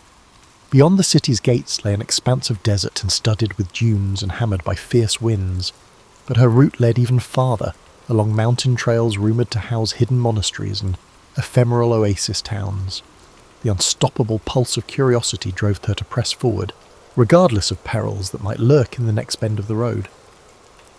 Dawn arrived, painting the sky with ochre and salmon hues. Carrier joined Afsoon and the other travellers at the designated meeting point, where camels brayed and donkey drivers prepared loads of barley and dried fruit. The caravan's synergy was immediately evident. Each person had a distinct task, ensuring that by the time the sun fully breached the horizon, they were on the move. Korea walked near Afsoon, who shared glimpses of the terrain ahead and introduced Carrier to the caravan's unspoken rules: trust the signals, ration water meticulously, and never question the necessity of midnight halts. In these borderless regions, vigilance was currency. With the sun mounting, the caravan snaked through a parched plain dotted by twisted shrubs. A hush fell over them, broken only by the soft shuffling of hooves and the gentle clink of metal fastenings. Korea's thoughts drifted to the codex inside her bag. She had only glimpsed a few pages thus far. Intricate diagrams of planetary movement, cryptic references to an ancient empire that preceded the Achaemenids, and footnotes scrawled in an unfamiliar script. If accurate, these writings expanded the known timeline of advanced astronomy by centuries. She resolved to study every page once the caravan reached a safe haven. Afsoon signalled a halt near a cluster of sun-scorched boulders, granting the group respite from the crushing midday heat. While some dozed in makeshift shade, Korea took cautious sips from her water skin, feeling the dryness cling to her throat. A restlessness stirred within her, equal parts excitement and anxiety. She replayed Kazem al-Talibi's warning. Powerful figures had an interest in ensuring no one deciphered the text. For them, knowledge was a finite resource, best kept under strict watch. As a swirl of wind kicked sand across her path, Carrier gripped her satchel, silently vowing she would not be silenced. By twilight, the caravan approached a modest oasis, lined with date palms that cast long shadows across still water. Afsoon guided her camels into a semicircle, forming a protective barrier against stray wanderers. Several travellers set about erecting tents, while others gathered wood for small fires that would ward off the chill of desert night. Korea found herself drawn to the water's edge, where subdued conversation rose among weary merchants. Some speculated about the political tensions brewing in distant courts, others lamented the rising cost of salt. As darkness settled, the oasis took on an otherworldly hush. A crescent moon glimmered overhead, illuminating faint outlines of crumbling stone pillars, suggesting an abandoned settlement from a forgotten era. Under that quiet vault of stars, Korea couldn't resist scanning a few more pages of the jade-bound manuscript. Its text merged empirical observations with philosophical notes referencing the grand wheel of time. She recognized oblique references to astronomical systems older than the widely recognized Ptolemaic model. If deciphered fully, such knowledge might challenge many assumptions cherished by esteemed academies. Meanwhile, Afsoon stepped away from the main group, beckoning Korea to join her near a withered acacia. "You stand out among our company," the merchant remarked in a measured tone. "Your eyes never rest, and you guard that bag as if it carries the soul of a king." Korea, wary of revealing too much, offered that she was merely a scholar entrusted with a rare item. Afsoon nodded, but warned Korea that roving spies seeking advantage for rival factions often infiltrated caravans. She suggested Korea remain vigilant, especially given the extraordinary bustle in Khorasan, where rumour travelled like wildfire. Unable to sleep, Korea lingered by the embers of the fire after most travellers had dozed off. She studied the swirling patterns of the night sky, mindful of the coded star charts in the manuscript. Passing caravans sometimes recounted legends of a hidden library in the mountain city of Varash, where lines of knowledge stretched back to centuries unknown. Karia wondered if that library could fill the gaps in her text. She believed the jade-bound manuscript might be only a fragment of a larger puzzle, scattered across the Silk Road's shifting tapestry. Morning unveiled a horizon brushed with amber, and the caravan proceeded along a rocky escarpment overlooking a vast dune field. Rolling slopes of sand rippled beneath the wind like the surface of a living sea. At midday they paused for water, rationed by Afsoon with practiced efficiency. Karia noticed that one of the other travellers, a soft-spoken man named Malik, carried a small chest meticulously locked. He travelled with perpetual worry etched into his features, eyes darting whenever talk turned to rumours of desert raiders. Secrets seemed to coil around each member of this assemblage, as though no one ventured these roads without hidden motives. Late in the afternoon, the caravan encountered a party of horsemen flying the banner of a minor warlord rumoured to be in league with the region's most feared bandit clans. Tension crackled through the group as Afsoon halted the caravan, waiting for the riders to approach. After a terse greeting, the horsemen rode on, apparently uninterested in conflict, but the encounter rattled everyone. Korea noticed Afsoon's posture remained rigid with caution long after the riders vanished in a plume of dust. The merchant murmured about changing their route, seeking narrower trails less patrolled by predatory chieftains. That evening brought them to a narrow gorge, its walls towering on either side in jagged ridges. Afsoon insisted they make camp in a sheltered alcove half hidden behind weathered boulders. By the flicker of firelight, Korea finally delved into the central chapter of the manuscript. Strange symbols, part cuneiform, part unknown script, decorated the margins, each sign accompanied by cryptic commentary. The text recounted a civilization that mapped constellations in ways contrasting with every known chart. Diagrammatic lines implied an advanced geometry, far exceeding the standard calculations of her time. Just as Korea's pulse quickened at the revelation, a cry rang out near the edge of camp. She rushed toward the commotion, heart pounding. Malik stood trembling by his small chest, which now lay open, its contents missing. Anguish coloured his voice as he pleaded for help, insisting that something vital had been stolen, a crucial letter from the governor of Basra, hidden within that chest. Afsoon assembled the caravan members, demanding an explanation. Tempers flared, suspicion circled, and whispered accusations rippled through this group. Searching for footprints beneath lantern light, they discovered evidence of at least 2 intruders who had come and gone without a trace. No sign indicated who among them might be an accomplice. The theft underscored Afsoon's earlier warning. In these transitory worlds, secrets attract cunning opportunists. Korea gripped her manuscript more tightly, wishing to vanish inside the labyrinth of lines and symbols that promised an era unbounded by petty intrigue. Yet she remained anchored in the caravan's tense reality. The road ahead felt increasingly perilous, and the cost of preserving knowledge seemed set to rise. The following sunrise found the caravan subdued, each member wary of neighbours who might conceal hidden agendas. Afsoon led them out of the gorge at a brisk pace, aiming to put distance between their group and whoever had orchestrated the nighttime theft. A pale wind carried the scent of flint and dust, stinging eyes and chapping lips. Their route descended along a dry riverbed flanked by stunted tamarisk shrubs, offering scant protection from the intensifying sun. Korea trudged in Stolzen silence, mindful that trust could be a luxury. As midday drew near, they spotted the remnants of a caravanserai built against the side of a bluff. Its once sturdy walls had caved in and battered archways led into courtyards strewn with fallen timber. Afsoon signalled a cautious approach, uncertain whether travellers or outlaws might be occupying the ruins. The group explored in pairs, stepping over cracked tiles littered with scorpion husks. No living presence emerged, though evidence of a hasty departure. Scattered coals, torn blankets, suggested someone had sheltered there not long before. Since water was available from a half-collapsed cistern, Afsoon decided they would rest under what remained of the caravanserai's roof. Malik hovered by his broken chest, sifting through remnants of cloth as though searching for any clue. Korea drifted away from the group, drawn to an overgrown courtyard where a dried fountain stood. Vines draped its cracked basin, trailing over carved motifs of intertwined serpents. Time and neglect had worn away the finer details, yet a mysterious energy lingered, as though the place once echoed with conversation about cosmic truths beyond mortal comprehension. She pulled out the jade-bound book to scrutinize a passage describing the 4 points beyond the boundary of earthly measure. The text postulated that certain alignment patterns, stars in specific conjunctions, allowed glimpses into knowledge unattainable through ordinary means. This notion was not entirely foreign, given that many mystical traditions in Persia and India spoke of cosmic gates. Still, the clarity of these instructions startled her. The manuscript seemed less a mere curiosity, and more a carefully constructed key. She wondered if others who sought it might comprehend its significance. Meanwhile, Afsoon prepared spiced lentils and shared them among the group, her gestures calm yet determined to maintain unity.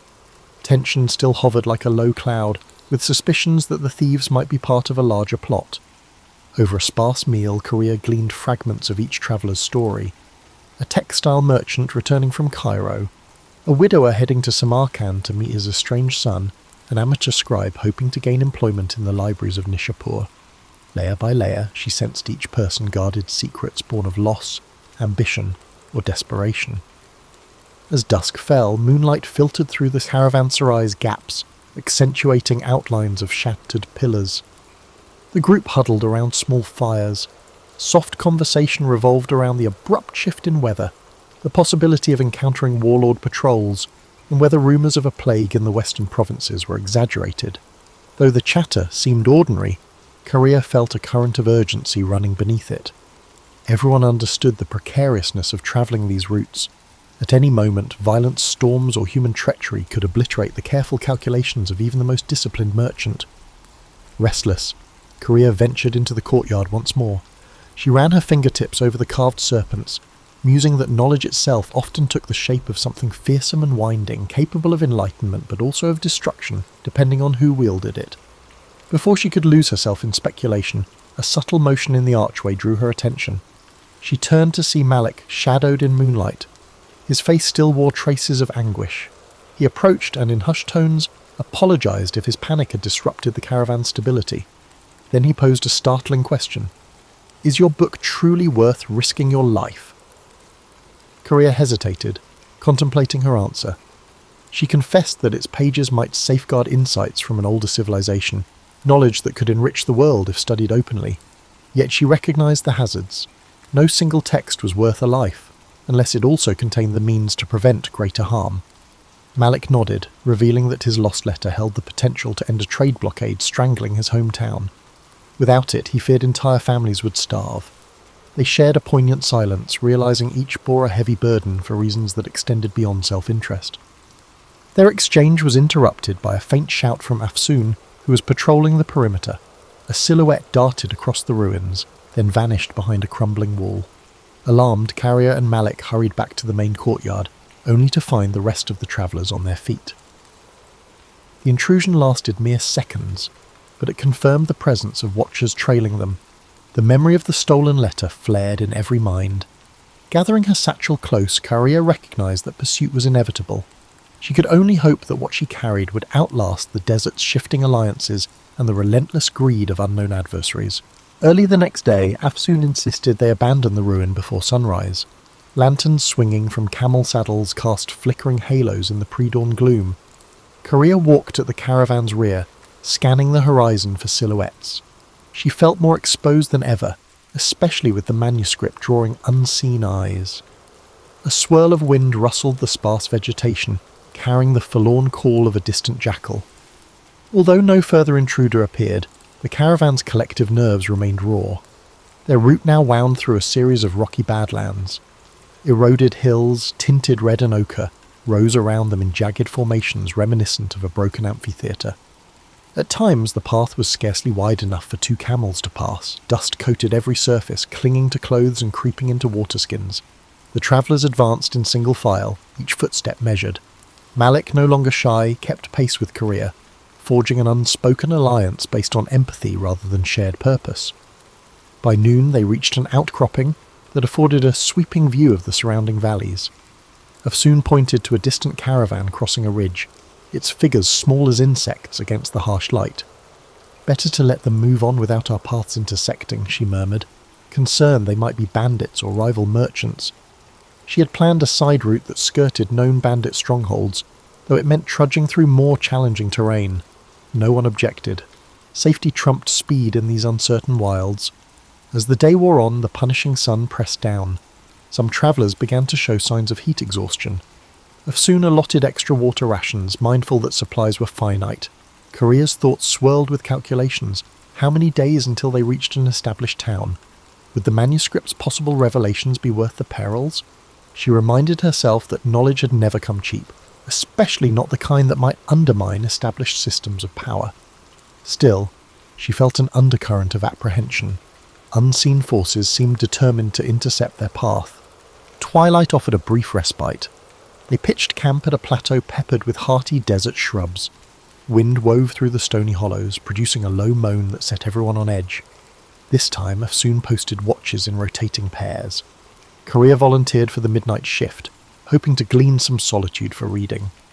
When her turn arrived, she positioned herself near a small fire, scanning the starlit horizon, while carefully turning pages of the jade-bound codex. A diagram, carefully inked, depicted a swirling cosmos dotted with unfamiliar constellations. The accompanying text mentioned a geometry bridging mind and universe, though the specifics remained cloaked in archaic jargon. She sensed movement at the edge of the firelight and gripped the book protectively, but it was only an elderly trader from their group, awakened by coughing. He approached, nodding politely. "I see that you carry more than curiosity," he said, glancing at the manuscript's glowing pages. He spoke of his younger days when he'd travelled to a mountaintop sanctuary rumoured to house writings older than any empire. The priests there, he claimed, hinted that scattered relics across the Silk Road formed pieces of a grand puzzle.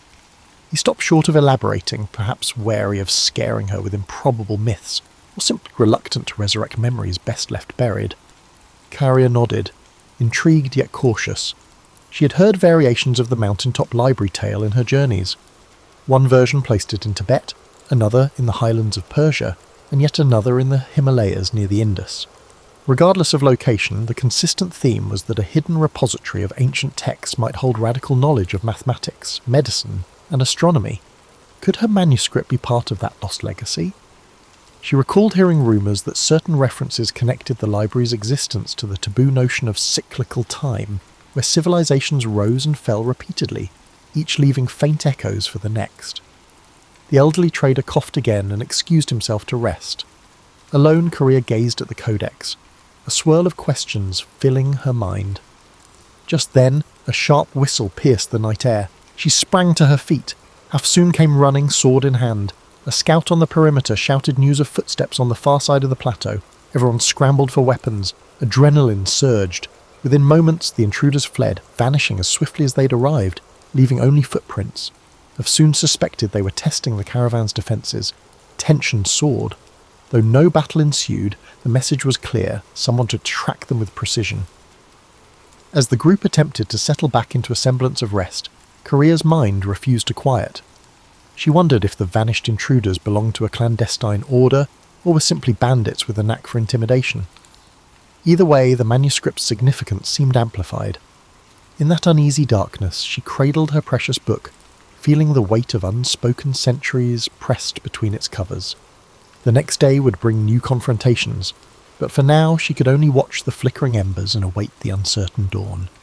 Dawn arrived with a brittle clarity that rendered every stone, shrub and wary expression in sharp focus. Afsoon wasted no time ordering a quick departure.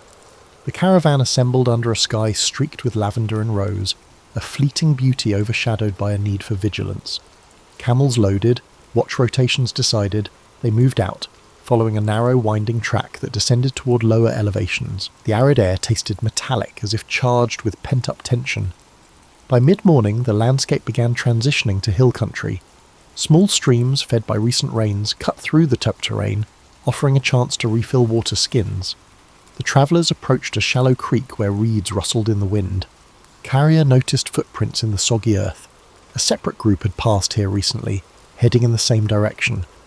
Afsoon scowled, muttering about the possibility that they might be trailing those who had invaded their camps. Concern rippled through the caravan. Eager to stay ahead, Afsoon pushed the group onward at a grueling pace. Korea's calves ached as the trail zigzagged between rocky slopes and patches of thorny vegetation. In the distance, the outlines of a fortified town occasionally emerged, only to disappear behind ridgelines. She guessed it to be Garesh, a mid-sized trading post rumoured to host pilgrims from the Indus region.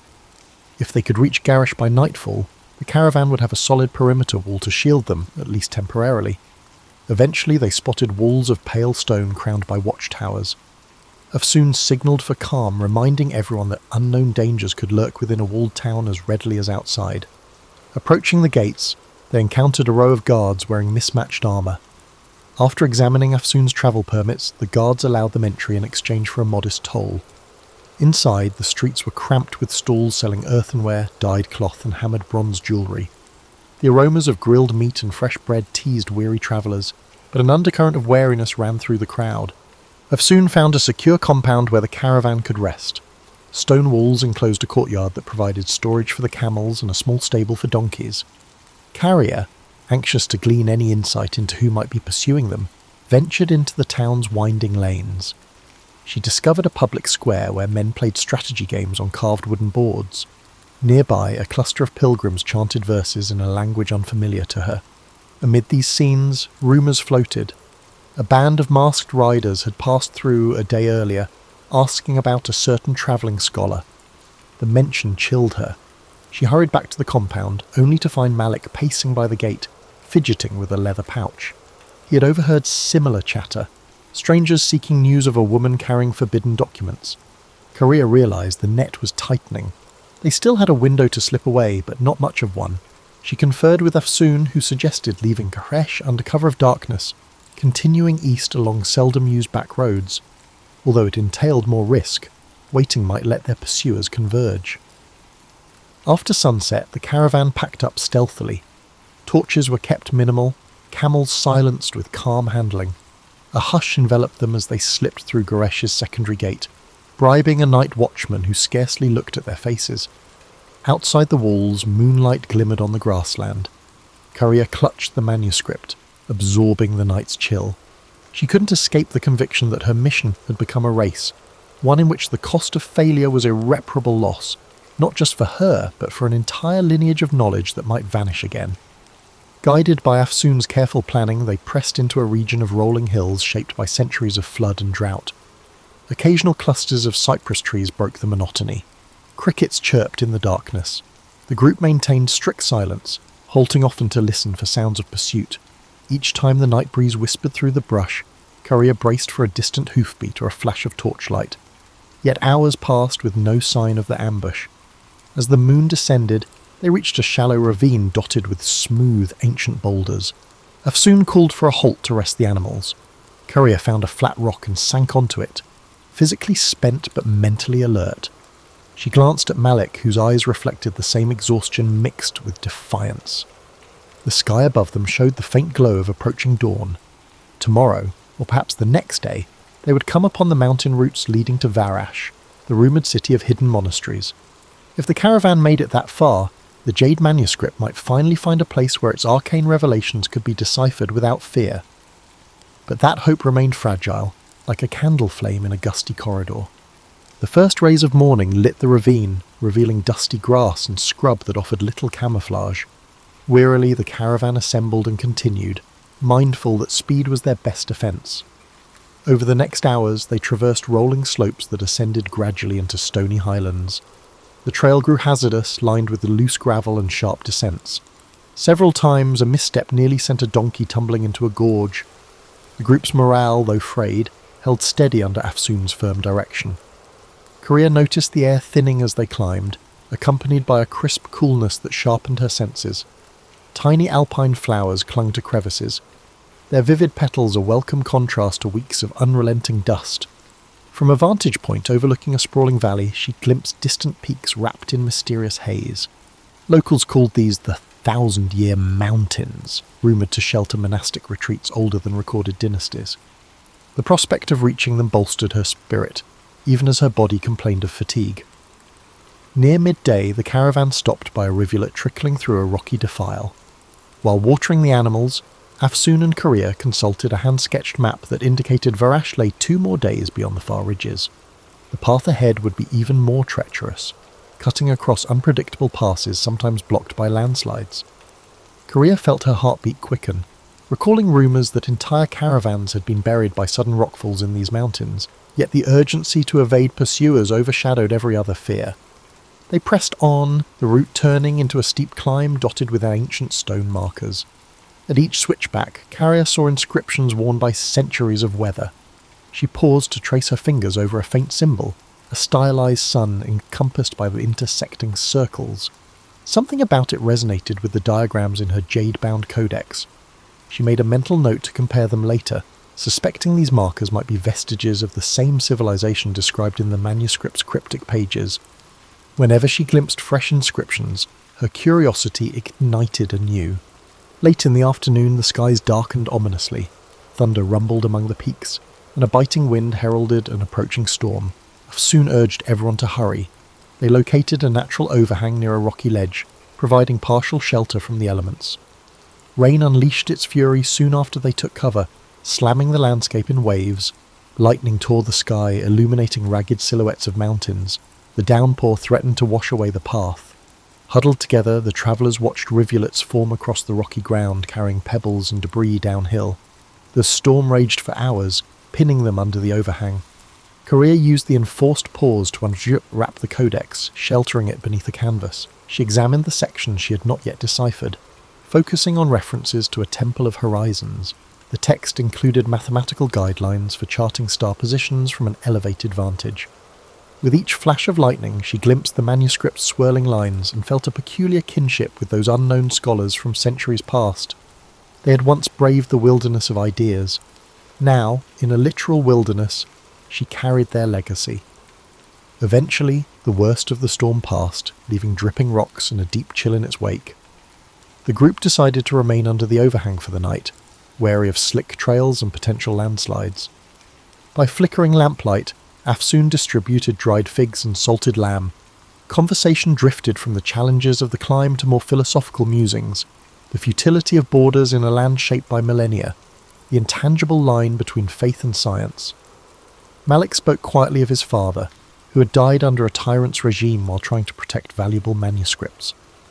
Listening to him, Korea sensed that each traveller had been guided here by a longing for redemption or renewal. Sometime after midnight, Korea woke to the faint crackle of footsteps. She inched toward the edge of their makeshift shelter, heart pounding. 2 figures, hunched low, hovered near the pack animals. She recognized them as strangers, not members of the caravan. Before she could raise an alarm, Afsoon emerged from the darkness like a phantom, sword drawn. A terse standoff ensued, broken by frantic whispers. The intruders fled once they saw they were outnumbered. The caravan's travellers, now fully awakened, spent the rest of the night in guarded watch, cold and uneasy. With dawn they surveyed the sodden landscape. Landslides had ripped through parts of the trail, but it appeared passable with caution. Though the intruders had not returned, the sense of pursuit remained acute.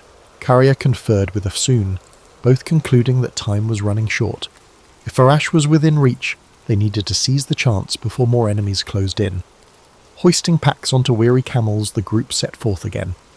The distant peaks beckoned like silent witnesses, and Korea whispered a fervent hope that the city's rumoured monasteries could offer refuge, and perhaps reveal how to unlock the manuscript's deeper secrets. The final stretch to Varash proved gruelling. Narrow trails clung to mountain ridges overlooking mist-shrouded abysses. Each step required vigilance. At times, they paused to listen for rockfalls in the distance, markers of an unstable terrain. The air grew thinner, and breath came in short gasps, yet beyond every precarious turn a new vista opened. Crisp lakes reflecting the sky, hidden valleys studded with wildflowers, the occasional stone ruin perched on a ledge like an ancient sentinel. The extremes of this landscape both awed and unsettled the travellers. By late afternoon, the slopes relaxed into a wide plateau. Rising from the plateau's edge stood Varash, enclosed by a high stone rampart. At first glance, the city appeared carved from the mountain itself, its walls blending with the surrounding cliffs. Mist swirled around parapets, creating a dreamlike vision. According to legend, Varash was older than any recorded dynasty, built upon a site revered for its celestial alignments. A hush fell over the caravan as they approached the massive gates. Inside, the city's winding streets ascended in tiers. Houses with slate roofs leaned against sturdy ramparts, while cobblestone lanes converged on a central square. Steam rose from communal baths that tapped into natural hot springs. Monks in dark robes shuffled along the corridors, carrying scrolls tucked beneath their arms. Carrier's senses ignited at the first glimpse of this environment. She could feel an undercurrent of scholarship humming through the city like a subterranean river, a potent contrast to the chaotic markets of Khorasan. Afsoon guided the caravan to a spacious courtyard inn used by trade emissaries. Soon after settling, Korea excused herself and ventured into the city's upper levels, following directions gleaned from a scribe at the inn. She was searching for a specific monastery library, rumoured to house ancient manuscripts paralleling her jade-bound text. Crossing a series of stone bridges that arched over narrow gulches, she noticed the architecture displayed recurring motifs, spiral carvings, geometric borders reminiscent of the codex's marginal designs. At last, she arrived at a massive carved door flanked by statues of robed figures. A discreet sign identified it as the Library of High Windows.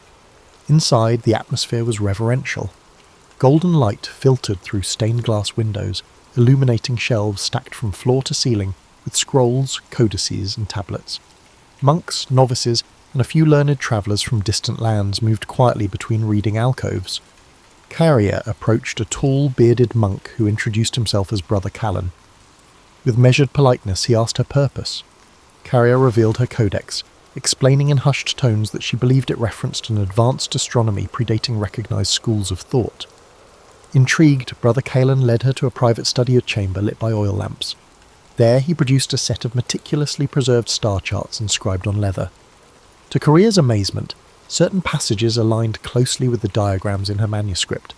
Upon closer inspection, they found near-identical glyphs representing cardinal points beyond normal mapping. Brother Callan's eyes glimmered with excitement. These references appear in only our oldest records, believed to have been copied from texts salvaged millennia ago.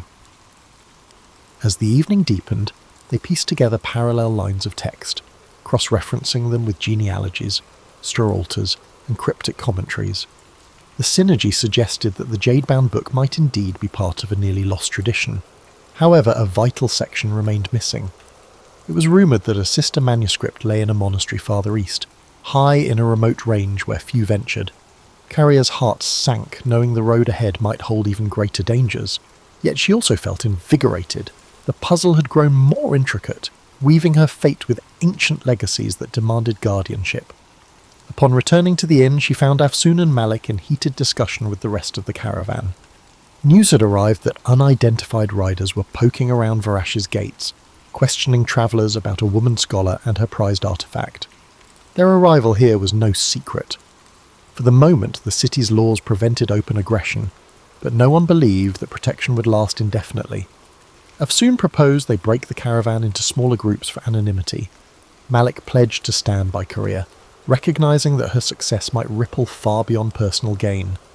Under the inn's lantern glow, Courier shared what she and Brother Callan had uncovered. The group listened in solemn silence, understanding the gravity of her discovery. Perhaps it offered a new perspective on the cosmos, or perhaps it threatened structures built on carefully managed knowledge. Either way, their pursuers would not relent. Still, Courier felt a renewed determination. The tapestry of centuries had woven her path into this moment. With the city of Varish as an unlikely refuge, she now held a clearer vision of the manuscript's purpose. Dawn would bring decisions, whether to remain, to search for the sister text, or to brave unknown dangers. In that flickering moment of possibility, each traveller realised they had become part of a tale larger than themselves, a saga carried along by caravans, forged in hidden libraries, and destined to echo across the shifting dunes and precarious peaks of time.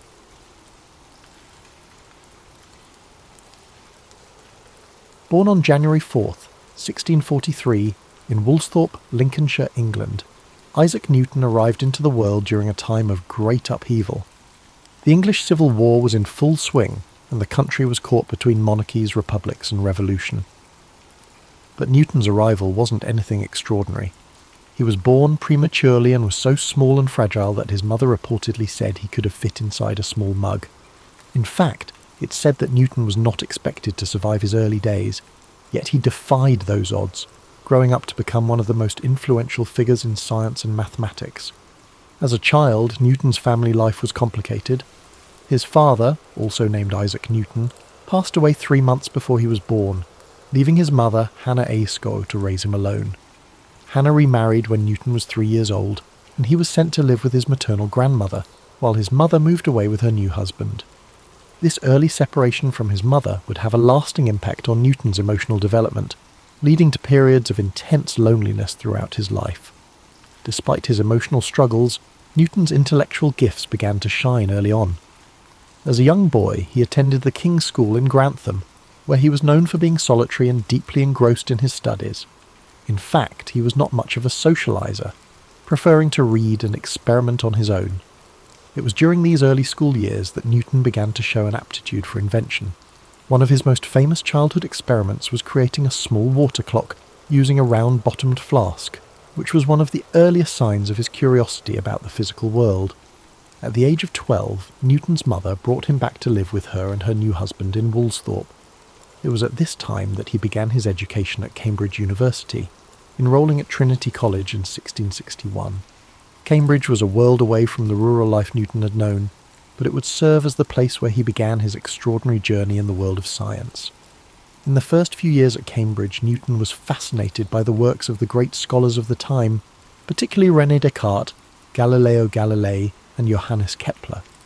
These men had made groundbreaking contributions to mathematics, physics, and astronomy, and Newton was eager to learn from their ideas. He was particularly drawn to the study of mathematics and soon became obsessed with solving problems in geometry, algebra, and calculus. However, Newton's journey wasn't without its challenges. The world was entering a tumultuous period during Newton's years at Cambridge. The Great Plague of 1665 struck London, causing the university to close temporarily. Newton, like many others, returned home to Woolsthorpe. It was during this time away from Cambridge, in the isolation of the countryside, that Newton's mind truly began to flourish. This period, known as his Annus Mirabilis, or Year of Wonders, was when Newton made some of his most groundbreaking discoveries. He began to develop his theories on calculus, an entirely new field of mathematics that would allow him to understand the behaviour of motion and change. The concepts that would later shape his laws of motion and universal gravitation were born during these isolated months. He also worked on optics, conducting experiments with light and prisms, leading to his discovery that white light could be split into the colours of the rainbow. But perhaps the most famous story from this period is the one about the falling apple. According to legend, Newton was sitting in his garden in Woolsthorpe when he saw an apple fall from a tree. This simple observation sparked a profound question in his mind. Why did the apple fall straight down, rather than sideways or in some other direction? This moment of curiosity would lead him to formulate his law of universal gravitation, which states that every mass attracts every other mass in the universe with a force proportional to the product of their masses and inversely proportional to the square of the distance between them. Returning to Cambridge in 1667, Newton's reputation as a mathematician and physicist began to grow. He soon became a fellow at Trinity College, and over the next several years he began to refine his ideas. In 1687, he published his groundbreaking work, Philosophia Naturalis Principia Mathematica, or simply the Principia.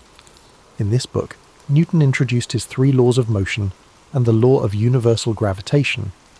These laws laid the foundation for classical mechanics and transformed the understanding of how the universe works. Newton's first law, often referred to as the law of inertia, states that an object at rest will stay at rest, and an object in motion will stay in motion unless acted upon by an external force.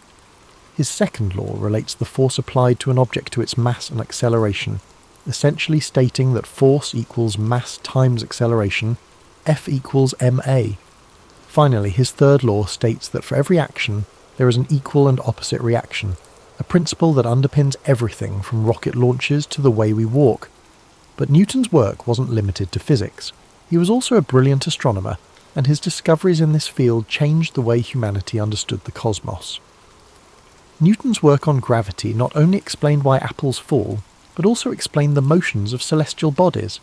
He demonstrated that the same force of gravity that caused an apple to fall to the ground also governed the movements of the planets, moons, and even comets in the sky. This insight would influence the work of astronomers for centuries, most notably Albert Einstein, who built upon Newton's theories with his own theory of relativity. Despite his successes, Newton's personality and life were marked by intense rivalry, particularly with fellow scientist Robert Hooke. The two men clashed over several issues, including the nature of light and the development of calculus. In fact, Newton and Leibniz, a German mathematician, are both credited with independently developing calculus, and the dispute over who invented it first would dominate much of Newton's later life. Newton also faced personal struggles that overshadowed his professional achievements. He was known for his solitary and obsessive nature, often working for days on end without rest, sometimes even forgetting to eat or sleep. He had few close relationships, and his social interactions were limited. He also struggled with periods of paranoia, especially concerning his rivals. Despite all his success, it's said that Newton didn't feel truly content in his later years. As he aged, Newton also grew increasingly involved in the administrative aspects of science. He served as the president of the Royal Society and was a member of Parliament for a time, though he rarely spoke during his time in government. In his final years, Newton turned his attention to alchemy and religious studies, subjects that are less well known but were still important to him. He wrote extensively on biblical chronology and alchemical theories, though these writings were largely unpublished during his lifetime. Isaac Newton died on March 31st, 1727, at the age of 84. He was buried in Westminster Abbey, a fitting tribute to a man whose work had fundamentally shaped the world. His tomb, inscribed with a Latin epitaph, honours the incredible mind that unlocked the secrets of the universe. Newton's legacy endures to this day, not only in the fields of mathematics and physics, but also in the very way we understand the natural world. The laws he formulated are still used to this day in everything from engineering to space exploration. His work laid the foundation for much of modern science, and his name has become synonymous with genius. As we reflect on Newton's life, it's clear that his work didn't just influence his own time, but it has rippled through history, shaping the way we understand the universe. But Newton's legacy wasn't built in a vacuum. His ideas were, in part, shaped by the scientific revolution that was unfolding during his lifetime. His works on calculus, light, and gravity weren't just products of his brilliance, but also of a changing world eager for new ways of thinking. In fact, Newton's time at Cambridge was also a time of profound intellectual transformation. The scientific revolution, which had been set in motion by figures like Copernicus, Galileo, and Kepler, was gathering speed. These thinkers had dared to challenge long-held beliefs about the universe, shifting the focus from a geocentric model, where the Earth was the centre of everything, to a heliocentric one, where the Sun was at the centre of the universe. It was within this context that Newton's work on gravity and the laws of motion became revolutionary. He unified the heavens and the earth under one set of physical laws. Newton's ability to integrate ideas from multiple disciplines, mathematics, physics, and astronomy, was a key element of his genius. But beyond his academic work, Newton's intense focus on his studies meant that he led a life of relative isolation. He never married and had very few close personal relationships. Some say he was a man of great emotional depth, but that his intellectual pursuits often overshadowed his ability to connect with others on a more personal level. It's also worth noting that Newton's work wasn't always received with open arms. His ideas, especially his theories about light and colour, were met with scepticism by some of his contemporaries. Notably, Robert Hooke, an English scientist, became one of Newton's fiercest critics. Hooke's contributions to the understanding of light and elasticity were significant, but Newton's more developed ideas on optics put him in direct conflict with Hooke, creating a rivalry that would last for many years. Newton's battle for intellectual supremacy didn't end there. His dispute with Gottfried Wilhelm Leibniz over the invention of calculus was one of the most bitter and drawn-out academic feuds in history. Both men independently developed the theory of calculus, and the ensuing conflict over who deserved credit for it led to years of acrimony. The battle was not just personal, it had a significant impact on the development of mathematics in Europe. Despite these controversies, Newton's work would ultimately be validated by history. By the time of his death in 1727, he had already established himself as one of the foremost intellectual figures of the Western world. His contributions to mathematics, physics, and astronomy became foundational to the development of modern science, and his Principia is still considered one of the greatest works ever published in the history of science. Now, when we think about Newton's lasting legacy, we cannot overlook the sheer scale of his influence on the way we live today. His laws of motion and the law of universal gravitation are still applied in everything from engineering to space exploration. The space missions that carry astronauts and satellites into orbit rely heavily on Newton's work. The trajectory calculations used to send spacecraft to distant planets, such as the Mars rovers, are based on his principles. His equations have been the bedrock upon which countless scientific advancements have been built. And even though Newton's theories on gravity have been refined and expanded upon by later scientists, such as Albert Einstein with his theory of general relativity, the core ideas about the forces that govern motion and the behaviour of celestial bodies are still grounded in Newtonian mechanics. In a sense, Newton's work provides the framework within which later theories are tested and developed. In addition to his scientific contributions, Newton's influence extended into philosophy, religion, and even the political sphere. As president of the Royal Society, he played a significant role in shaping the direction of scientific research in England. Newton's work helped elevate science to a position of great prestige, laying the groundwork for the Enlightenment, a period in history marked by an emphasis on reason, logic, and scientific inquiry. But despite his global fame, Newton remained a man of contradictions. He was intensely private and could be quite bitter towards those who challenged his ideas. He was known to be secretive, often withholding his work until he felt it was perfect, and sometimes even to the point of being paranoid about rivals. There are stories of him working for days on end without sleep, consumed by his theories, losing touch with reality. This obsessive nature also manifested in his work on alchemy and biblical chronology, fields which seem unrelated to his scientific work but were important to him nonetheless. His pursuit of alchemy, for instance, is one of the lesser-known aspects of his life. Alchemy, an ancient practice that combined elements of chemistry, metallurgy, and mystical thought, was a passion of Newton's. He wrote hundreds of thousands of words on the subject, but his alchemical works remained largely unpublished during his lifetime. It's said that he viewed the pursuit of alchemy as a way to unlock deeper truths about the universe, but this side of his personality was overshadowed by his more well-known scientific work. In the realm of religion, Newton spent considerable time studying the Bible, attempting to decode its messages and understand the natural world through a spiritual lens. While many of his contemporaries were devoutly religious, Newton's religious views were a mix of traditional Christianity and personal, unorthodox beliefs. He believed that the natural world was a reflection of God's design, and that studying the laws of nature was a way to understand the divine order of the universe. Newton's later years were marked by a mixture of public service and intense personal reflection. After spending much of his life in academia, Newton was appointed Warden of the Royal Mint in 1696, where he was tasked with reforming England's coinage system. His work in this role was diligent and successful, and he eventually became Master of the Mint, overseeing the minting of all the country's coins. This role added a new layer to Newton's legacy, proving that his skills extended beyond the academic world into the practical affairs of state. When Isaac Newton passed away in 1727, he left behind a legacy that would change the world forever. He had transformed our understanding of the physical universe and set the stage for centuries of scientific progress. His discoveries continue to be celebrated and studied to this day, with his laws of motion and universal gravitation forming the backbone of much of modern physics and engineering. Today, we remember Newton not just as a scientist, but as a symbol of human curiosity and determination. He was a man who sought to understand the fundamental laws of nature, and in doing so, changed the way humanity sees the world. His story is a reminder that one person, no matter how humble their beginnings, can leave an indelible mark on history.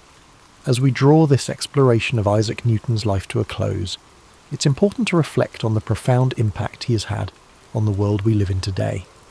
Though centuries have passed since his death, his contributions continue to shape our understanding of the universe. One of the most remarkable aspects of Newton's legacy is how his theories laid the groundwork for much of modern science. His laws of motion, for example, are still foundational to fields like engineering, aerospace, and robotics. Every time a rocket is launched into space, scientists and engineers rely on Newton's understanding of forces and motion to chart its course.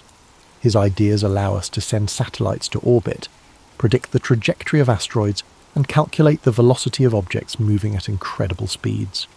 Without his work, our modern technological advancements, especially in fields like space exploration, would not have been possible. Even beyond physics, Newton's influence extends to a variety of other disciplines. His work in mathematics led to the development of calculus, a tool that's now used in everything from economics to medicine. Calculus is indispensable in understanding rates of change, making it essential in fields like biology, chemistry, and even social sciences. It's amazing to think that these equations, developed over 3 centuries ago, are still used by scientists, mathematicians, and economists to solve real-world problems. Newton's discoveries about light and optics, too, paved the way for our modern understanding of vision, colour, and even the development of technologies like telescopes and microscopes. His experiments with prisms demonstrated that light is made up of different colours, fundamentally changing our approach to the study of light waves. His theories on optics played a key role in the development of modern physics, and they still inform cutting-edge research in areas like quantum mechanics and wave theory. But Newton's influence isn't confined to the realm of science and mathematics. His work in establishing a more rigorous, methodical approach to inquiry laid the foundations for the scientific method we rely on today. The idea that the universe operates according to predictable, natural laws that can be understood through observation, experimentation, and reasoning is something we take for granted now, but it was revolutionary in Newton's time. We can also see Newton's impact in the way we approach intellectual problems. His relentless drive to solve complex questions, his commitment to challenging the status quo, and his deep curiosity about the world around him have inspired countless individuals throughout history. Newton's life serves as a reminder that sometimes the pursuit of knowledge requires patience, perseverance, and an unshakable belief that there are answers to be found.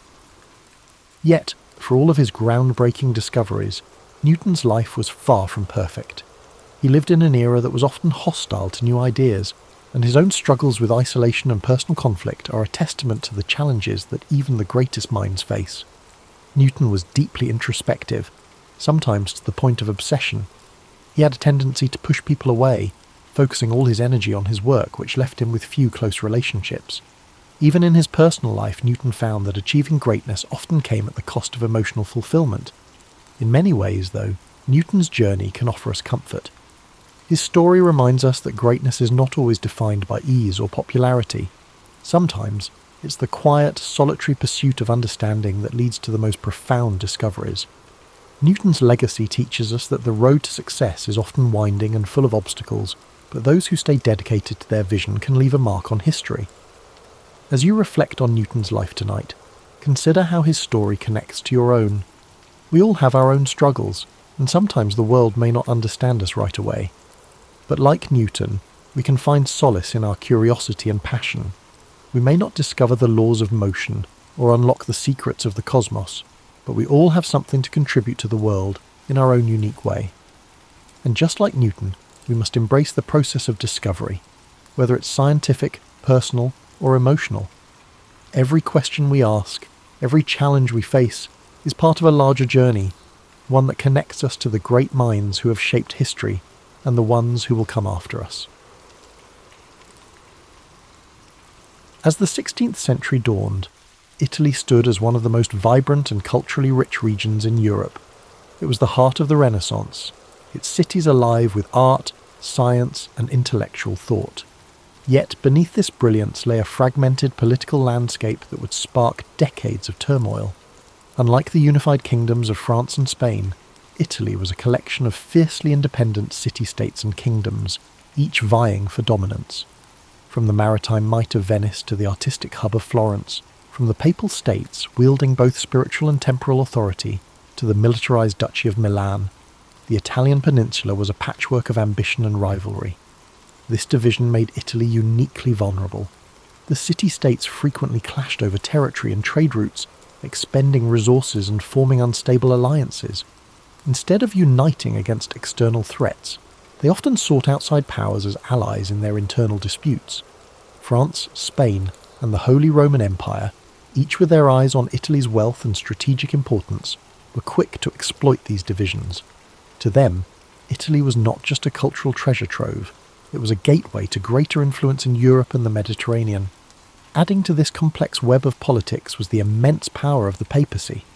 Popes of this era were not merely religious leaders, but political figures deeply involved in Italy's affairs. They negotiated alliances, raised armies, and often pursued personal and familial ambitions under the guise of defending Christendom. The Church's wealth and land holdings made it a significant player in the power struggles that shaped the region. Popes like Alexander VI and Julius II used their positions to influence the balance of power, turning Rome into both a battleground and a prize. The Renaissance further heightened the stakes. Italian cities were not only politically and economically important, they were also cultural beacons. The competition among states to sponsor the greatest artists, thinkers, and architects added another layer of rivalry. Florence became synonymous with innovation, Venice dominated trade, and Milan built its reputation on military strength and strategic alliances. These states, despite their brilliance, often overestimated their ability to control the forces they unleashed when inviting foreign powers to intervene in their disputes. The spark that ignited the Italian wars came in 1494, when Charles VIII of France, claiming a dynastic right to the Kingdom of Naples, marched his army across the Alps. His invasion was the result of years of political manoeuvring and alliances gone awry. Florence, Naples, and Milan had all played roles in drawing France into Italian affairs, hoping to use Charles's ambitions to their advantage. Instead, they unleashed a force far greater than they anticipated. The French army, with its modern artillery and disciplined soldiers, overwhelmed local defences, setting off a chain reaction that drew in Spain, the Holy Roman Empire, and eventually even the Ottoman Empire. The Italian wars were not a single conflict, but a series of battles and campaigns lasting over 6 decades. They were fought not just for territorial control, but for dominance over Europe itself. Italy became the battleground where the ambitions of France, Spain, and the Holy Roman Empire clashed, with Italian city-states caught in the middle. The fragmented nature of the Italian peninsula, once a source of cultural diversity and wealth, now became its greatest vulnerability. As you reflect on this intricate political landscape, imagine the bustling cities of Renaissance Italy, filled with life and brilliance, yet shadowed by uncertainty. Picture the delicate balance of power, like a fine thread stretched too tightly, waiting to unravel. Let the rhythm of this story settle over you, its complexity and beauty easing your mind as you relax further into a state of calm.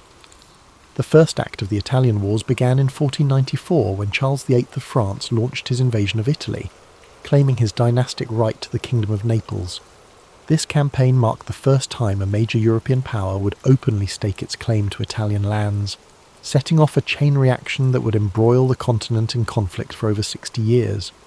The decision to invade was driven by a combination of ambition, opportunity, and the fractured political state of Italy itself. Charles VIII saw Italy as a land of immense wealth and prestige, its city-states filled with treasures that could bolster his power and finance his ambitions in Europe. Yet his claim to Naples was not entirely self-driven. He had been encouraged by Ludovico Sforza, the Duke of Milan, who sought to use French support to consolidate his own power and counter his rivals in Florence and Venice. This invitation would prove a double-edged sword, for while Charles's army marched with incredible strength, it also disrupted the delicate balance of power that had kept Italy relatively stable. The French army was unlike anything Italy had faced before. Equipped with advanced artillery and professional soldiers, it swept through northern Italy with alarming speed. The city-states, unprepared for such a modern force, quickly capitulated or offered little resistance. Florence, long a hub of Renaissance brilliance, was forced to submit to Charles's demands, its leader Piero de' Medici attempting to placate the French with territorial concessions. This sparked outrage among the Florentine people, leading to the ousting of the Medici family and a period of tumult in the city. As Charles pressed southward, his campaign continued to unsettle Italy. The Papal States, under Pope Alexander VI, faced immense pressure to negotiate with the French king, who posed a direct threat to Rome itself. Ultimately, Alexander chose diplomacy over confrontation, allowing Charles to pass unimpeded. The French army reached Naples in 1495, capturing the city with relative ease, yet the ease of their victories belied the challenges that lay ahead. The rapid success of the French invasion alarmed the rest of Europe. Ferdinand II of Aragon, whose Spanish crown had claims to Naples, saw the French presence as a direct threat to his interests. He joined forces with the Holy Roman Empire, Venice and Milan in the formation of the League of Venice, a coalition designed to expel the French and restore balance to Italy.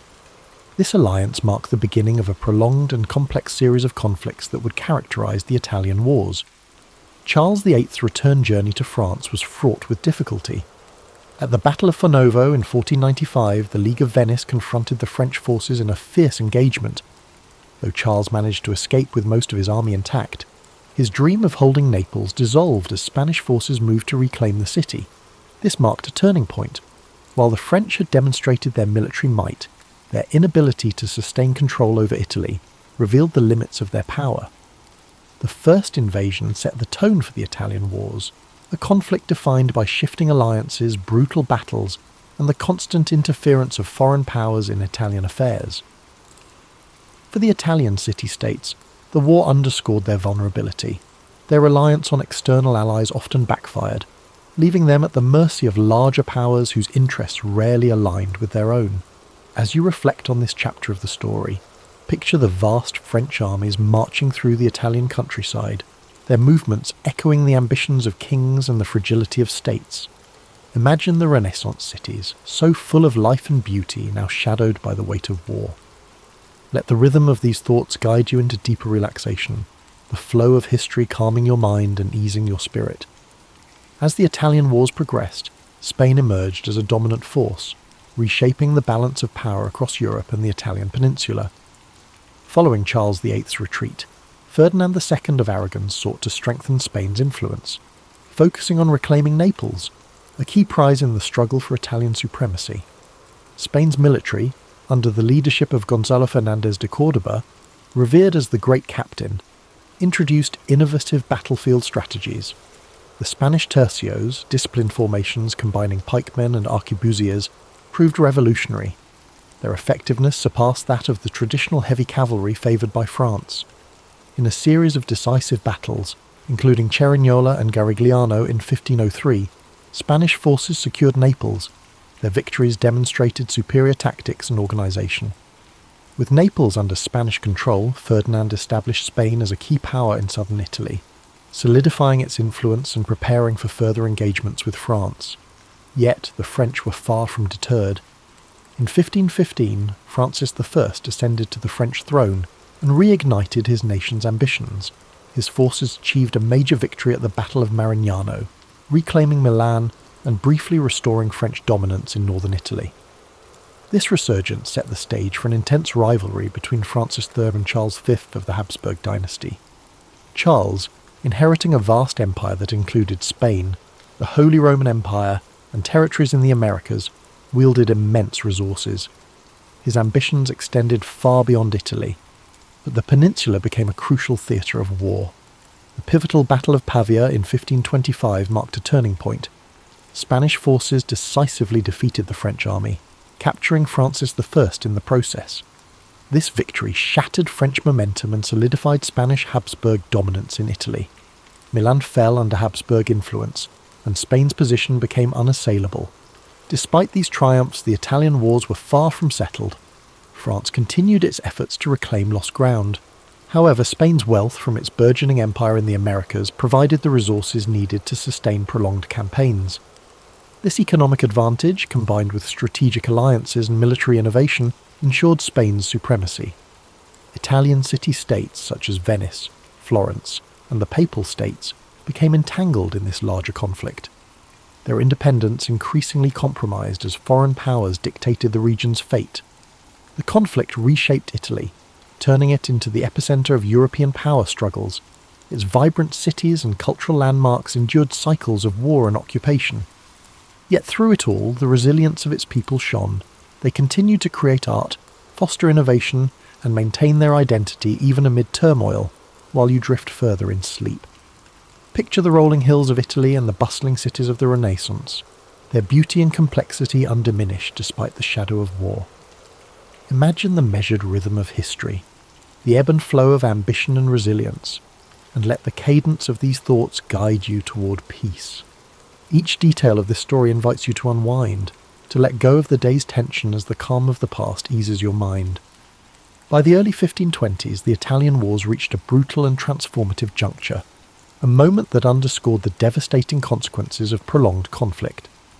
The sack of Rome in 1527, carried out by the forces of Charles V, Holy Roman Emperor, marked one of the darkest chapters of the era. It exposed the vulnerability of even the most powerful institutions, including the papacy, to the chaos of war. This catastrophic event was not entirely planned. It was the result of unpaid and unruly soldiers, primarily Spanish and German mercenaries, who had grown discontented with their leaders.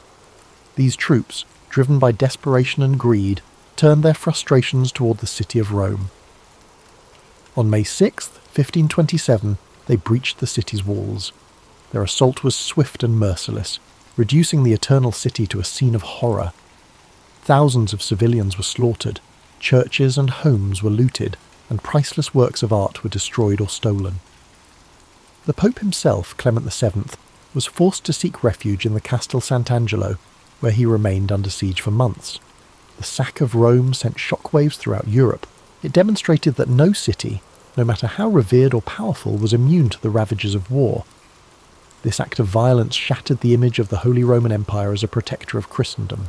Instead, it revealed the unpredictable nature of power struggles when greed and chaos overtook strategic planning. The symbolic heart of Catholicism had been desecrated, leaving a lasting scar on the Italian wars and a sobering reminder of the stakes involved. The fallout from this event led to a re-evaluation of alliances and power dynamics. The Pope, who had previously aligned with France and other anti-Habsburg factions, was forced to reconcile with Charles V. This uneasy alliance reshaped the political landscape of Italy, placing the papacy firmly under Habsburg influence. For the French, the sack represented another setback in their ambitions to dominate Italy. The devastation of Rome weakened their potential ally, leaving them increasingly isolated in the conflict. As the dust settled, the sack of Rome came to symbolize the broader toll of the Italian wars. The conflict had begun as a battle for territorial control, but it had evolved into a far-reaching struggle that disrupted the cultural, economic, and political fabric of Italy. The Renaissance ideals of beauty, innovation, and humanism were overshadowed by the relentless march of armies and the ambitions of rulers. Even amid this devastation, Italy's resilience persisted. The people of Rome began to rebuild their city, reclaiming their identity and striving to restore its former glory. Artists, writers, and thinkers carried forward the flame of the Renaissance. Their works are testament to the enduring spirit of a land caught in the crossfire of history. As you look back on this pivotal moment, imagine the quiet streets of Rome after the storm, the strength of its people as they turned chaos into renewal. Let these thoughts ease your mind, and the flow of history soothe your spirit as you drift into deeper relaxation. The story of the sack of Rome reminds us that even in the darkest times, recovery and renewal are possible. The Italian wars, though technically concluded with various treaties and shifting allegiances, left Italy deeply fragmented and politically unstable. By the late 16th century, the city-states that once flourished during the Renaissance had been absorbed by the larger European powers or reduced to minor players in the geopolitical theatre. The outcome of the wars had profound consequences, not only for Italy, but for the balance of power across Europe. After the sack of Rome in 1527, the political situation in Italy grew more complicated. The papacy, weakened and diminished in prestige, was now firmly under Habsburg influence. Pope Clement VII, despite his earlier resistance, was forced to sign a peace treaty with Emperor Charles V, marking the start of a period of Habsburg dominance in Italy.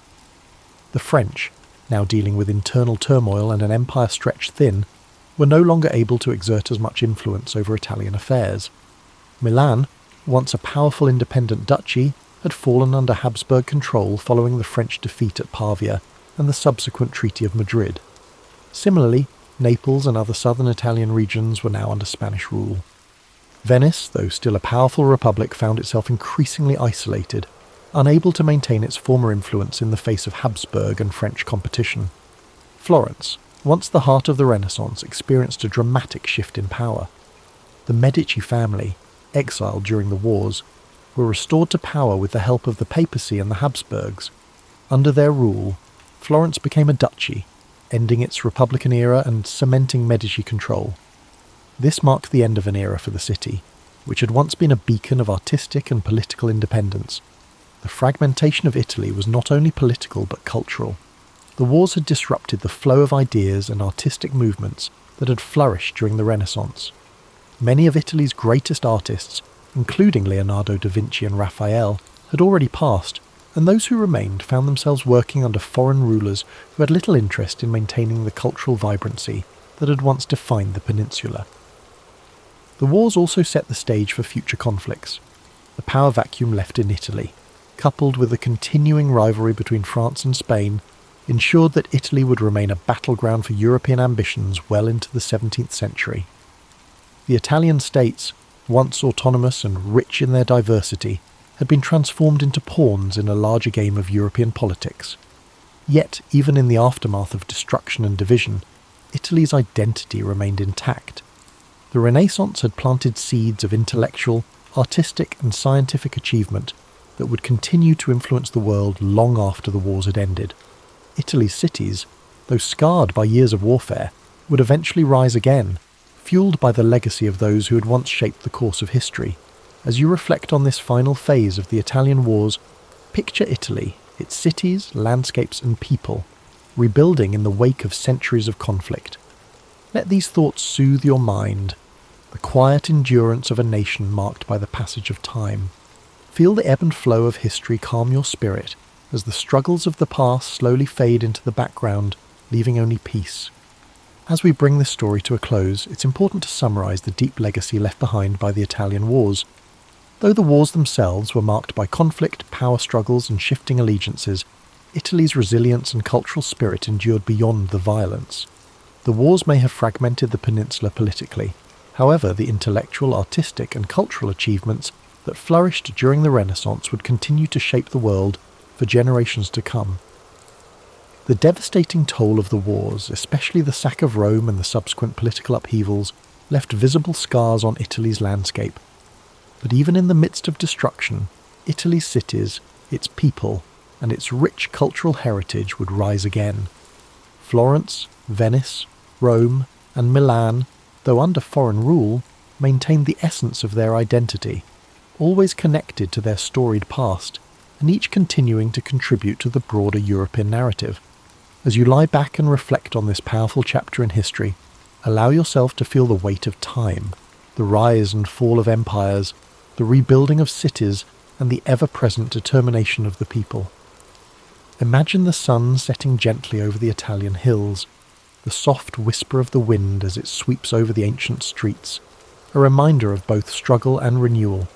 It's easy to be caught in the frenzy of the world around us, but history has a way of slowing us down, letting us reflect on the cyclical nature of life, conflict, and peace.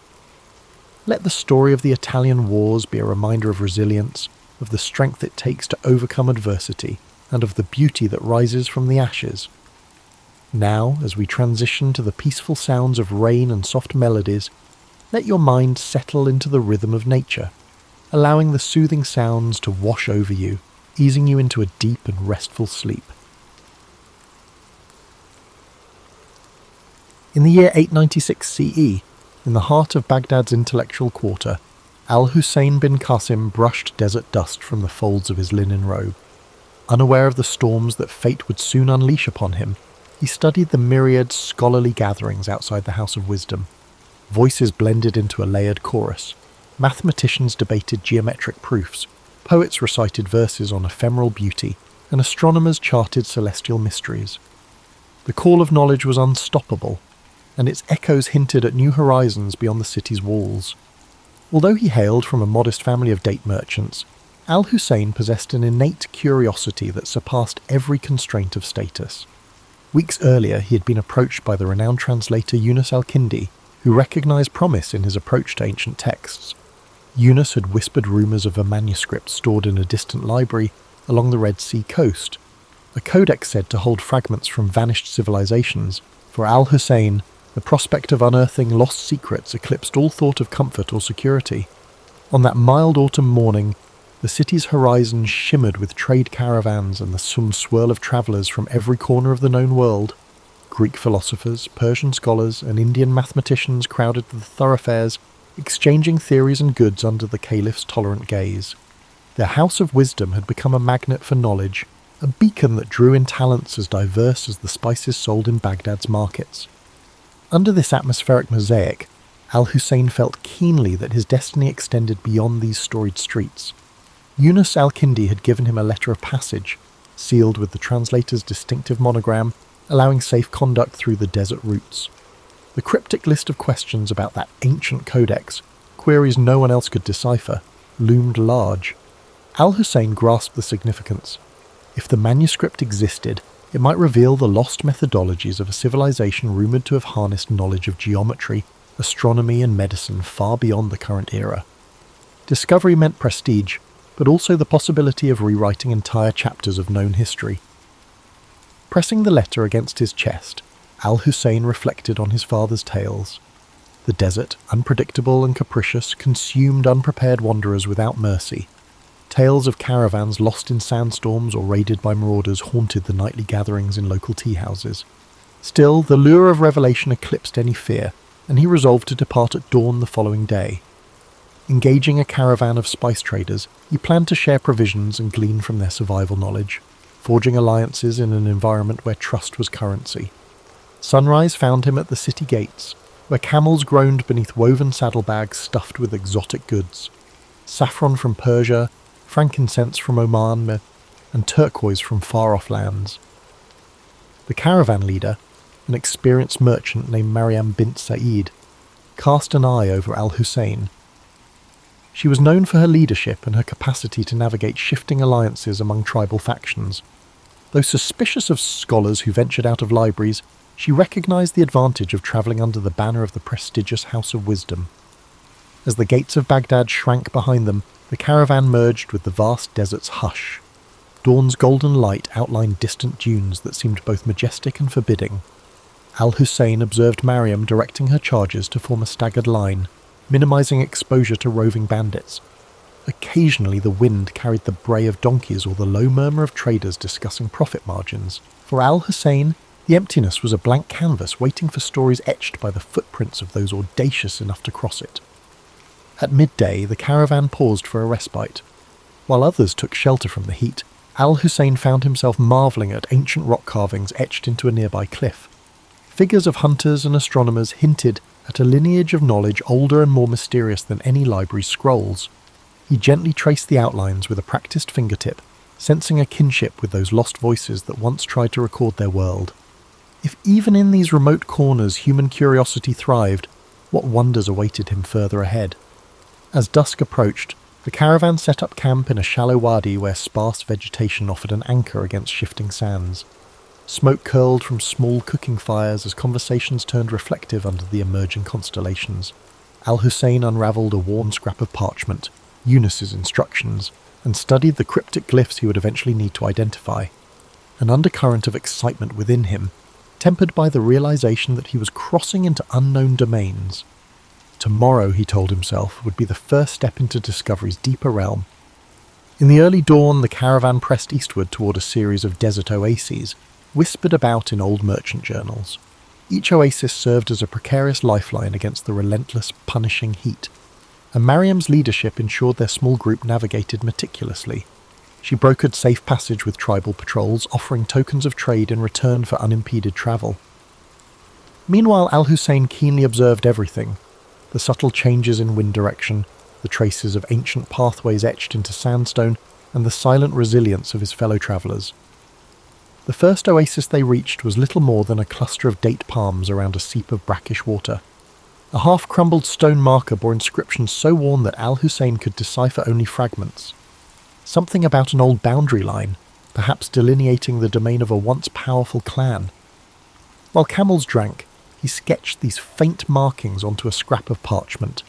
He felt an inexplicable sense of kinship with the countless travellers who had paused here, bridging centuries with a simple act of thirst-quenching. Under midday's glare, mirages shimmered like spilled quicksilver on the horizon, testing the caravan's resolve. Mariam instructed everyone to conserve water. No idle talk, no unnecessary movement. The group fell silent except for the shuffle of feet and the jingle of harnesses. Al-Hussein, though parched, studied the desert floor for any sign of hidden paths. He noticed shards of rock that might have been left by travellers or storms. Each shard, he thought, was an artifact, a clue to this vast land's deeper story. Late that afternoon, they encountered a wandering nomad who carried a battered lute. His desert-weathered face spoke of countless roads travelled. In exchange for water, he offered a ballad about a hidden city said to rise from the sands once every century. A place with alabaster walls, if legend could be trusted, concealing a trove of scrolls older than Babylon. Al-Hussein listened, heart quickening. Though Mariam dismissed it as a fanciful tale, the scholar within him sparked at the thought of such a discovery. They arrived at the second oasis by dusk, greeted by the scent of wet earth. The moon's reflection quivered on the water, a promise in the darkness. Mariam arranged night guards while the rest settled near tufted grass and short palms. Al-Hussein unrolled his notes, scribbling every rumour and observation he'd gathered that day. He felt a stir of anticipation, thinking of Yunus's letter and that elusive codex. If legends held any truth, perhaps the path he followed would branch into revelations. Before sleep, the caravan huddled for a supper of flatbread and dried figs. Conversation meandered to improbable tales, spirits that roamed the dunes, hidden jinn kingdoms beneath the sand. Mariam, ever pragmatic, rolled her eyes but allowed these stories to pass unchallenged, aware that tales could soothe weary minds. Al-Hussein listened thoughtfully, dissecting each legend for kernels of historical fact.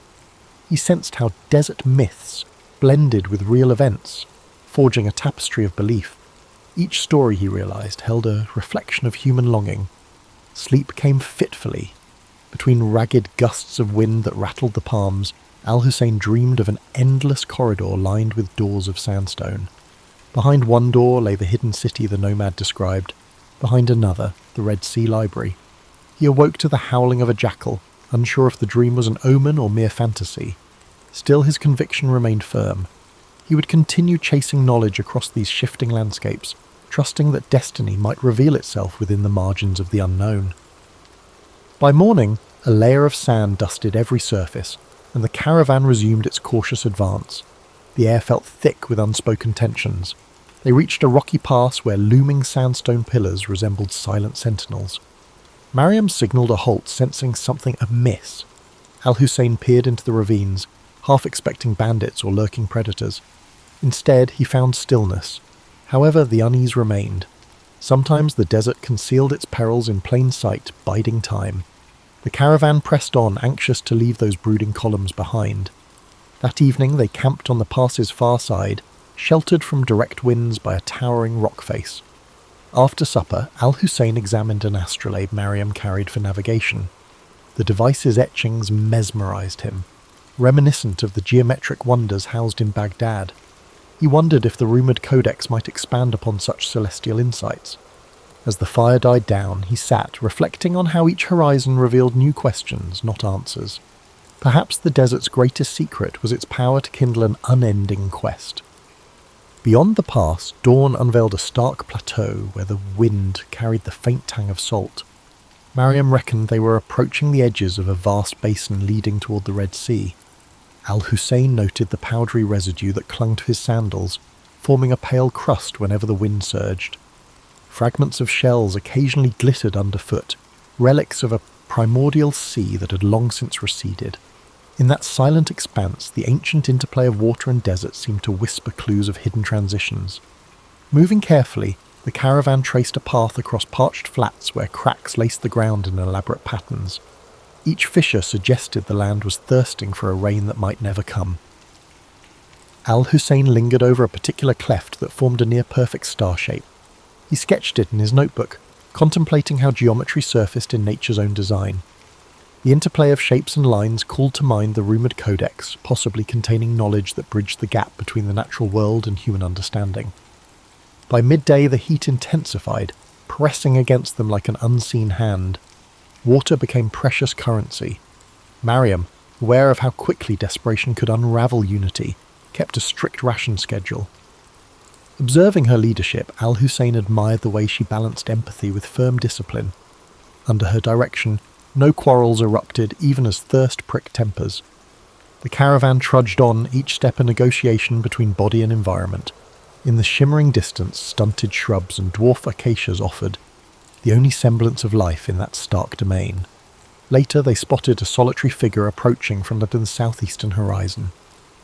Cautious, Mariam arranged the travellers into a defensive semicircle. The figure proved to be a medicine seller, hauling dried herbs in neat bundles across the back of a spindly donkey. He announced himself as Basim, a wanderer of many lands. In exchange for a pouch of dates, he spoke of rumours swirling beyond the Red Sea coast, of ports teeming with treasures, of inscriptions carved on coral walls, and of foreign ships docking with exotic cargoes. Basim then revealed he had crossed paths with a scribe who claimed knowledge of the hidden library by the sea. This scribe, rumoured to be in the port town of Yanahal, might hold a key to the codex. Al-Hussein's pulse quickened at the mention. He urged Mariam to consider diverting their route toward this potential lead. Weighing the advantage, she agreed, provided it did not threaten the caravan's prime objective of trade.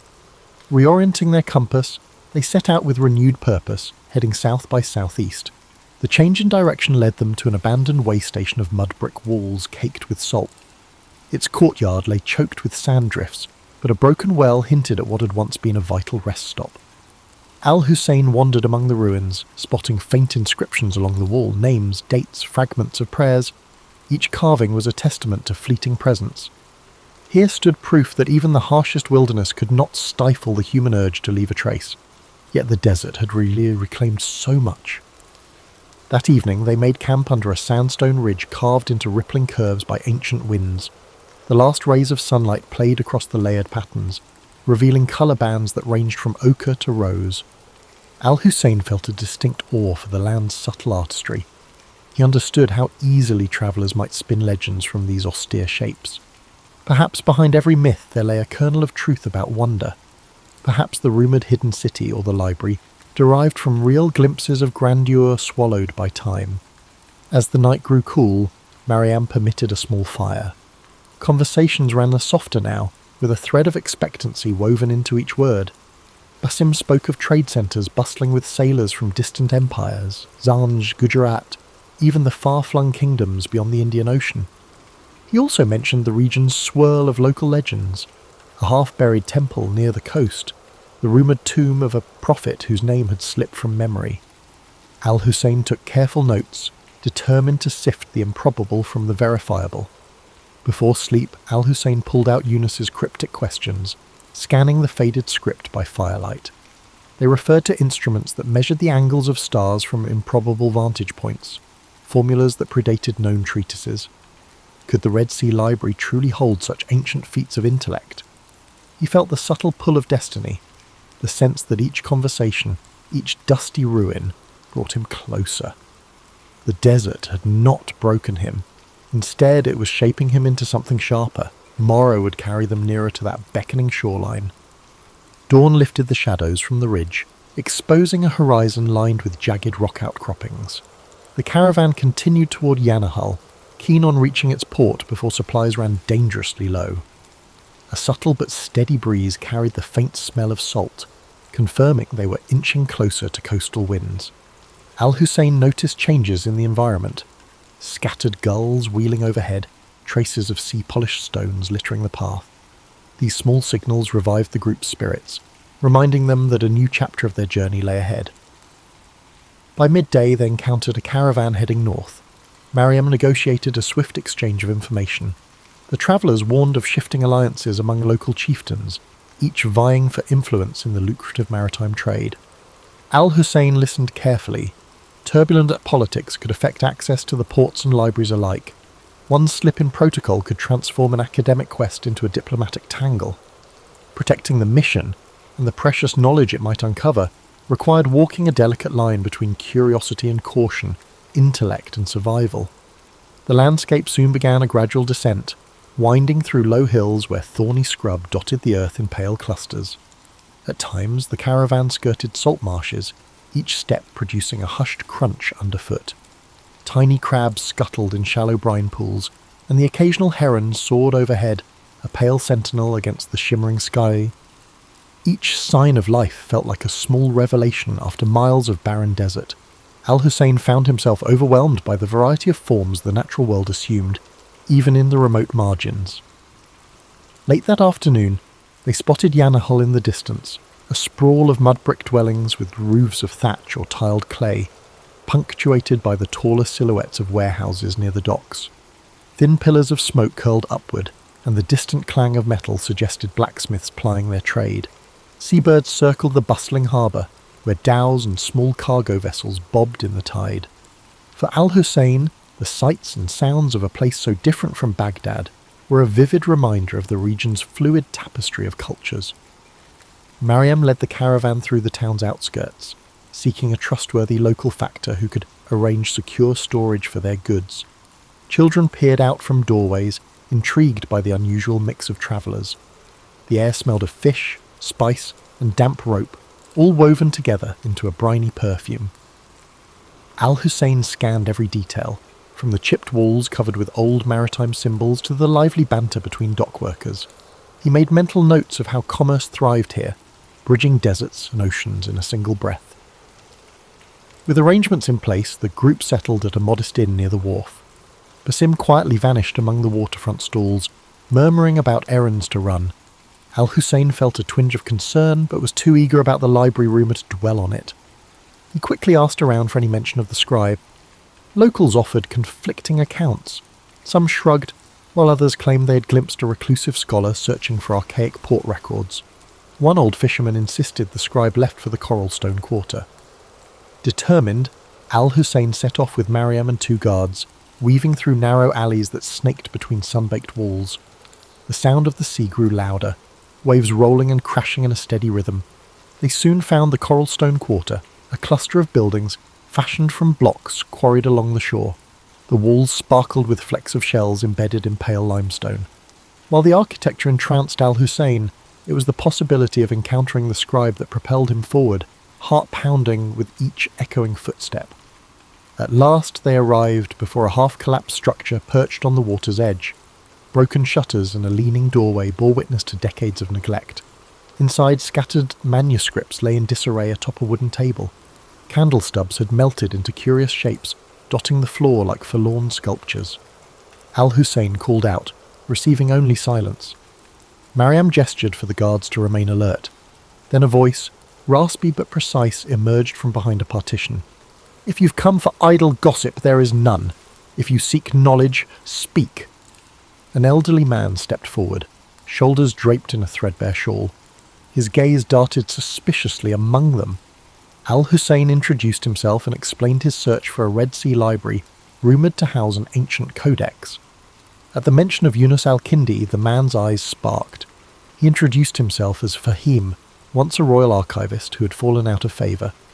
Fahim claimed to know the Codex's general whereabouts, but warned of obstacles, political and supernatural. Despite his guarded manner, he pointed to a scroll. "There," he said, "the trail begins." Under the scribe's watchful glare, Al-Hussein unrolled the scroll Fahim indicated. Faded script described a coastal stronghold called Makshaf, famed for its labyrinthine archives.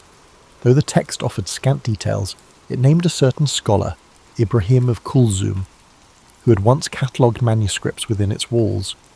Fahim revealed that a naval blockade centuries earlier had forced the stronghold into obscurity. Few in Yanahal even recalled its name. The old archivist smirked. "If you wish to risk your neck, go. But be warned, those halls remain unforgiving." Mariam, standing nearby, studied the scribe's demeanour. She had dealt with enough merchants and officials to read a man's motives. Though Fahim's bitter tone implied grudges, he seemed sincere about the stronghold's existence. After a terse negotiation, she coaxed him to provide a rough chart of Makshaf's possible location. Al-Hussein promised to mention Fahim's name favourably in scholarly circles if they succeeded.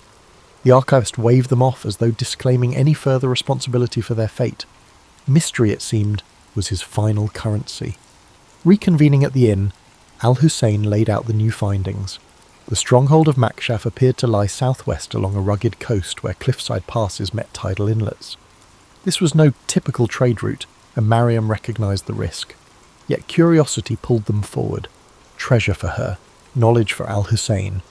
To minimise complications, she decided that only a smaller detachment would continue. The main caravan could remain in Yanahal, selling goods and provisioning for the journey back to Baghdad. Al-Hussein and a handful of companions would venture on. Evening found Al-Hussein pacing the inn's modest courtyard, poring over Fahim's chart. Tiny notes etched beside rough sketches of landforms hinted at old conflicts, ruined watchtowers, and rumoured pirate hideouts. He traced the shoreline with his fingertip, imagining the waves crashing against the walls of Makshaf. What secrets might that stronghold's archives hold? Remnants of civilizations unknown or advanced theories lost to time. The moonlight made the parchment glow, as if enticing him to see beyond its faded lines into uncharted territory. By dawn, Mariam had secured a light coastal vessel from a local captain named Taufik, whose family specialised in short-haul voyages along the Red Sea. With Basim's help, he had returned with unusual timeliness. They loaded supplies, water barrels, salted fish, a few goats for milk. Al-Hussein brought his notebooks, Eunice's letter, and whatever references Fahim had been willing to share. A hush fell over them as they boarded the vessel, the humid sea breeze a welcome change from desert dryness. Ahead lay the open sea, half illuminated by the rising sun. The boat rocked gently as they navigated away from Yanahal's harbour, leaving behind the tangle of masts and dockside chatter. Overhead, seabirds wove intricate patterns, while the horizon stretched indigo and gold. Al-Hussein inhaled the briny air, feeling a subtle exhilaration. This watery expanse was a far cry from the dusty roads he had known. Mariam stood at the prow, scanning for hazards. Despite the calm surface, she understood storms could blow in with devastating force. The Red Sea, like the desert, demanded vigilance. During the voyage, Taufik recounted local lore about hidden coves where pirates once stashed plunder or reefs that glowed with phosphorescence at night. Basim listened, occasionally offering a sly anecdote of his own. Al-Hussein jotted down each tale, uncertain which threads might lead to truth. The swirl of rumour only deepened his conviction that knowledge often lurked in the unlikeliest corners. Meanwhile, the coastline revealed layers of cliffs, dotted with vegetation clinging to cracks in the rock. Small huts or fishing camps occasionally dotted the beaches. On the second day at sea, dark clouds brewed on the horizon. Taufik urged them to find shelter before the squall hit. They steered toward a narrow inlet sheltered by limestone bluffs. Waves churned with increasing ferocity, and the wind whipped spray across the deck. Mariam and Basim helped secure the sails while Al-Hussein clung to the boat's railing, heart pounding. Thunder boomed overhead as they finally slipped into the inlet. There the water remained calmer, though the storm raged just beyond the protective cliffs. Huddled against the rain, they waited for the tempest to subside. Al-Hussein's mind raced. If the Codex contained advanced understanding of astronomy, it might also hint at meteorological patterns. Could ancient scholars have deciphered the desert's or the sea's hidden rhythms, the storm's fury felt like a primeval test, warning him of the forces that shaped this realm. Perhaps Makshaf's long-sealed archives held not just forgotten texts, but an entire worldview alien to their era. As lightning flared overhead, he vowed that neither fear nor storm would deter him. With the morning sun came a deceptive calm. Clouds still hovered, but the winds had eased. Tawfik guided the boat cautiously out of the inlet, skirting churning waters. The storm had left debris afloat, broken branches, strips of torn sail from some unlucky craft. Mariam eyed the horizon. Though the worst seemed past, the sea remained unsettled, each wave a reminder of nature's caprices. Al-Hussein, pages damp but intact, felt a renewed urgency. The storm's violence had sharpened his resolve to reach Makshaf and uncover its secrets. As they followed the coastline, steep cliffs rose, their bases gnawed by waves. Occasionally they glimpsed narrow ledges or goat paths zigzagging upward, suggesting that people once traversed these heights. Tawfik pointed out a distant structure atop a cliff, a toppled watchtower, perhaps a remnant of Makshaf's old defences. The sight quickened everyone's pace. If that tower marked the outskirts of the stronghold, they were close. Still, the approach looked treacherous, with no easy landing place visible among the rocks and swirling currents. They eventually located a craggy beach where erosion had carved out a small pebbled cove. Unloading the vessel was a precarious dance of timing each wave's retreat. Mariam directed the transfer of provisions while Tawfik secured the boat to a natural cleft in the rock. Overhead, seabirds screeched, and the wind whipped salt-laden spray against their faces. Al-Hussein carefully shielded the charts and manuscripts, mindful that a single misstep could end his entire quest. This shoreline felt like a threshold between rumour and tangible discovery. A short climb inland revealed a rocky plateau dotted with tough grasses and scattered boulders. Amid the distant cliffs, fragments of a fortification jutted skyward, tumbled walls and half-collapsed arches. Basim let out a low whistle, marvelling that such ruins still lingered after centuries of neglect. Mariam maintained her measured composure, though Al-Hussein guessed she shared the group's rising anticipation. Makshaf's silent outline beckoned. For all anyone knew, they were the first to set foot here in generations. Perhaps they stood at the edge of a dormant legacy. They advanced through a steep ravine, its sides etched with old chisel marks. Al-Hussein paused to examine them, suspecting that earlier inhabitants had quarried stone for the stronghold's construction. The ravine opened into a hidden valley where an arched gateway lay partially buried by debris. Time and storms had battered its keystone, leaving a sizable gap. Carefully they picked their way through fallen stones, each footstep sending echoes through the still air. A faint tang of seaweed permeated the ruins, as if the ocean had invaded this bastion long ago. Beyond the gateway stretched a courtyard choked with rubble and invasive plants. Broken pillars hinted at what might once have been an open colonnade. A series of corridors branched off from the far side, one leading to a stone staircase descending underground. Al-Hussein's pulse fluttered. Subterranean vaults often served as archives or storage facilities in older fortifications. He imagined shelves of manuscripts, layered with dust, awaiting rediscovery. Mariam tested a cracked step with her boot, finding it stable enough. They lit torches, bracing themselves for whatever lay below.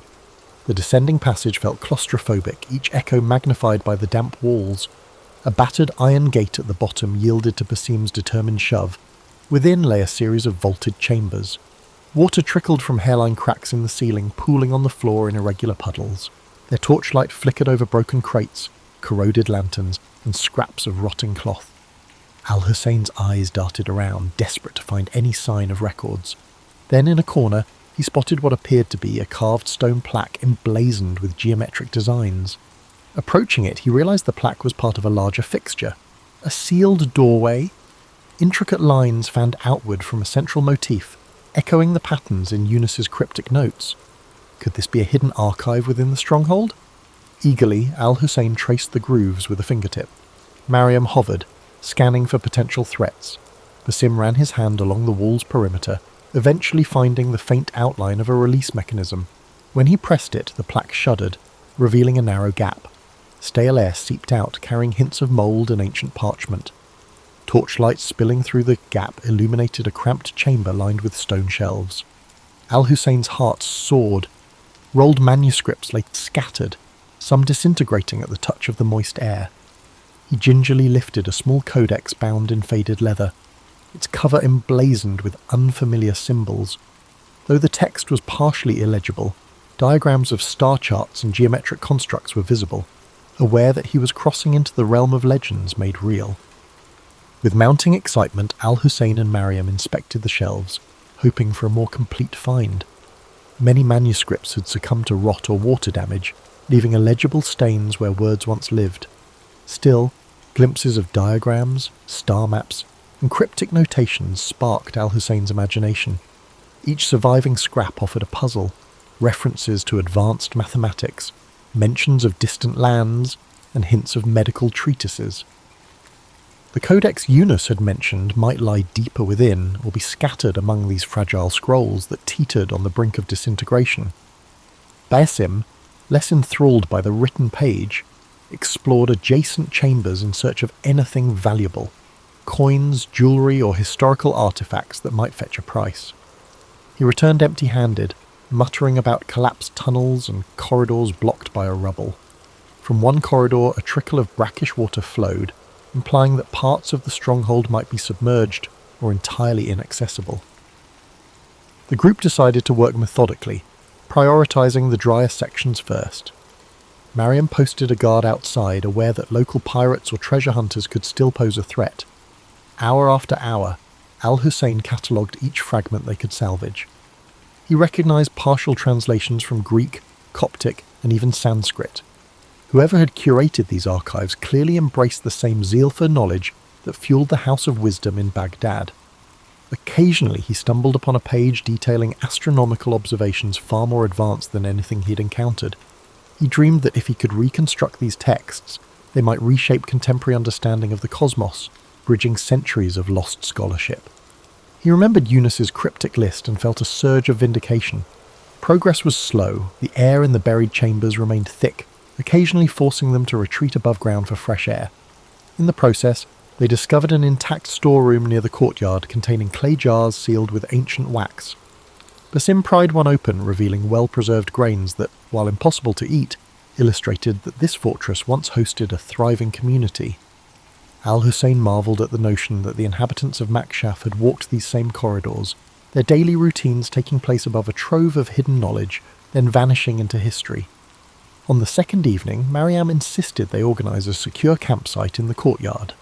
Setting up canvas tarps where partial walls offered shelter from ocean winds, they established a routine, nights spent guarding the perimeter, days spent rummaging the archives.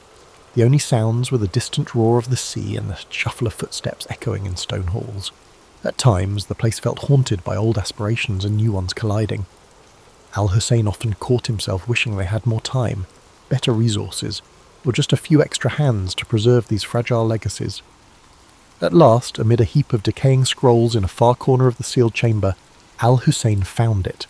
A manuscript carefully wrapped in oiled cloth, protected from the worst dampness.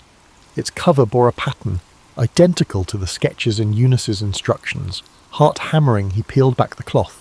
Inside, pages of surprisingly durable parchment were covered in scripts that merged geometric diagrams with flowing text. Marginal notes in a secondary hand suggested commentary, possibly added by later scholars. This had to be the codex. A quick survey revealed passages on astronomical alignments, references to mathematical proofs that predated known treatises, and arcane symbols that defied immediate interpretation.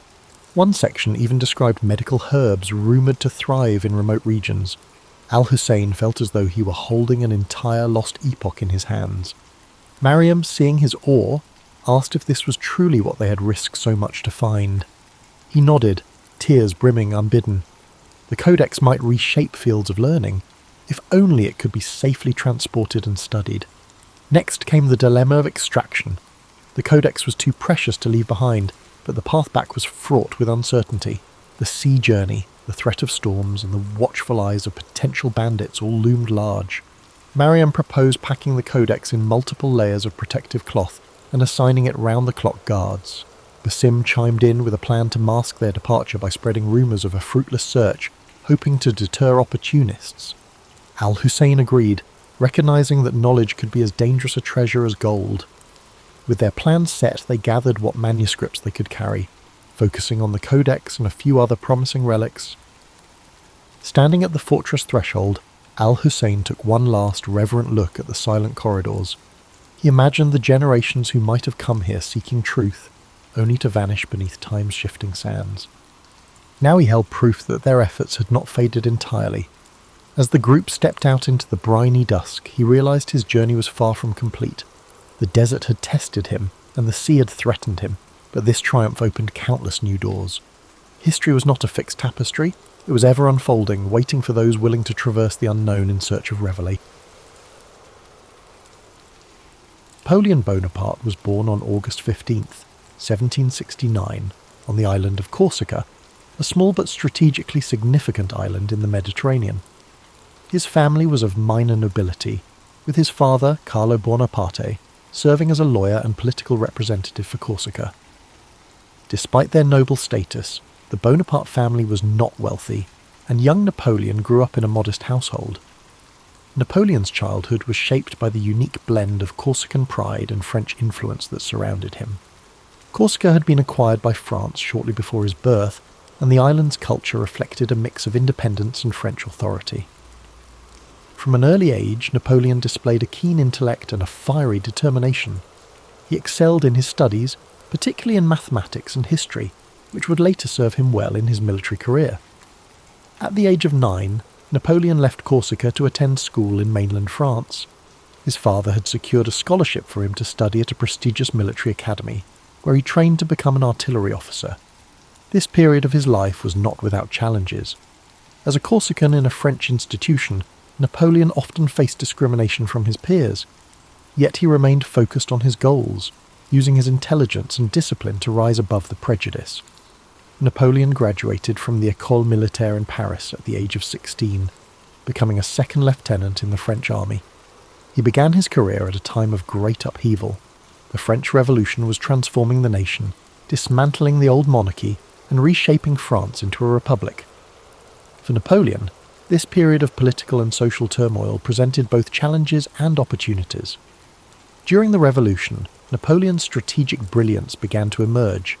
His first major success came during the Siege of Toulon in 1793.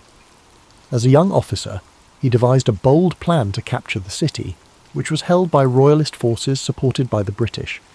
His strategy was a resounding success, earning him recognition and promotion. Napoleon's star was rising, and his ability to combine tactical innovation with decisive action became his hallmark. In 1796, Napoleon was given command of the French army of Italy. This was his first significant leadership role, and he wasted no time in proving his abilities. Despite being outnumbered and poorly equipped, Napoleon led his troops to a series of stunning victories against Austrian and Piedmontese forces.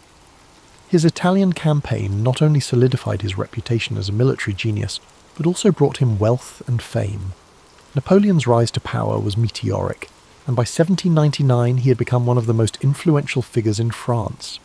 That year, he staged a coup d'état, overthrowing the government and establishing himself as first consul.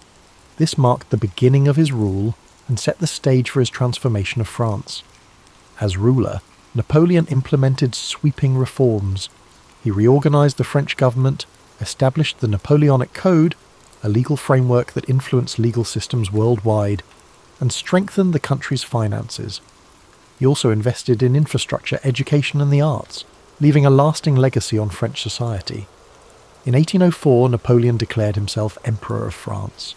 The coronation ceremony was a grand and symbolic event, with Napoleon famously placing the crown on his own head, a gesture that underscored his belief in self-made power.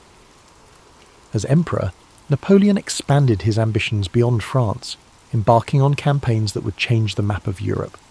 The Napoleonic Wars were a series of conflicts that pitted France against a coalition of European powers. These wars showcased Napoleon's strategic brilliance and determination, but they also tested his limits.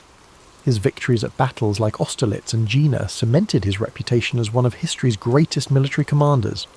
However, his campaigns also came at a great cost, both in lives and in resources. One of the most ambitious and ultimately disastrous undertakings of Napoleon's career was the invasion of Russia in 1812. Initially, he achieved some success, but the campaign turned into a nightmare as his army faced harsh winter conditions, dwindling supplies, and fierce resistance from Russian forces. The retreat from Moscow was a devastating blow, marking a turning point in Napoleon's fortunes. Despite setbacks, Napoleon's resilience and charisma kept him in power for a time. However, by 1814, his enemies had formed a powerful coalition, and Paris was captured. Napoleon was forced to abdicate and was exiled to the island of Elba. Yet, even in defeat, his determination remained unshaken. Less than a year later, he escaped from Elba and returned to France, rallying support and reclaiming his position as emperor during what became known as the 100 Days. Napoleon's final chapter unfolded at the Battle of Waterloo in 1815. Facing a coalition led by the Duke of Wellington and the Prussian army, Napoleon fought valiantly but was ultimately defeated. This marked the end of his reign and his dreams of empire. He was exiled once more, this time to the remote island of St. Helena in the South Atlantic. On St. Helena, Napoleon spent the final years of his life in relative isolation. He reflected on his legacy, dictating memoirs that recounted his achievements and offered insights into his thoughts and motivations. He died on May 5, 1821, at the age of 51. While his life ended in exile, his impact on history was indelible. Napoleon's story is one of contrasts, a man of great ambition and intellect who reshaped Europe, yet whose relentless pursuit of power ultimately led to his downfall. His legacy is a reminder of the complexities of leadership and the enduring influence of vision and determination. As you reflect on Napoleon's journey, let the calm rhythm of his story guide you into a state of relaxation. His life, filled with triumphs and challenges, serves as a reminder that greatness often comes with both light and shadow. Imagine the quiet halls of the École Militaire, where a young Napoleon first honed his skills, or the grand boulevards of Paris during his reign. Picture the serene beaches of Corsica, where his journey began, and the windswept shores of St. Helena, where it ended. These images, filled with history and humanity, bring a sense of peace and connection. As the gentle narrative of Napoleon's life carries you further into relaxation, consider the enduring lessons his story offers. His life was a testament to the power of vision, determination, and adaptability. From the shores of Corsica to the grand battlefields of Europe, Napoleon's journey was one of extraordinary highs and profound lows, each moment shaping his legacy and the world around him.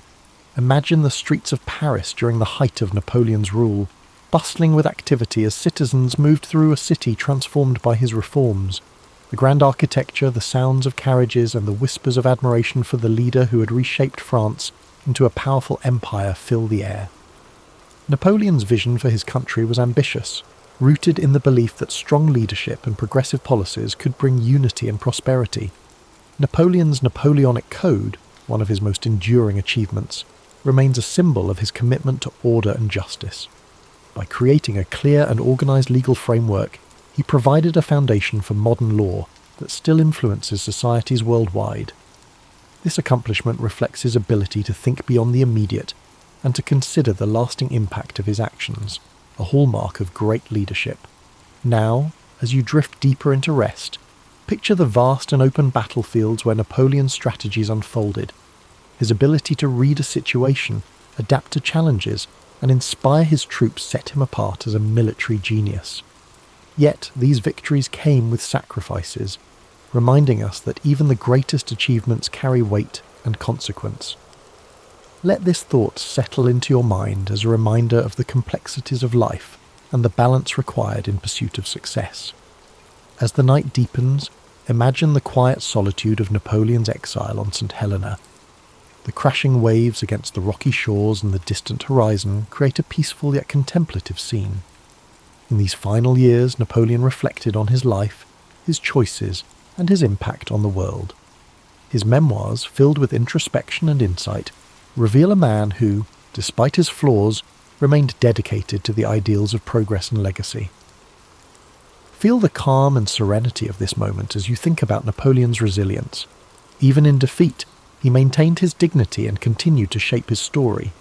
His ability to adapt, to rise again, and to reflect on his journey offers a powerful lesson about perseverance and the human spirit. Picture Napoleon's childhood in Corsica, the simplicity of life on the island, and the spark of ambition that drove him to dream of a future beyond its shores. His journey reminds us that greatness often begins with humble beginnings, and that with determination we can overcome the obstacles that stand in our way.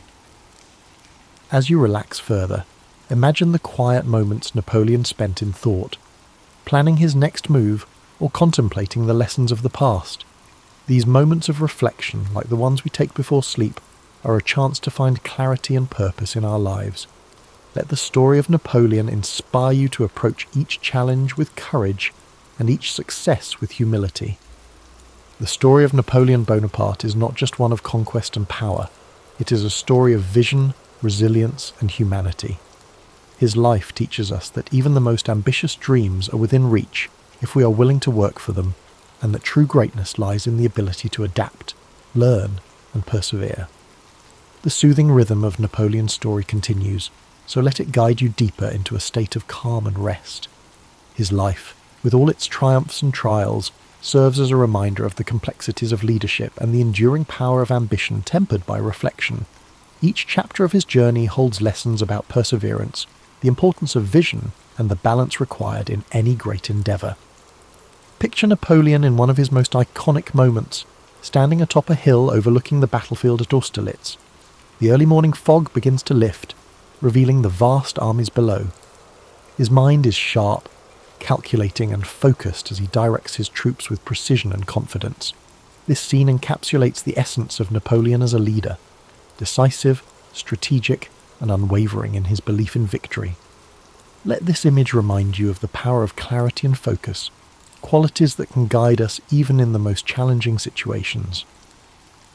Now shift your thoughts to the quieter moments of Napoleon's life, moments spent in introspection and planning.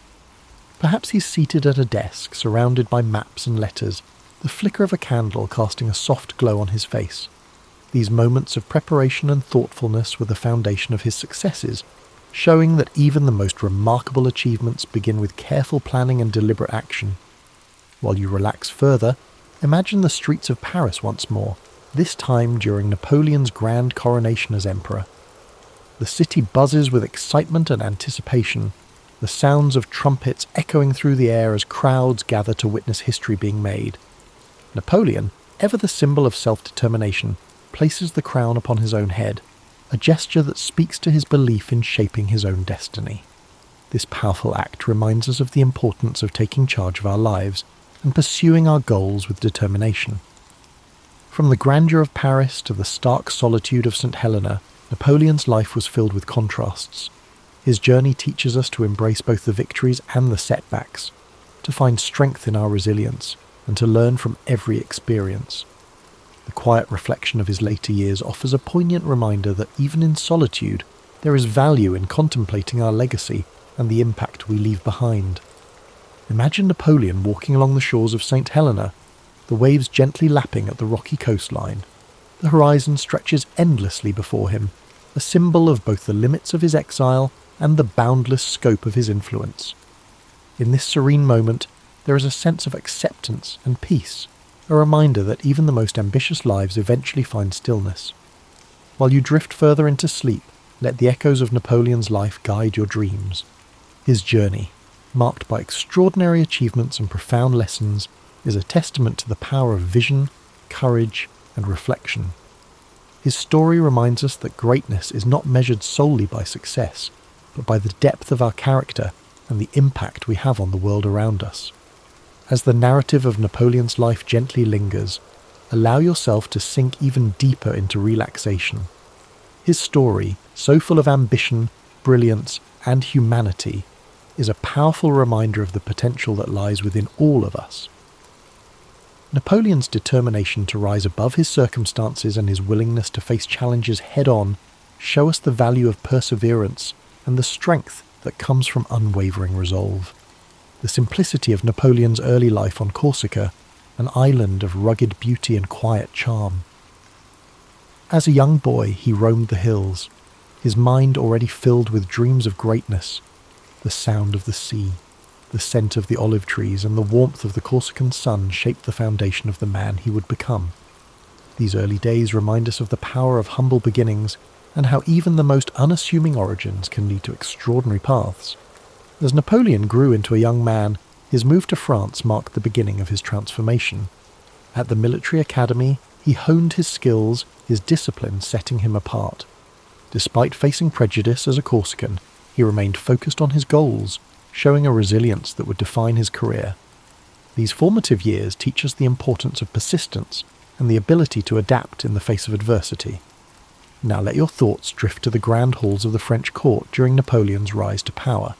Imagine the opulence, the polished marble floors, and the chandeliers casting their light across a room filled with dignitaries and leaders. In this environment, Napoleon's intellect and charisma shone brightly, propelling him to heights few could have imagined. His rise reminds us of the importance of self-belief and the courage to seize opportunities. Even in moments of defeat, Napoleon demonstrated a remarkable ability to reflect and regroup. The exile to Elba could have been the end of his story, but instead he used it as a time to plan his return. His resilience during the 100 Days, when he reclaimed his empire, speaks to his determination to fight for what he believed in, even against overwhelming odds. As you relax further, imagine the quiet dignity of Napoleon's final years on St. Helena. The isolation of the island offered him time to reflect on his life, his choices, and his legacy. The crashing waves and the vast expanse of the ocean became the backdrop to his thoughts. In his solitude, he dictated memoirs that revealed not only his strategic mind, but also his humanity. This chapter of his life reminds us of the value of introspection and the importance of finding peace within ourselves. Feel the calm and stillness of this moment as the story of Napoleon carries you into a deep, peaceful sleep. His life, marked by extraordinary achievements and profound lessons, serves as a reminder that greatness lies not just in what we accomplish, but in how we face the challenges along the way. With the night embracing us, let the echoes of Napoleon's journey fill your dreams. Imagine the vast battlefields, the bustling streets of Paris, and the quiet shores of St. Helena, each scene a testament to the resilience and complexity of his life. His story reminds us that every step of the journey, whether triumphant or challenging, shapes who we are and leaves a legacy that endures. In the cool dawn of February 12th, 1809, a boy was born in a small one-room log cabin in Hardin County, Kentucky, an area now known as LaRue County. His name was Abraham Lincoln, a name that would one day become synonymous with perseverance, justice, and the struggle to unite a divided nation. But on that day, he was simply the son of Thomas Lincoln and Nancy Hanks Lincoln, a humble family living in the rugged wilderness. Abraham's childhood was one of simplicity, hardship, and constant toil. His father, Thomas, was a hard-working farmer and carpenter who taught Abraham the value of labour and self-sufficiency. His mother, Nancy, was gentle and kind, instilling in young Abraham a sense of compassion and morality. The wilderness around them was vast and unyielding, a place where survival depended on resilience, resourcefulness, and community. The family lived in a small log cabin, its rough-hewn walls providing shelter from the harsh winters and sweltering summers of the Kentucky frontier. Inside, the fire crackled softly in the hearth, its warmth a comfort against the chill that seeped through the cracks in the wood. Abraham, with his lanky frame and curious mind, spent his days helping his father with the heavy tasks of clearing land, chopping wood, and planting crops. Though life was demanding, young Abraham had an insatiable thirst for knowledge. In a world where formal schooling was scarce, he read whatever books he could find. By the light of a flickering candle or the warm glow of the hearth, he pored over the few volumes available to him: the Bible, Aesop's Fables, Robinson Crusoe, and Pilgrim's Progress. Words became his refuge, a gateway to worlds beyond the rough frontier. He absorbed stories, ideas, and knowledge, shaping a mind that would one day influence the course of a nation. Tragedy struck when Abraham was just 9 years old. His mother, Nancy, fell ill with milk sickness, a deadly disease caused by drinking the milk of cows that had grazed on poisonous plants. Her passing left a void in the young boy's heart, a loss that would shape his empathy and understanding of human suffering.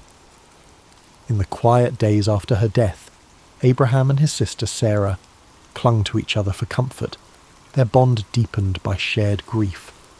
His father remarried a kind and supportive woman named Sarah Bush Johnston. She brought stability to the household and encouraged Abraham's love of learning. She saw in him a boy who was different, thoughtful, driven, and destined for something greater. As the years passed, the family moved to Indiana and later to Illinois. The wilderness was ever present, but Abraham's dreams extended beyond the horizon. His hands, calloused from hard labour, would one day hold the weight of leadership. His mind, sharpened by books and introspection, would one day navigate the complexities of a fractured nation. In his early adulthood, Abraham worked a series of jobs. He was a rail splitter, a store clerk, a postmaster, and a surveyor. Each experience taught him something new about people, work, and society. His natural wit, humour, and storytelling ability made him beloved among his peers. But beneath his easygoing demeanour was a man driven by a desire to understand the world and make it better. At the age of 21, Abraham began to study law. His mind was meticulous, his sense of justice unwavering. He read legal texts tirelessly, often walking miles to borrow books. He passed the bar exam and began practicing law, gaining a reputation for honesty and integrity. His clients trusted him, knowing that he would fight for them with the same determination that had carried him through his own hardships. Lincoln's political career began humbly. He served in the Illinois state legislature and later in the U.S. House of Representatives. He was not born into power or privilege, but his commitment to fairness, equality, and justice earned him respect. He spoke out against the expansion of slavery, believing deeply in the principles of liberty and human dignity. In 1860, at the age of 51, Abraham Lincoln was elected as the 16th President of the United States. The nation he inherited was teetering on the edge of collapse. The deep divide between the North and the South over the issue of slavery had reached a boiling point. Just months after his election, the southern states began to secede, and the shadow of civil war loomed large over the country. Lincoln faced this monumental crisis with steadfast resolve. He believed that the Union must be preserved, that the ideals of freedom and equality enshrined in the Declaration of Independence must not be lost. His speeches, delivered in his calm and measured voice, sought to heal the nation's wounds even as war erupted. The years of the Civil War were grueling. Battlefields were filled with the smoke of cannon fire, and the land was stained with the sacrifice of thousands. Lincoln carried the weight of every decision, knowing that the fate of a nation rested upon his shoulders. The lines on his face deepened, his eyes often heavy with the burden of loss. But through it all he remained resolute, driven by a belief in justice, unity, and the hope that a better world could emerge from the chaos. In 1863, Lincoln issued the Emancipation Proclamation, declaring that all slaves in the Confederate States were to be freed. It was a bold, transformative act that reshaped the purpose of the war and solidified his legacy as a champion of freedom. On April 9, 1865, the Civil War came to an end. The nation was weary, but there was hope that healing could begin. Yet Lincoln's story was to end abruptly.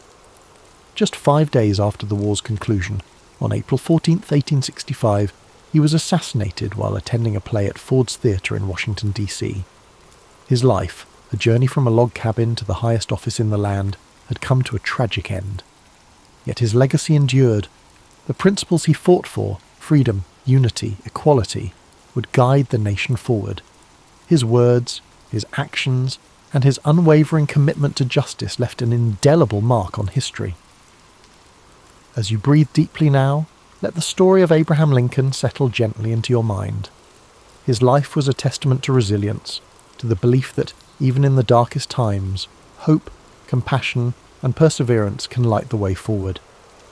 As you drift further into the gentle embrace of sleep, let the legacy of Abraham Lincoln settle, like a comforting blanket over your thoughts. His journey from the rugged frontier to the hallowed halls of the White House is a reminder of the strength and resilience that lives within us all. His life teaches us that even in times of struggle, compassion, and perseverance can lead to hope, unity, and transformation. Picture the quiet landscape of the American frontier, the wide open plains stretching endlessly beneath a star-filled sky.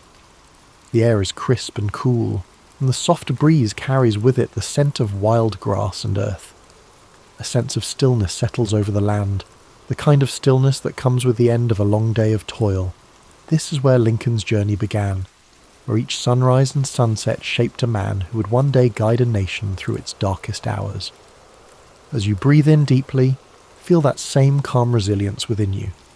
The steady rhythm of your breath mirrors the gentle sway of the tall grasses, their tips shimmering in the pale moonlight. The sky above is vast and serene, a reminder that even amidst the chaos of life, there exists a quiet, enduring peace. Let this image fill your mind with tranquility, a sense of knowing that no matter the trials you face, there is strength to be found in perseverance and patience. Imagine the crackling of a campfire in the distance, its warm glow a beacon of comfort in the darkness.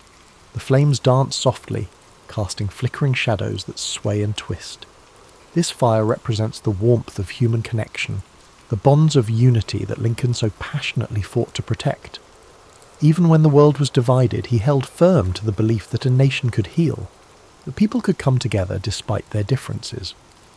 Lincoln's story reminds us of the quiet power of humility, empathy, and integrity. In his speeches and letters, he spoke not with arrogance, but with a deep understanding of human nature, of the pains and struggles that shape us all. His words carried the weight of experience and the hope of a better tomorrow.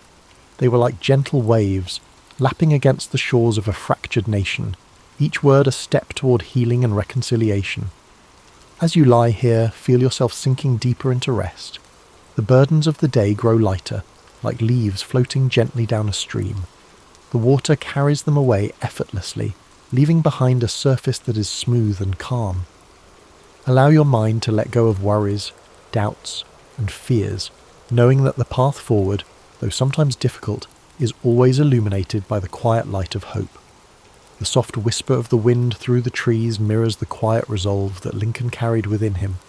His journey was not one of ease, but of purpose. Each challenge, each setback, was met with patience and fortitude. He understood that change, real and lasting change, takes time and steady effort. In the face of adversity, he chose to act with dignity, knowing that his choices would shape the future for generations to come. As you drift deeper, imagine standing in the stillness of a forest at twilight. The world is hushed, the last rays of sunlight filtering through the branches, casting long golden shadows on the ground. This is a place of reflection, of quiet contemplation. The air is filled with the faint sounds of nature, a distant owl calling softly, the rustle of leaves in the breeze. Here you feel a connection to the world around you, a sense of being part of something much greater than yourself. Lincoln's life, with its moments of triumph and tragedy, is a reminder that each of us has the power to shape our own legacy. His belief in justice, equality, and unity is a flame that continues to burn, a beacon that guides us through the darkness. His story encourages us to act with kindness, to stand firm in our principles, and to seek peace even in turbulent times. Breathe in deeply, the air filling your lungs with a sense of calm and clarity. With each exhale, let go of any tension or unease. Feel your body relax further, each muscle softening, your mind becoming lighter.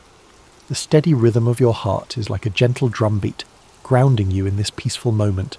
The night envelops you now, a cocoon of warmth and safety. The stars above shimmer softly, their light a reminder that even in the vastness of the universe you're not alone.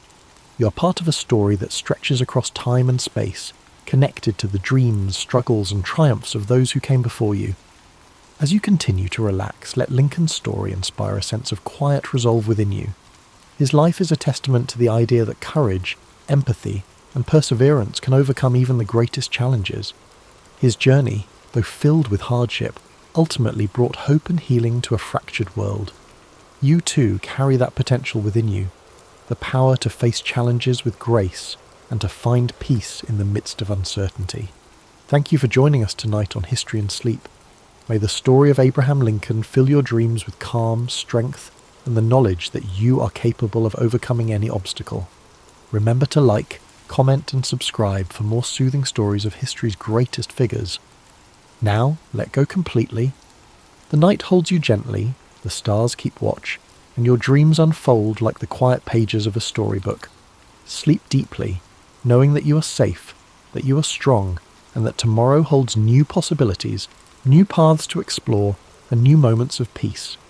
As you drift even deeper into the comforting depths of sleep, let the quiet strength of Abraham Lincoln's story continue to guide you. His journey, one marked by perseverance, compassion, and unwavering resolve, reminds you that within every moment of stillness lies the potential for growth and healing.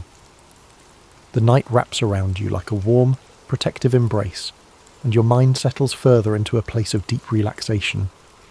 Imagine now a gentle breeze whispering through the fields of the American Midwest, where the tall grass sways like waves upon a sea of green and gold. The landscape is bathed in the silvery light of the moon, casting long shadows that dance across the open plains. This is the land where Lincoln grew up, where he learned the value of hard work, the weight of responsibility, and the simple joys of a life lived close to nature.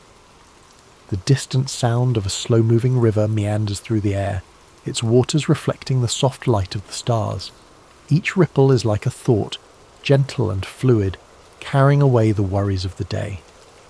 You're standing on the banks of this tranquil river, feeling the cool, damp earth beneath your feet. The water flows endlessly, reminding you that life, with all its challenges and triumphs, moves forward in its own steady rhythm. In the distance, you see a campfire glowing softly, its flickering flames casting a warm, golden light. The warmth of the fire reaches out to you, offering comfort and reassurance. It represents the quiet resolve and inner strength that guided Lincoln throughout his life. The flames dance and sway, whispering stories of perseverance, courage, and the enduring power of hope. Lincoln's life, though filled with challenges and loss, was also a testament to the beauty of simple joys, the laughter of loved ones, the satisfaction of hard work, and the solace of quiet reflection. His humility and integrity, even in the face of great adversity, remind us that true strength is not always loud or forceful. Sometimes it is found in the quiet determination to do what is right. As you breathe in deeply, feel that same sense of quiet strength fill your being. Each breath brings with it a wave of calm, washing away tension and worry. With every exhale, you release the weight of the day, allowing your mind to sink further into the peaceful flow of the night. The world around you is hushed, the night filled with a serene stillness. The stars twinkle softly above, like tiny beacons of hope, each one a reminder of the infinite possibilities that lie within you. Their gentle light is a guide, leading you through the darkness and into a place of rest and renewal. Imagine now that you are walking along a well-worn path, the soft grass cushioning your every step. The path winds gently through a landscape of rolling hills and quiet forests, each step bringing you closer to a place of complete relaxation. The air is cool and refreshing, filled with the faint scent of pine and wildflowers. The sounds of nature surround you, the rustling of leaves, the distant call of a night bird, and the soft murmur of the breeze. This path represents your journey, a journey that is uniquely yours. Just as Abraham Lincoln faced his own trials with courage and resilience, you too have the strength to navigate whatever challenges lie before you. The path may twist and turn, but with each step you're moving forward, growing stronger, and finding peace within. As you continue along this path, you come to a quiet clearing. The ground is soft and inviting, the air filled with a profound sense of stillness. Here, you feel a deep connection to the world around you and to the quiet power within yourself. This is a place of rest, a place where you can let go completely, knowing that you're safe, supported, and at peace. The night sky stretches above you, vast and endless, a reminder that you are part of something much greater than yourself. The gentle glow of the stars fills you with a sense of wonder and calm. You're exactly where you need to be, and in this moment, everything is as it should be. As you settle into this peaceful clearing, allow yourself to drift even further into the depths of sleep. Your breath is slow and steady, your body relaxed and weightless. The world fades away, leaving only the comforting darkness and the quiet rhythm of your heart. William Shakespeare was born in the spring of 1564 in the small town of Stratford-upon-Avon, England. Though the exact date of his birth is not known, tradition holds it to be April 23rd. The streets of Stratford were quiet, lined with timber-framed houses, their white plaster walls crisscrossed by dark wooden beams. the gentle flow of the River Avon that meandered through the town, reflecting the sky in its soft, rippling waters. William was the third child of John Shakespeare, a glove maker and local merchant, and Mary Arden, who came from a respected farming family. Their home on Henley Street was modest, but comfortable, filled with the sense of leather and parchment from his father's work. In those early days, William's world was shaped by the sounds of bustling markets, church bells, and the hum of conversation among townsfolk. The air in Stratford was filled with the rhythms of everyday life, the changing seasons, and the echoes of a world on the brink of cultural awakening. As a boy, William likely spent time exploring the fields and woods beyond the town, where wildflowers bloomed and the calls of birds filled the air. He may have wandered along the banks of the Avon, his curious eyes taking in the flowing water, the shifting light, and the small wonders of nature. William attended the King's New School, where he received a solid education in reading, writing, and classical literature. He studied the works of Roman poets like Ovid and playwrights like Plautus and Seneca. These ancient stories of gods, heroes, and tragic fates ignited his imagination, giving him a foundation that would later blossom into his own masterpieces. The days at school were long, filled with the scratch of quills on parchment, the low hum of Latin recitations, and the occasional creak of wooden benches. William learned not only the rules of language, but also the power of storytelling, the ability to capture the human experience in words. When William was 18, he married Anne Hathaway, a farmer's daughter who lived in a small cottage outside of Stratford. Their marriage was a quiet affair, held in the local church, surrounded by family and friends. A year later, they welcomed their first child, Susanna, followed by twins, Hamnet and Judith. The small house they shared was filled with the sounds of children's laughter and the simple comforts of family life. Yet, even as a young man with a family, William's mind seemed to yearn for something more.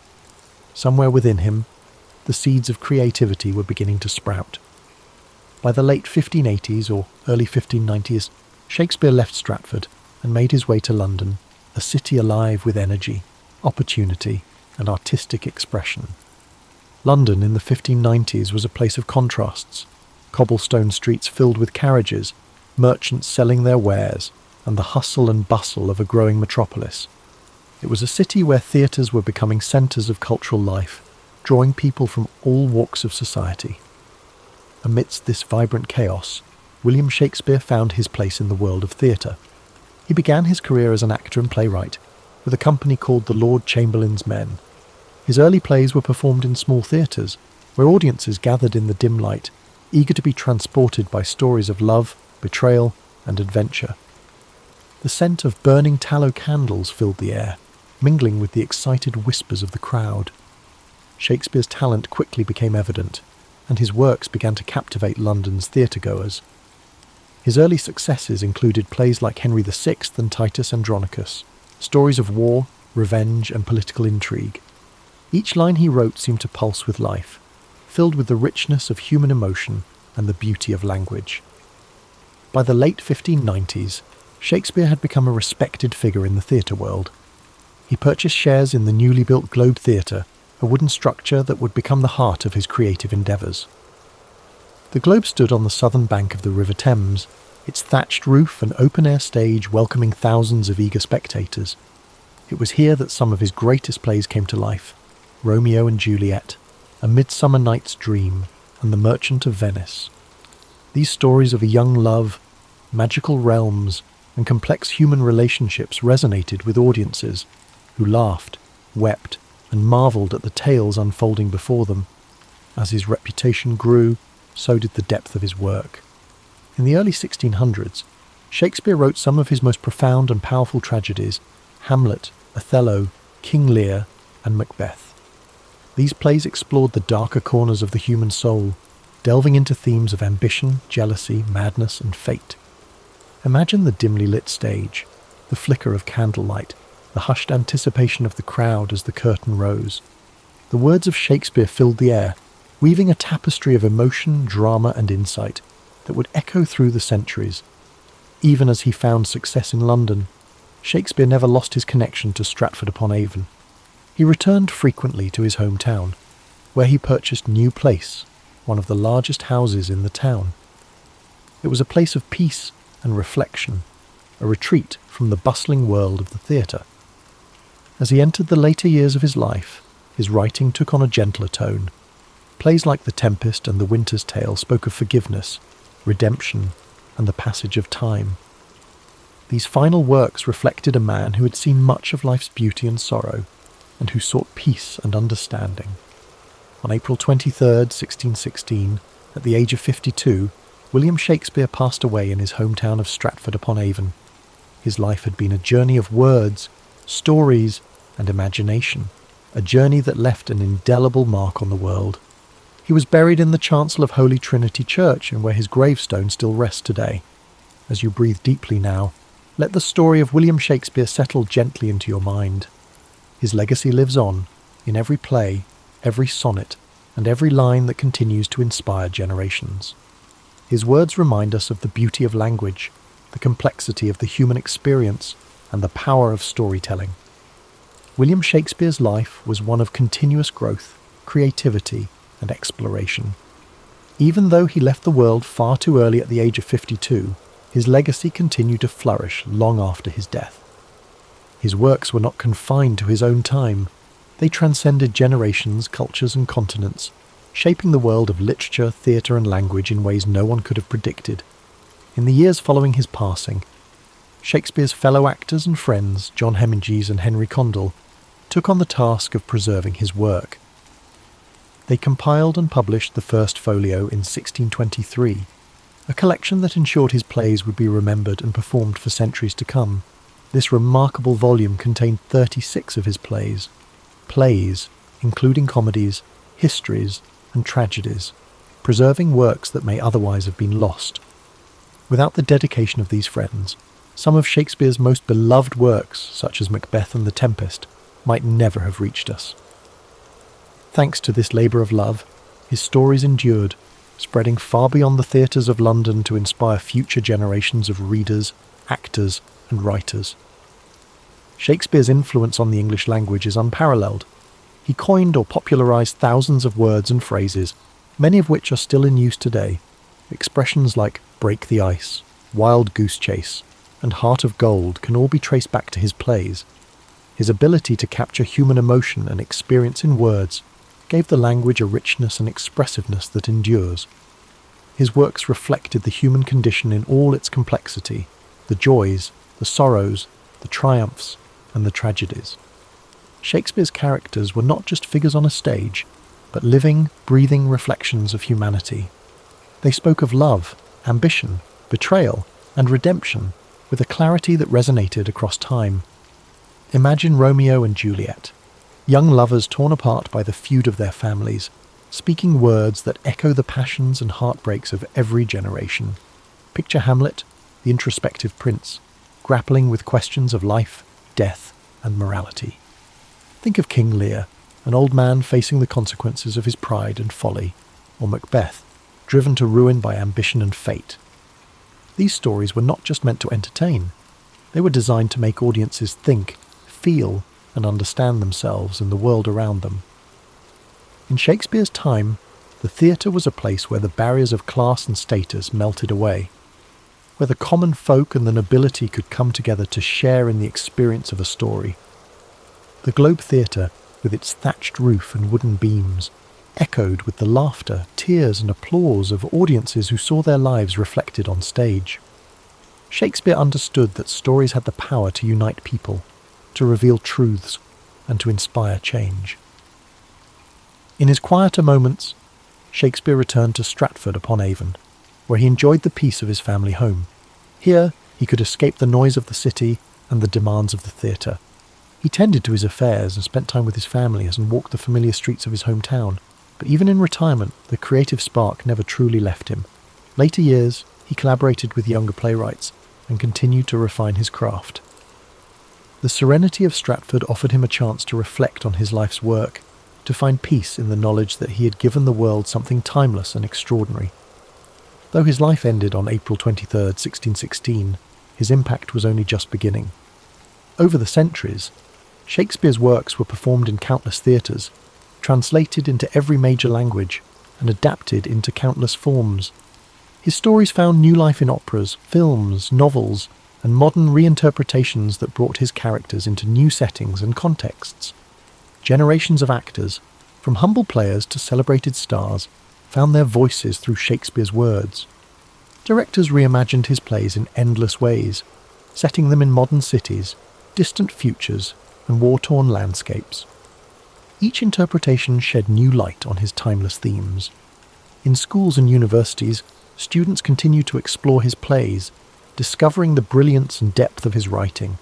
His sonnets, with their delicate beauty and insight into the nature of love and time, continue to touch the hearts of readers across the globe. Shakespeare's legacy is not just in the pages of books or on the stages of theatres. It lives in the way we use language, the way we tell stories, and the way we understand ourselves. His genius lies in his ability to capture the full spectrum of human experience, from the lightest moments of comedy to the darkest depths of tragedy. As you lie here, feeling the weight of sleep gently pressing upon you, know that Shakespeare's story is one of inspiration, creativity, and boundless imagination. He reminds us that even the simplest beginnings can lead to extraordinary journeys, that the world is full of stories waiting to be told, and that words have the power to change hearts and minds. Allow his life story to guide you into a restful slumber, where dreams unfold like the scenes of a play, filled with wonder, beauty, and endless possibility. Let the words of the past wrap around you like a soft blanket, comforting and timeless.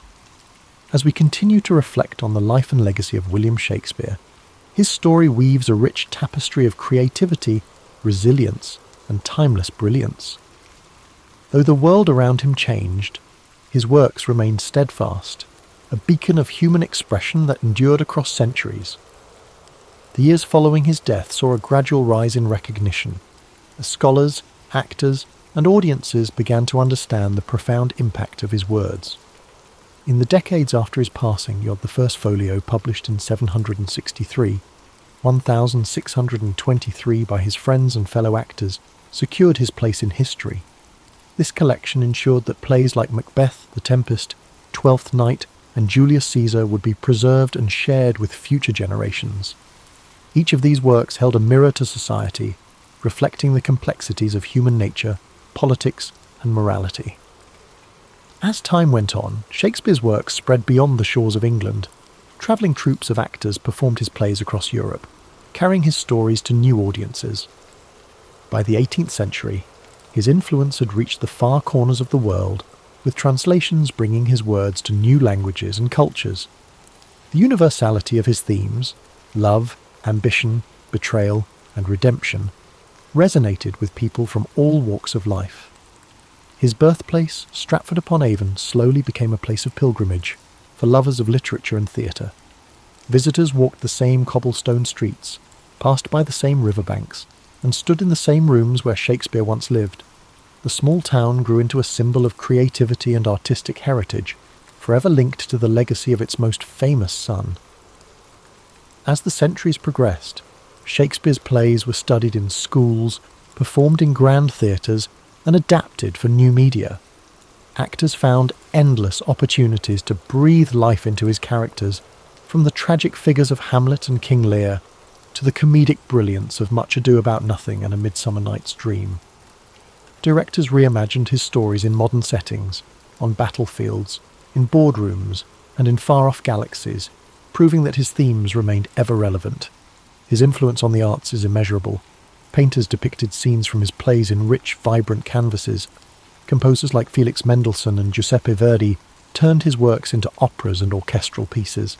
Poets and writers drew inspiration from his words, finding new ways to explore the human experience. In the 19th century, Shakespearean festivals began to emerge, celebrating his works with performances, lectures, and readings.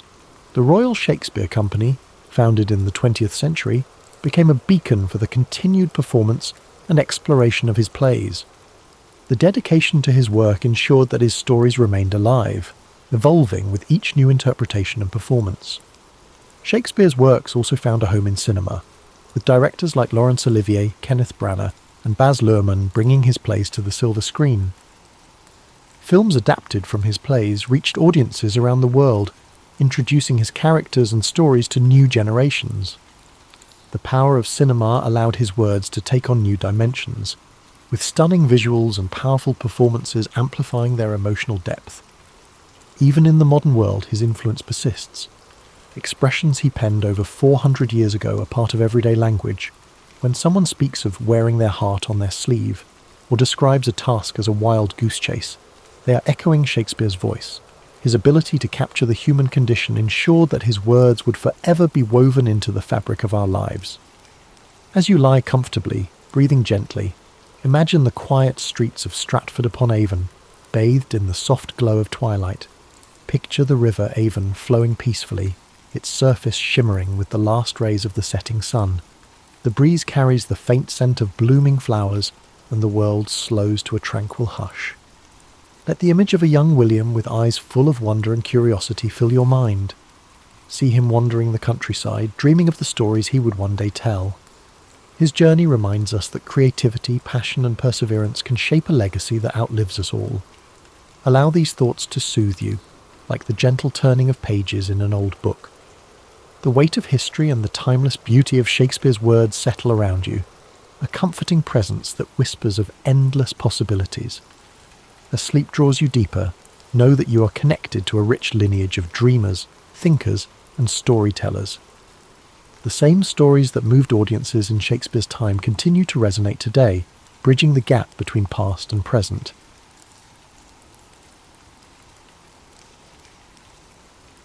Paris in the 1920s was alive, champagne corks popping, jazz clubs buzzing, and fashionable Art Deco lights twinkling. To astute visitors, Paris offered endless possibilities. Travellers flocked to the Seine at night, British tourists with their pastel-coloured suits, American expatriates, and European industrialists with fat wallets. It was perfect for a resourceful con man with a convincing story to sell. For Victor Le Renard Le Maire, the city vibrated with cigarette smoke and colourful posters. He was not always Le Renard or in Paris. Born in a small village on the Austrian border, he was captivated by the world beyond the mountains. While other boys herded sheep, Victor watched travellers in their streamlined car. He saw that the most persuasive could sell peasants anything, from worthless medicines to bewildering life insurance. Young Victor discovered that a good tale was worth more than gold. That's when locals dubbed him Le Renard, the fox, after he exchanged worthless trinkets for a prized hunting rifle. In a village of rumours, that tale spread quickly. As a boy, he learned to shape people's perceptions to see what he wanted. By adulthood, his skill was sharp. He mastered languages, studied psychology, and honed his sophisticated demeanour. He'd earned a tidy fortune from his swindles across Europe, letter forgery, impersonating nobility at social events, and selling near-new antiques. Each time he was being investigated by the authorities, he'd vanish, reappearing in Vienna, Milan, or Berlin, a step ahead. Victor arrived in Paris following the Great War with a suitcase and a shy smile.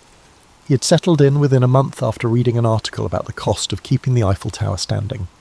It was built for the World's Fair in 1889. It was costly to maintain, and some people did not appreciate its appearance. There were strong protests against its demolition, despite the fact that it was popular among visitors. Victor learned of this news. He spent days in Champs-Élysées cafes hearing conversations on city projects. He learned that bureaucratic decisions were bogged down by red tape and that the city lacked money. He considered if he persuaded someone that the government of Paris was planning to dismantle the Eiffel Tower to sell it as scrap, he could become rich. It was a wild scheme. Failure would turn him into a laughingstock. But a success was possible. Victor considered it for a night. He figured the more ridiculous the scam, the more people might be made to believe it. Who would fake the sale of France's most iconic landmark? He thought it needed high bureaucratic flair, like forged papers and stamps. Rumour and secrecy would be at his side. If he succeeded, he'd vanish, rich and legendary. He spent the next few days poring over the engineering wonder, absorbing facts such as its metal mass, elevator upkeep, and the way the tower accommodated activities ranging from tourism to radio reception. With these details, he was able to address prospective buyers with authority. He took a lavish suite at the Hôtel de Crillon, pretending to be a high-ranking official. To add authenticity to his deception, he engaged an engraver for stationery of his imaginary Ministry of Post and Telegraph, since the Eiffel Tower was also a radio centre. The last touch put him in official mode. Paris, for all its beauty, also had its share of opportunistic entrepreneurs. There were whispers that a government minister was looking discreetly for a private investor in a secret project. The city did not want to face the public outcry of cancelling the tower, so this transaction had to be kept quiet. Everything was ready by the time Victor was prepared. It was such a warm spring afternoon that Victor was at a sidewalk cafe facing the Madeleine, scanning a list of buyers, ambitious, greedy-eyed men in the metal industry. His informant had told him they would stop at nothing to gain inside information on a city contract, no matter how sleazy. Breathing deeply of the scent of warm croissants and enjoying the hush as upscale Parisians walked past, Victor was filled with confidence. He could practically feel his win. He was more than a criminal in his own eyes. He was a performer with a bigger act than ordinary morals. He finished his coffee, concealed his notes, and rose to his feet. The greatest scam of his life was ready to start. Victor began by sending elegantly handwritten invitations on forged ministry stationery to half a dozen influential scrap metal merchants.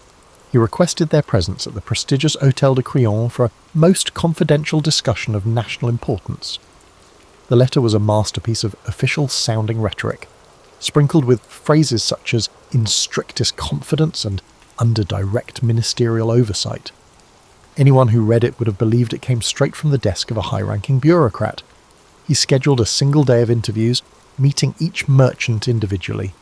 He wanted them to feel hand-picked and privileged, reinforcing the notion that the city wanted to keep this matter tightly under wraps. From the start, curiosity and greed twinkled in their eyes.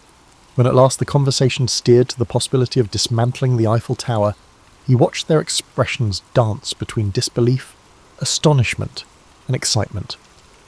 Victor's calmly stated reasoning was that the maintenance fees had become prohibitive, and certain parties in government felt the tower no longer served its original purpose. To all of them, he leaked the same inside track. The city would soon finalise a discreet agreement for the tower's metal, but public backlash was a real concern. The city planned to avoid any uproar by finalising the deal quickly, so confidentiality was paramount. By the time the meeting ended, each merchant was fully enthralled. Victor had left them with the impression that they were among the few chosen to bid on the opportunity. Their own imaginations did much of the work from there, conjuring up fantasies of staggering profit. However, Victor soon identified a prime mark: André Dubois, a mid-level scrap metal businessman whose ambition often overshadowed his common sense. Dubois was known to be insecure about his place among the big players in the industry. If he could land a deal that secured him exclusive rights to the Eiffel Tower's metal, he believed he'd rise overnight into an elite echelon. Victor noticed how Dubois always asked breathlessly about the possibility of special consideration, a subtle hint that he might pay extra for preferential treatment. That was precisely the attitude Victor needed. After a few days of tantalising phone calls and cryptic notes, Victor invited Dubois to tour the Eiffel Tower with him in person. For added realism, Victor booked a chauffeur-driven car to pick up Dubois. Both men sat in the back seat, forging an atmosphere of clandestine camaraderie. As they approached the landmark, Victor gestured toward it as if it were an aging beast about to be put down. "It's quite costly to keep it painted and structurally sound," he remarked, with a faint sadness in his voice, as though he truly lamented the tower's impending fate. Dubois nodded solemnly, but his eyes gleamed with hunger. Ascending the tower's first deck, they observed the city sprawling in every direction, evidence, as Victor noted, that progress required sacrifice. He recited maintenance figures he'd gleaned from newspaper archives and from subtle bribes given to minor city clerks. This data-laden performance impressed Dubois. Victor then produced a sheaf of official-looking papers, a forged contract awarding the successful bidder exclusive salvage rights. Dubois skimmed them, mouth agape, as if he held a golden ticket to instant wealth. Finally, on the cusp of sealing the deal, Victor paused dramatically, then leaned closer. "I must admit," he said quietly, "we're under tremendous pressure to finalise this swiftly. But some officials are, shall we say, open to persuasion." With one eyebrow raised in subtle suggestion, Victor let that phrase linger in the air. Dubois took the bait. He understood that a bribe would secure him the contract, an illegal but... Weeks later, Victor found himself in Vienna, living luxuriously at a grand hotel. He enjoyed idle afternoons at the imperial cafes, reading about the flurry of rumours swirling in Paris. A few tabloids speculated that a conman had fleeced a businessman out of a fortune. Official statements from City Hall denied any plans to dismantle the Eiffel Tower. Yet the press never got hold of Dubois's name, and no one had identified Victor. The story, swirling with half-truths, soon faded from public discourse. For Victor, that was a green light. His scheme had left no significant ripples, no public scandal, no humiliating trial. It was as though the entire episode had slipped into an urban legend. While sipping a particularly fine espresso one morning, he found himself flipping through a Parisian newspaper. In the business section, there was a fresh wave of articles on the tower's upkeep expenses. Costs were climbing yet again. The debates that raged a few years prior were resurfacing, with critics continuing to ask if the monument had outlived its usefulness. Reading that, Victor felt a surge of déjà vu, accompanied by a mischievous grin. If the city itself remained unconvinced of the tower's permanent place in its skyline, then the seed of plausibility was still there. The more he mulled it over, the more irresistible the idea became. Selling the Eiffel Tower once was bold. Selling it twice, that would be legendary. Of course, every repeat performance carries an elevated risk. Con artistry thrives on the unexpected. Victor was no stranger to the concept that lightning rarely strikes the same place twice. And yet, as he weighed his options, he recognised one key advantage. The first victim, Dubois, never went public. The scheme was still cloaked in rumour. Furthermore, the ephemeral nature of public memory in a bustling city like Paris worked in his favour. People had moved on to the next scandal. Victor decided that with a few adjustments, the plan could work again. He returned to Paris incognito, adopting the persona of a minor diplomat from a small Eastern European country. He took a suite at a different upscale hotel near the Opéra Garnier, careful not to retrace his steps exactly. He updated his forged documents, upgrading his fictitious role to an intergovernmental liaison dealing with municipal real estate transitions. This time, his approach would be more polished, more exclusive. He planned to target even wealthier players, men with deeper pockets and even greater appetites for risk. The second attempt began with the same formula. Elegantly worded letters on official-looking stationery, discreet appointments scheduled in lavish hotel lounges, and hushed talk of a sensitive government project. Yet the potential buyers this time were fewer, and Victor was more selective. At one meeting in a private parlour, he addressed 3 men together, an unusual choice for him. The trio included a well-known industrialist rumoured to have close ties to the city's political figures, a second man who managed a large shipping enterprise, and a third, a foreign investor looking to break into European markets. Victor carefully balanced the discussion, letting just enough details slip to convince them that the city's patience with the Eiffel Tower was running thin. But if the first sale had gone astonishingly smooth, the second was fraught with unexpected snags. One of the potential buyers was far more astute than Victor anticipated. This man, Claude Fournier, had a reputation for sniffing out underhanded deals. At the meeting, Fournier didn't flinch when Victor presented the rationale for dismantling the tower. Instead, he politely asked for references and official documentation. There was a certain sharpness in his eyes that made Victor uneasy. Still, Victor handed over his forged credentials without hesitation, offering carefully rehearsed explanations. Fournier accepted them with a practiced smile that revealed nothing. A day later, however, Victor discovered that Fournier had asked around about him, discreetly inquiring among local bureaucrats to confirm the authenticity of the liaison role. None of them, of course, recognised the name. A city clerk, already suspicious about a foreigner asking pointed questions, apparently alerted a friend in the police. Victor learned of this through his network of informants, petty forgers, streetwise doormen, and an occasional mistress or two. The rumour suggested that the police had begun quietly investigating a man posing as a city official peddling a contract tied to the Eiffel Tower. For the first time in his career, Victor felt the heat close in. The con was in motion, but the authorities were no longer ignorant. With a mixture of dread and exhilaration, he realised he had no choice but to accelerate the plan. He zeroed in on the second potential mark, an overly ambitious shipping magnate named Marcus Weissman, who had a penchant for shady dealings. Over dinner at a private club, Victor dangled the tower's contract before him as if it were a rare gem. Weissman, too enticed by the prospect of beating out his competitors, took the bait. Still, the tension was palpable. Even as Weissman scribbled out a cheque big enough to make Victor's heart flutter, there was a persistent, nagging awareness that time was short. He needed to vanish before Fournier's inquiries led the police to his door. So he chose to skip the bribe angle that had worked so well with Dubois. Instead, he accepted a lump sum payment that covered everything, the purchase of the tower's scrap plus a discreet administrative fee. Weissman assumed that the simpler the transaction, the less likely it would be detected. Late that night, under the cover of darkness, Victor slipped out of his hotel. He carried a small valise stuffed with his ill-gotten gains, heading straight to the Gare de Lyon. By dawn, Victor fled to Monte Carlo, a glittering haven of high rollers and exile aristocrats. Initially, he relished the sweet satisfaction of having bested not just one, but two gullible buyers. He told himself he had achieved what no other conman in history had dared. Alone in a lavish suite overlooking the Mediterranean, he replayed the final moments in Paris, the anxious hurry to collect Weissman's cheque, the furtive glances at the station, and the first sunrise that found him safely out of reach. Now, with the sea breeze caressing his face, he figured it was only a matter of time before rumours of the second sale caught up to him. For a few months, he maintained a low profile. He frequented the Monte Carlo casino under a false identity, staying clear of any large wagers that might draw attention. He used coded telegrams to stay in touch with his forgers and informants back in Paris. From them, he learned that Fournier had indeed pressed the police for an investigation. Weissman, facing public humiliation and potential legal woes, tried to keep the matter as quiet as possible, hoping to recover his money through any means short of a public scandal. Still, the police smelled something big. They had never heard of such an audacious swindle, and that alone piqued their interest enough to keep them digging.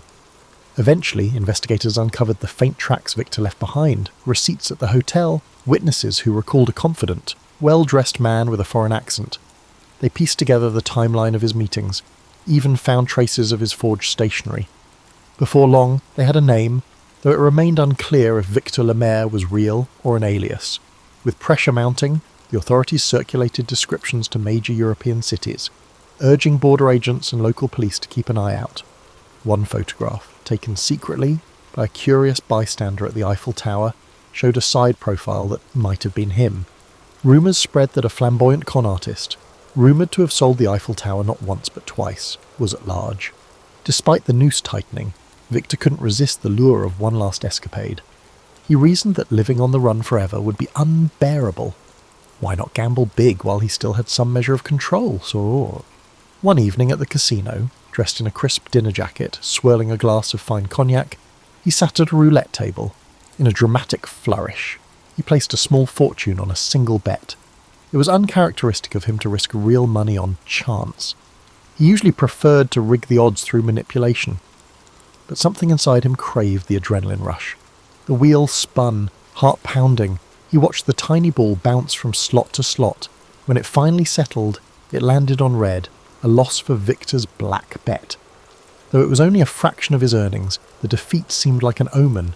For a moment, he stared at the chipped green felt of the table, the croupier's polite nod indicating the end of the bet. In that instant, a seed of doubt sprouted in Victor's mind. Was his luck running out? He excused himself, stepping away from the table, ignoring the curious glances of other patrons who recognized him, by one of his many aliases, presumably. That night, as he strolled the moonlit promenade along the coast, he tried to shake off the feeling that everything was about to catch up with him. He told himself he was a master of illusions. He could reinvent himself anywhere, America, South America, or a quiet corner of Asia. Yet the persistent thought nagged at him. How long can any fox outrun the hounds? He had always believed in the artistry of his craft, but sooner or later, every performance comes to a close. Sure enough, his downfall arrived abruptly. While stepping out of a Monte Carlo cafe one morning, he was discreetly approached by a man who introduced himself as a private detective from Paris, hired by none other than Claude Fournier. The detective's tone was polite, but his eyes brimmed with that unwavering sense of purpose. He claimed to have evidence linking Victor to the Tower Con, along with sworn statements from hotel staff. The detective offered Victor a choice: return to Paris, meet with Fournier's lawyers, and negotiate a quiet settlement, or face arrest and extradition. Outwardly, Victor kept his composure. He flashed a wry smile, feigning indifference. But his heart pounded. Even if he eluded this detective, he sensed the net was cast too wide for him to remain free for much longer. Sometimes, surrendering on your own terms was the last con you could pull. In a move that stunned the detective, Victor proposed his own arrangement. He would meet Fournier in neutral territory, in Switzerland, to hash out a deal.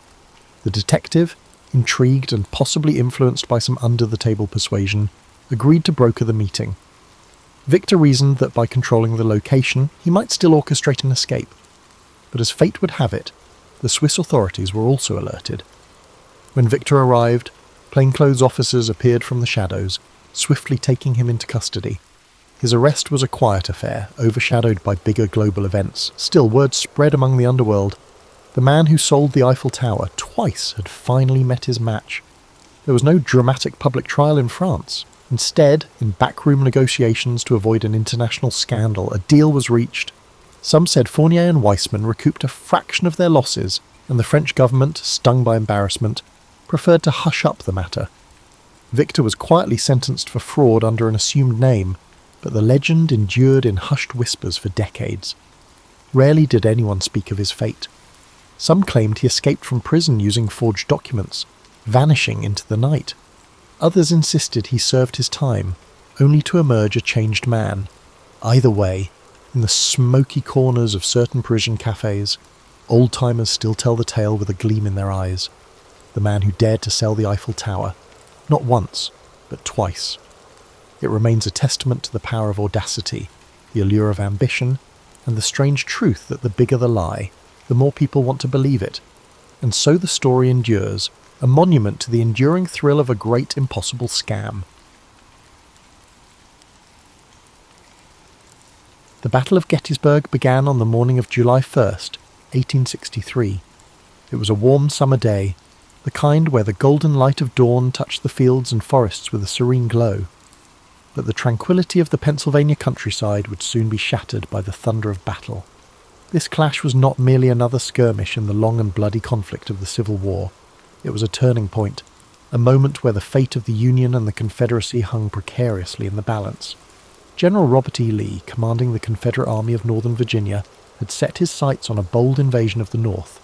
His army, emboldened by a string of victories, marched into Pennsylvania with the hope of striking a decisive blow that would force the Union to sue for peace.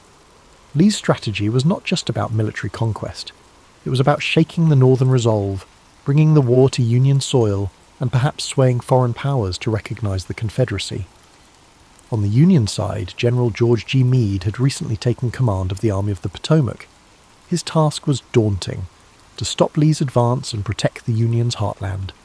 The soldiers under his command were weary from years of conflict, but their resolve to defend their homeland and preserve the Union burned brightly. The two armies converged near the small town of Gettysburg, a place of rolling hills, fertile farmland, and winding roads. It was an unlikely setting for one of the most significant battles in American history. On the first day, the fighting began west of the town, as Confederate forces encountered Union cavalry. The clash was fierce and chaotic, with both sides scrambling to gain the upper hand.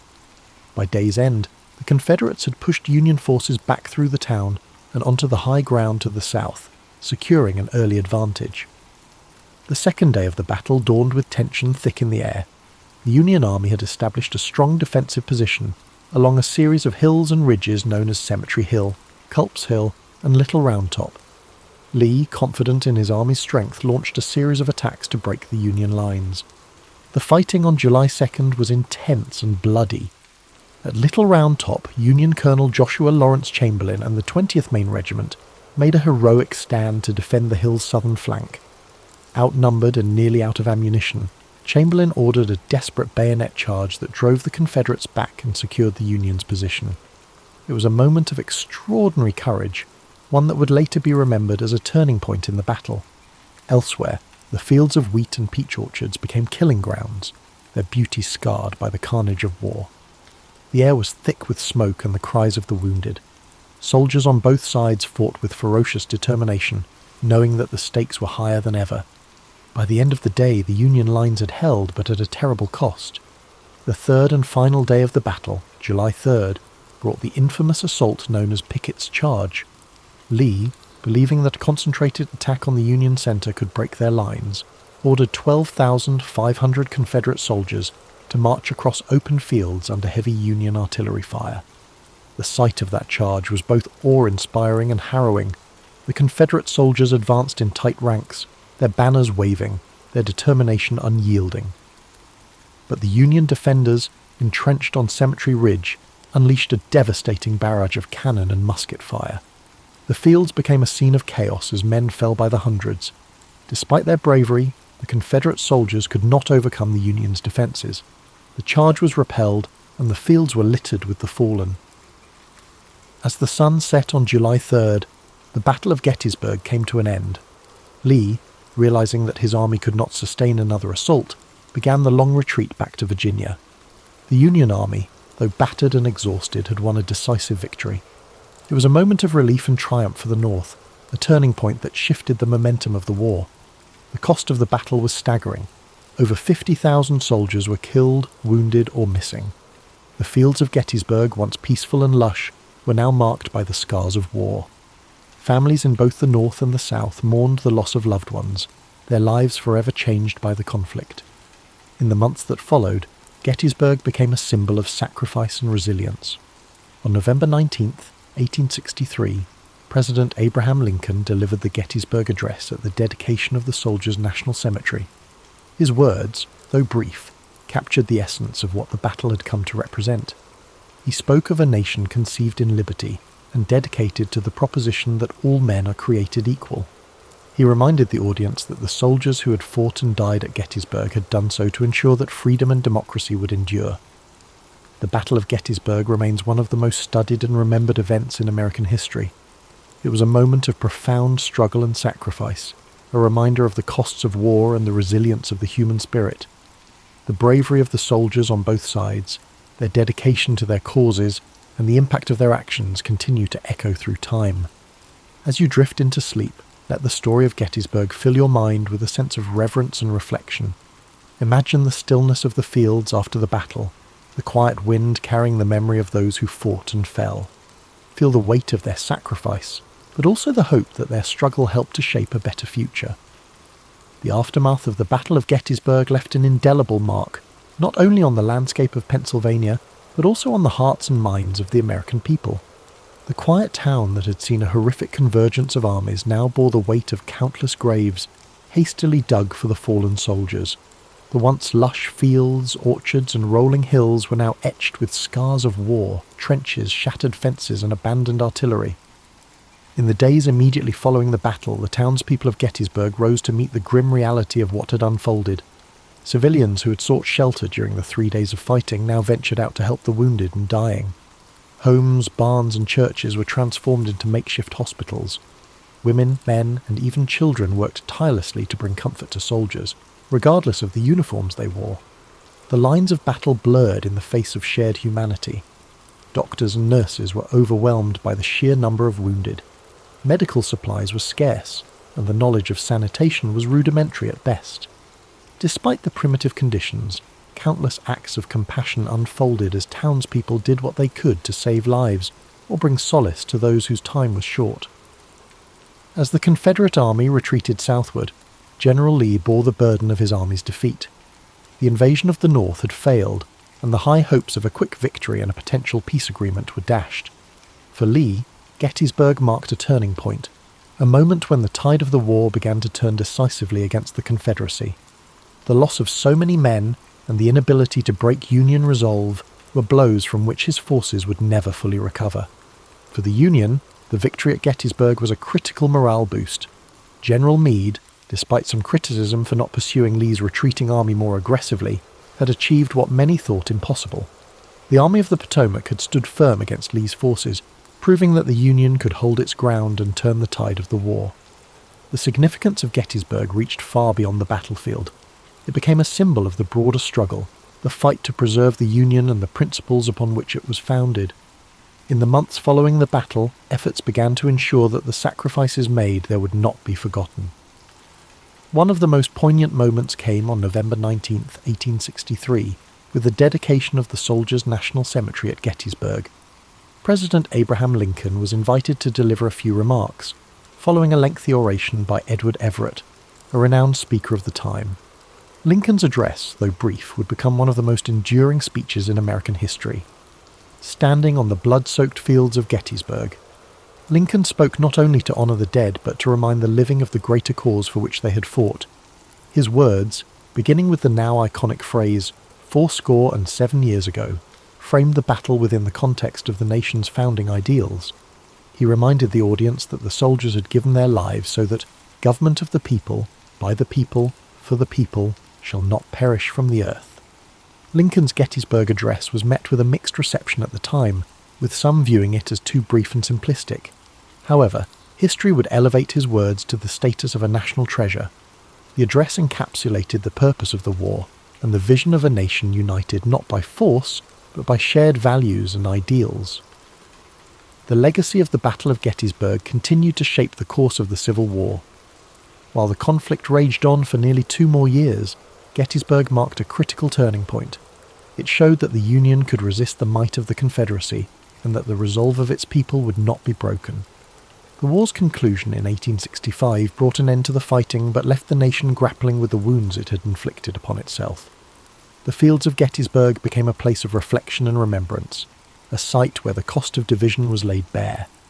Over the years, Gettysburg transformed from a battlefield to a place of education and pilgrimage.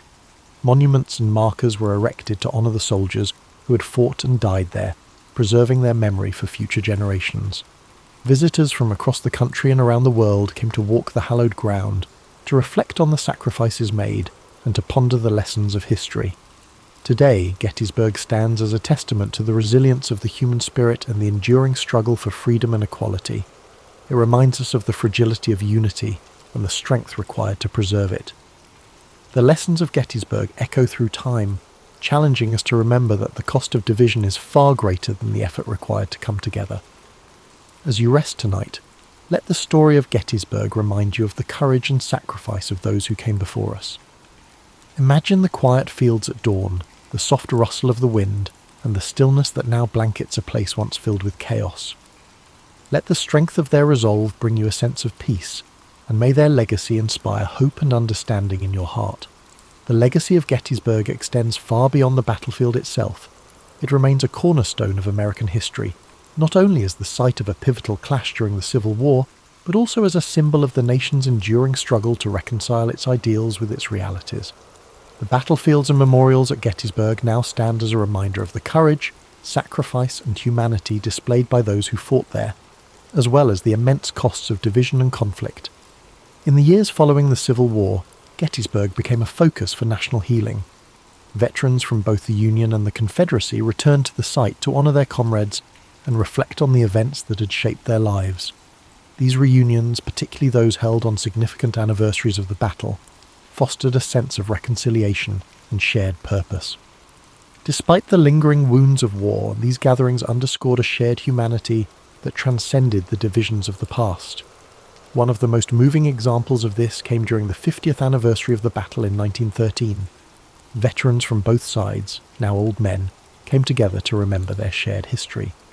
The event culminated in a symbolic handshake across the stone wall at the site of Pickett's charge, a powerful gesture that reflected the desire for unity and peace. These reunions were not without their complexities, but they marked an important step in the nation's journey toward healing and understanding. Over time, Gettysburg evolved into a place of education and reflection. The Gettysburg National Military Park, established in the late 19th century and further developed in the 20th, preserves the battlefield and its many monuments, ensuring that future generations can walk the same paths and learn the same lessons. The park's museum and visitor centre provide context and insight into the events of the battle, offering a deeper understanding of its significance and the people who shaped it. The Gettysburg Address, too, continues to resonate as a defining moment in American history. Lincoln's words, spoken with such clarity and purpose, serve as a reminder of the ideals upon which the United States was founded. They challenge us to honour the sacrifices of those who fought by striving to create a more just and equitable society. Today, Gettysburg stands as a living testament to the enduring importance of history. It draws visitors from across the globe who come to honour the past, reflect on the present, and consider the future. The battlefield, with its rolling hills, stone walls, and quiet woods, invites contemplation. Walking its paths, one cannot help but feel a connection to the stories of those who stood there, to the bravery and determination that defined them, and to the lessons they left behind. The Battle of Gettysburg teaches us that even in the darkest times, there is hope for redemption, for reconciliation, and for a brighter tomorrow. It reminds us of the costs of division and the strength required to build unity. It challenges us to live up to the ideals of liberty and equality, to honour the sacrifices of those who came before us by working to create a better world. As you settle into rest tonight, let the story of Gettysburg fill your heart with a sense of reflection and gratitude. Picture the fields bathed in the soft light of the setting sun, the gentle rustle of leaves in the breeze, and the quiet peace that now blankets the land. Let the echoes of courage and sacrifice guide your thoughts, and may their legacy inspire hope and understanding in your dreams. The story of Gettysburg is not only about the battle itself, but also about the enduring lessons it offers. It is a story of courage under fire, of ordinary people facing extraordinary challenges, and of a nation striving to find its way through the darkness of conflict. Gettysburg reminds us that history is not just a series of dates and events, but a tapestry of human experience, woven with threads of sacrifice, resilience, and hope. As we reflect on Gettysburg, we are reminded of the power of unity and the dangers of division. The Civil War, of which Gettysburg was a turning point, was born out of deep-seated disagreements and unresolved tensions. The soldiers who fought at Gettysburg came from different walks of life, different regions and different perspectives, but they shared a common humanity. Their bravery and sacrifice speak to the strength of the human spirit, even in the face of unimaginable hardship. In the years following the battle, the memory of Gettysburg became a source of inspiration for those working to rebuild and reconcile a fractured nation. The scars of war ran deep, but so too did the determination to heal. Gettysburg became a symbol of what could be achieved when people came together to confront their shared challenges and embrace their common humanity. The stories of the individuals who fought at Gettysburg add depth and texture to the history of the battle. From generals like Robert E. Lee and George Meade, whose decisions shaped the course of the conflict, to the rank-and-file soldiers who carried out those orders with bravery and resolve, each story adds a layer of understanding to the larger narrative. These men, from both the Union and Confederate armies, faced unimaginable adversity with courage and dignity. One of the most enduring legacies of Gettysburg is its role in shaping the collective memory of the Civil War. The battlefield, now a serene and solemn place, serves as a reminder of the costs of war and the value of peace. Monuments and markers dot the landscape, each telling a story of the men who fought and the sacrifices they made. Visitors to Gettysburg are often struck by the quiet beauty of the place, a stark contrast to the violence that once engulfed it. The Gettysburg Address, delivered by President Lincoln just months after the battle, continues to resonate as a call to action and a statement of purpose. Lincoln's words remind us of the importance of dedication, of recommitting ourselves to the principles of freedom and equality. His speech, though brief, captures the essence of what Gettysburg represents, not just a battle, but a turning point in the ongoing struggle to create a more perfect union. Today, Gettysburg remains a place of pilgrimage for those seeking to understand the complexities of the past and draw inspiration for the future. The stories of those who fought there, the lessons of unity and perseverance, and the enduring call to honour their sacrifices continue to guide us. Gettysburg is not just a place on a map, it is a symbol of resilience, a reminder of what we can achieve when we come together to face our challenges. As you drift off to sleep tonight, let the story of Gettysburg wrap around you like a warm blanket of reflection and peace. Imagine the stillness of the battlefield at dawn, the quiet hum of nature reclaiming a place once filled with chaos. Let the courage and sacrifice of those who stood there inspire you, reminding you that even in the darkest times there is light to be found. Thank you for spending this time with us on History and Sleep. May the story of Gettysburg bring you a sense of calm, perspective and hope. Sleep well, and may your dreams be filled with peace, understanding, and the enduring strength of the human spirit. Sweet dreams.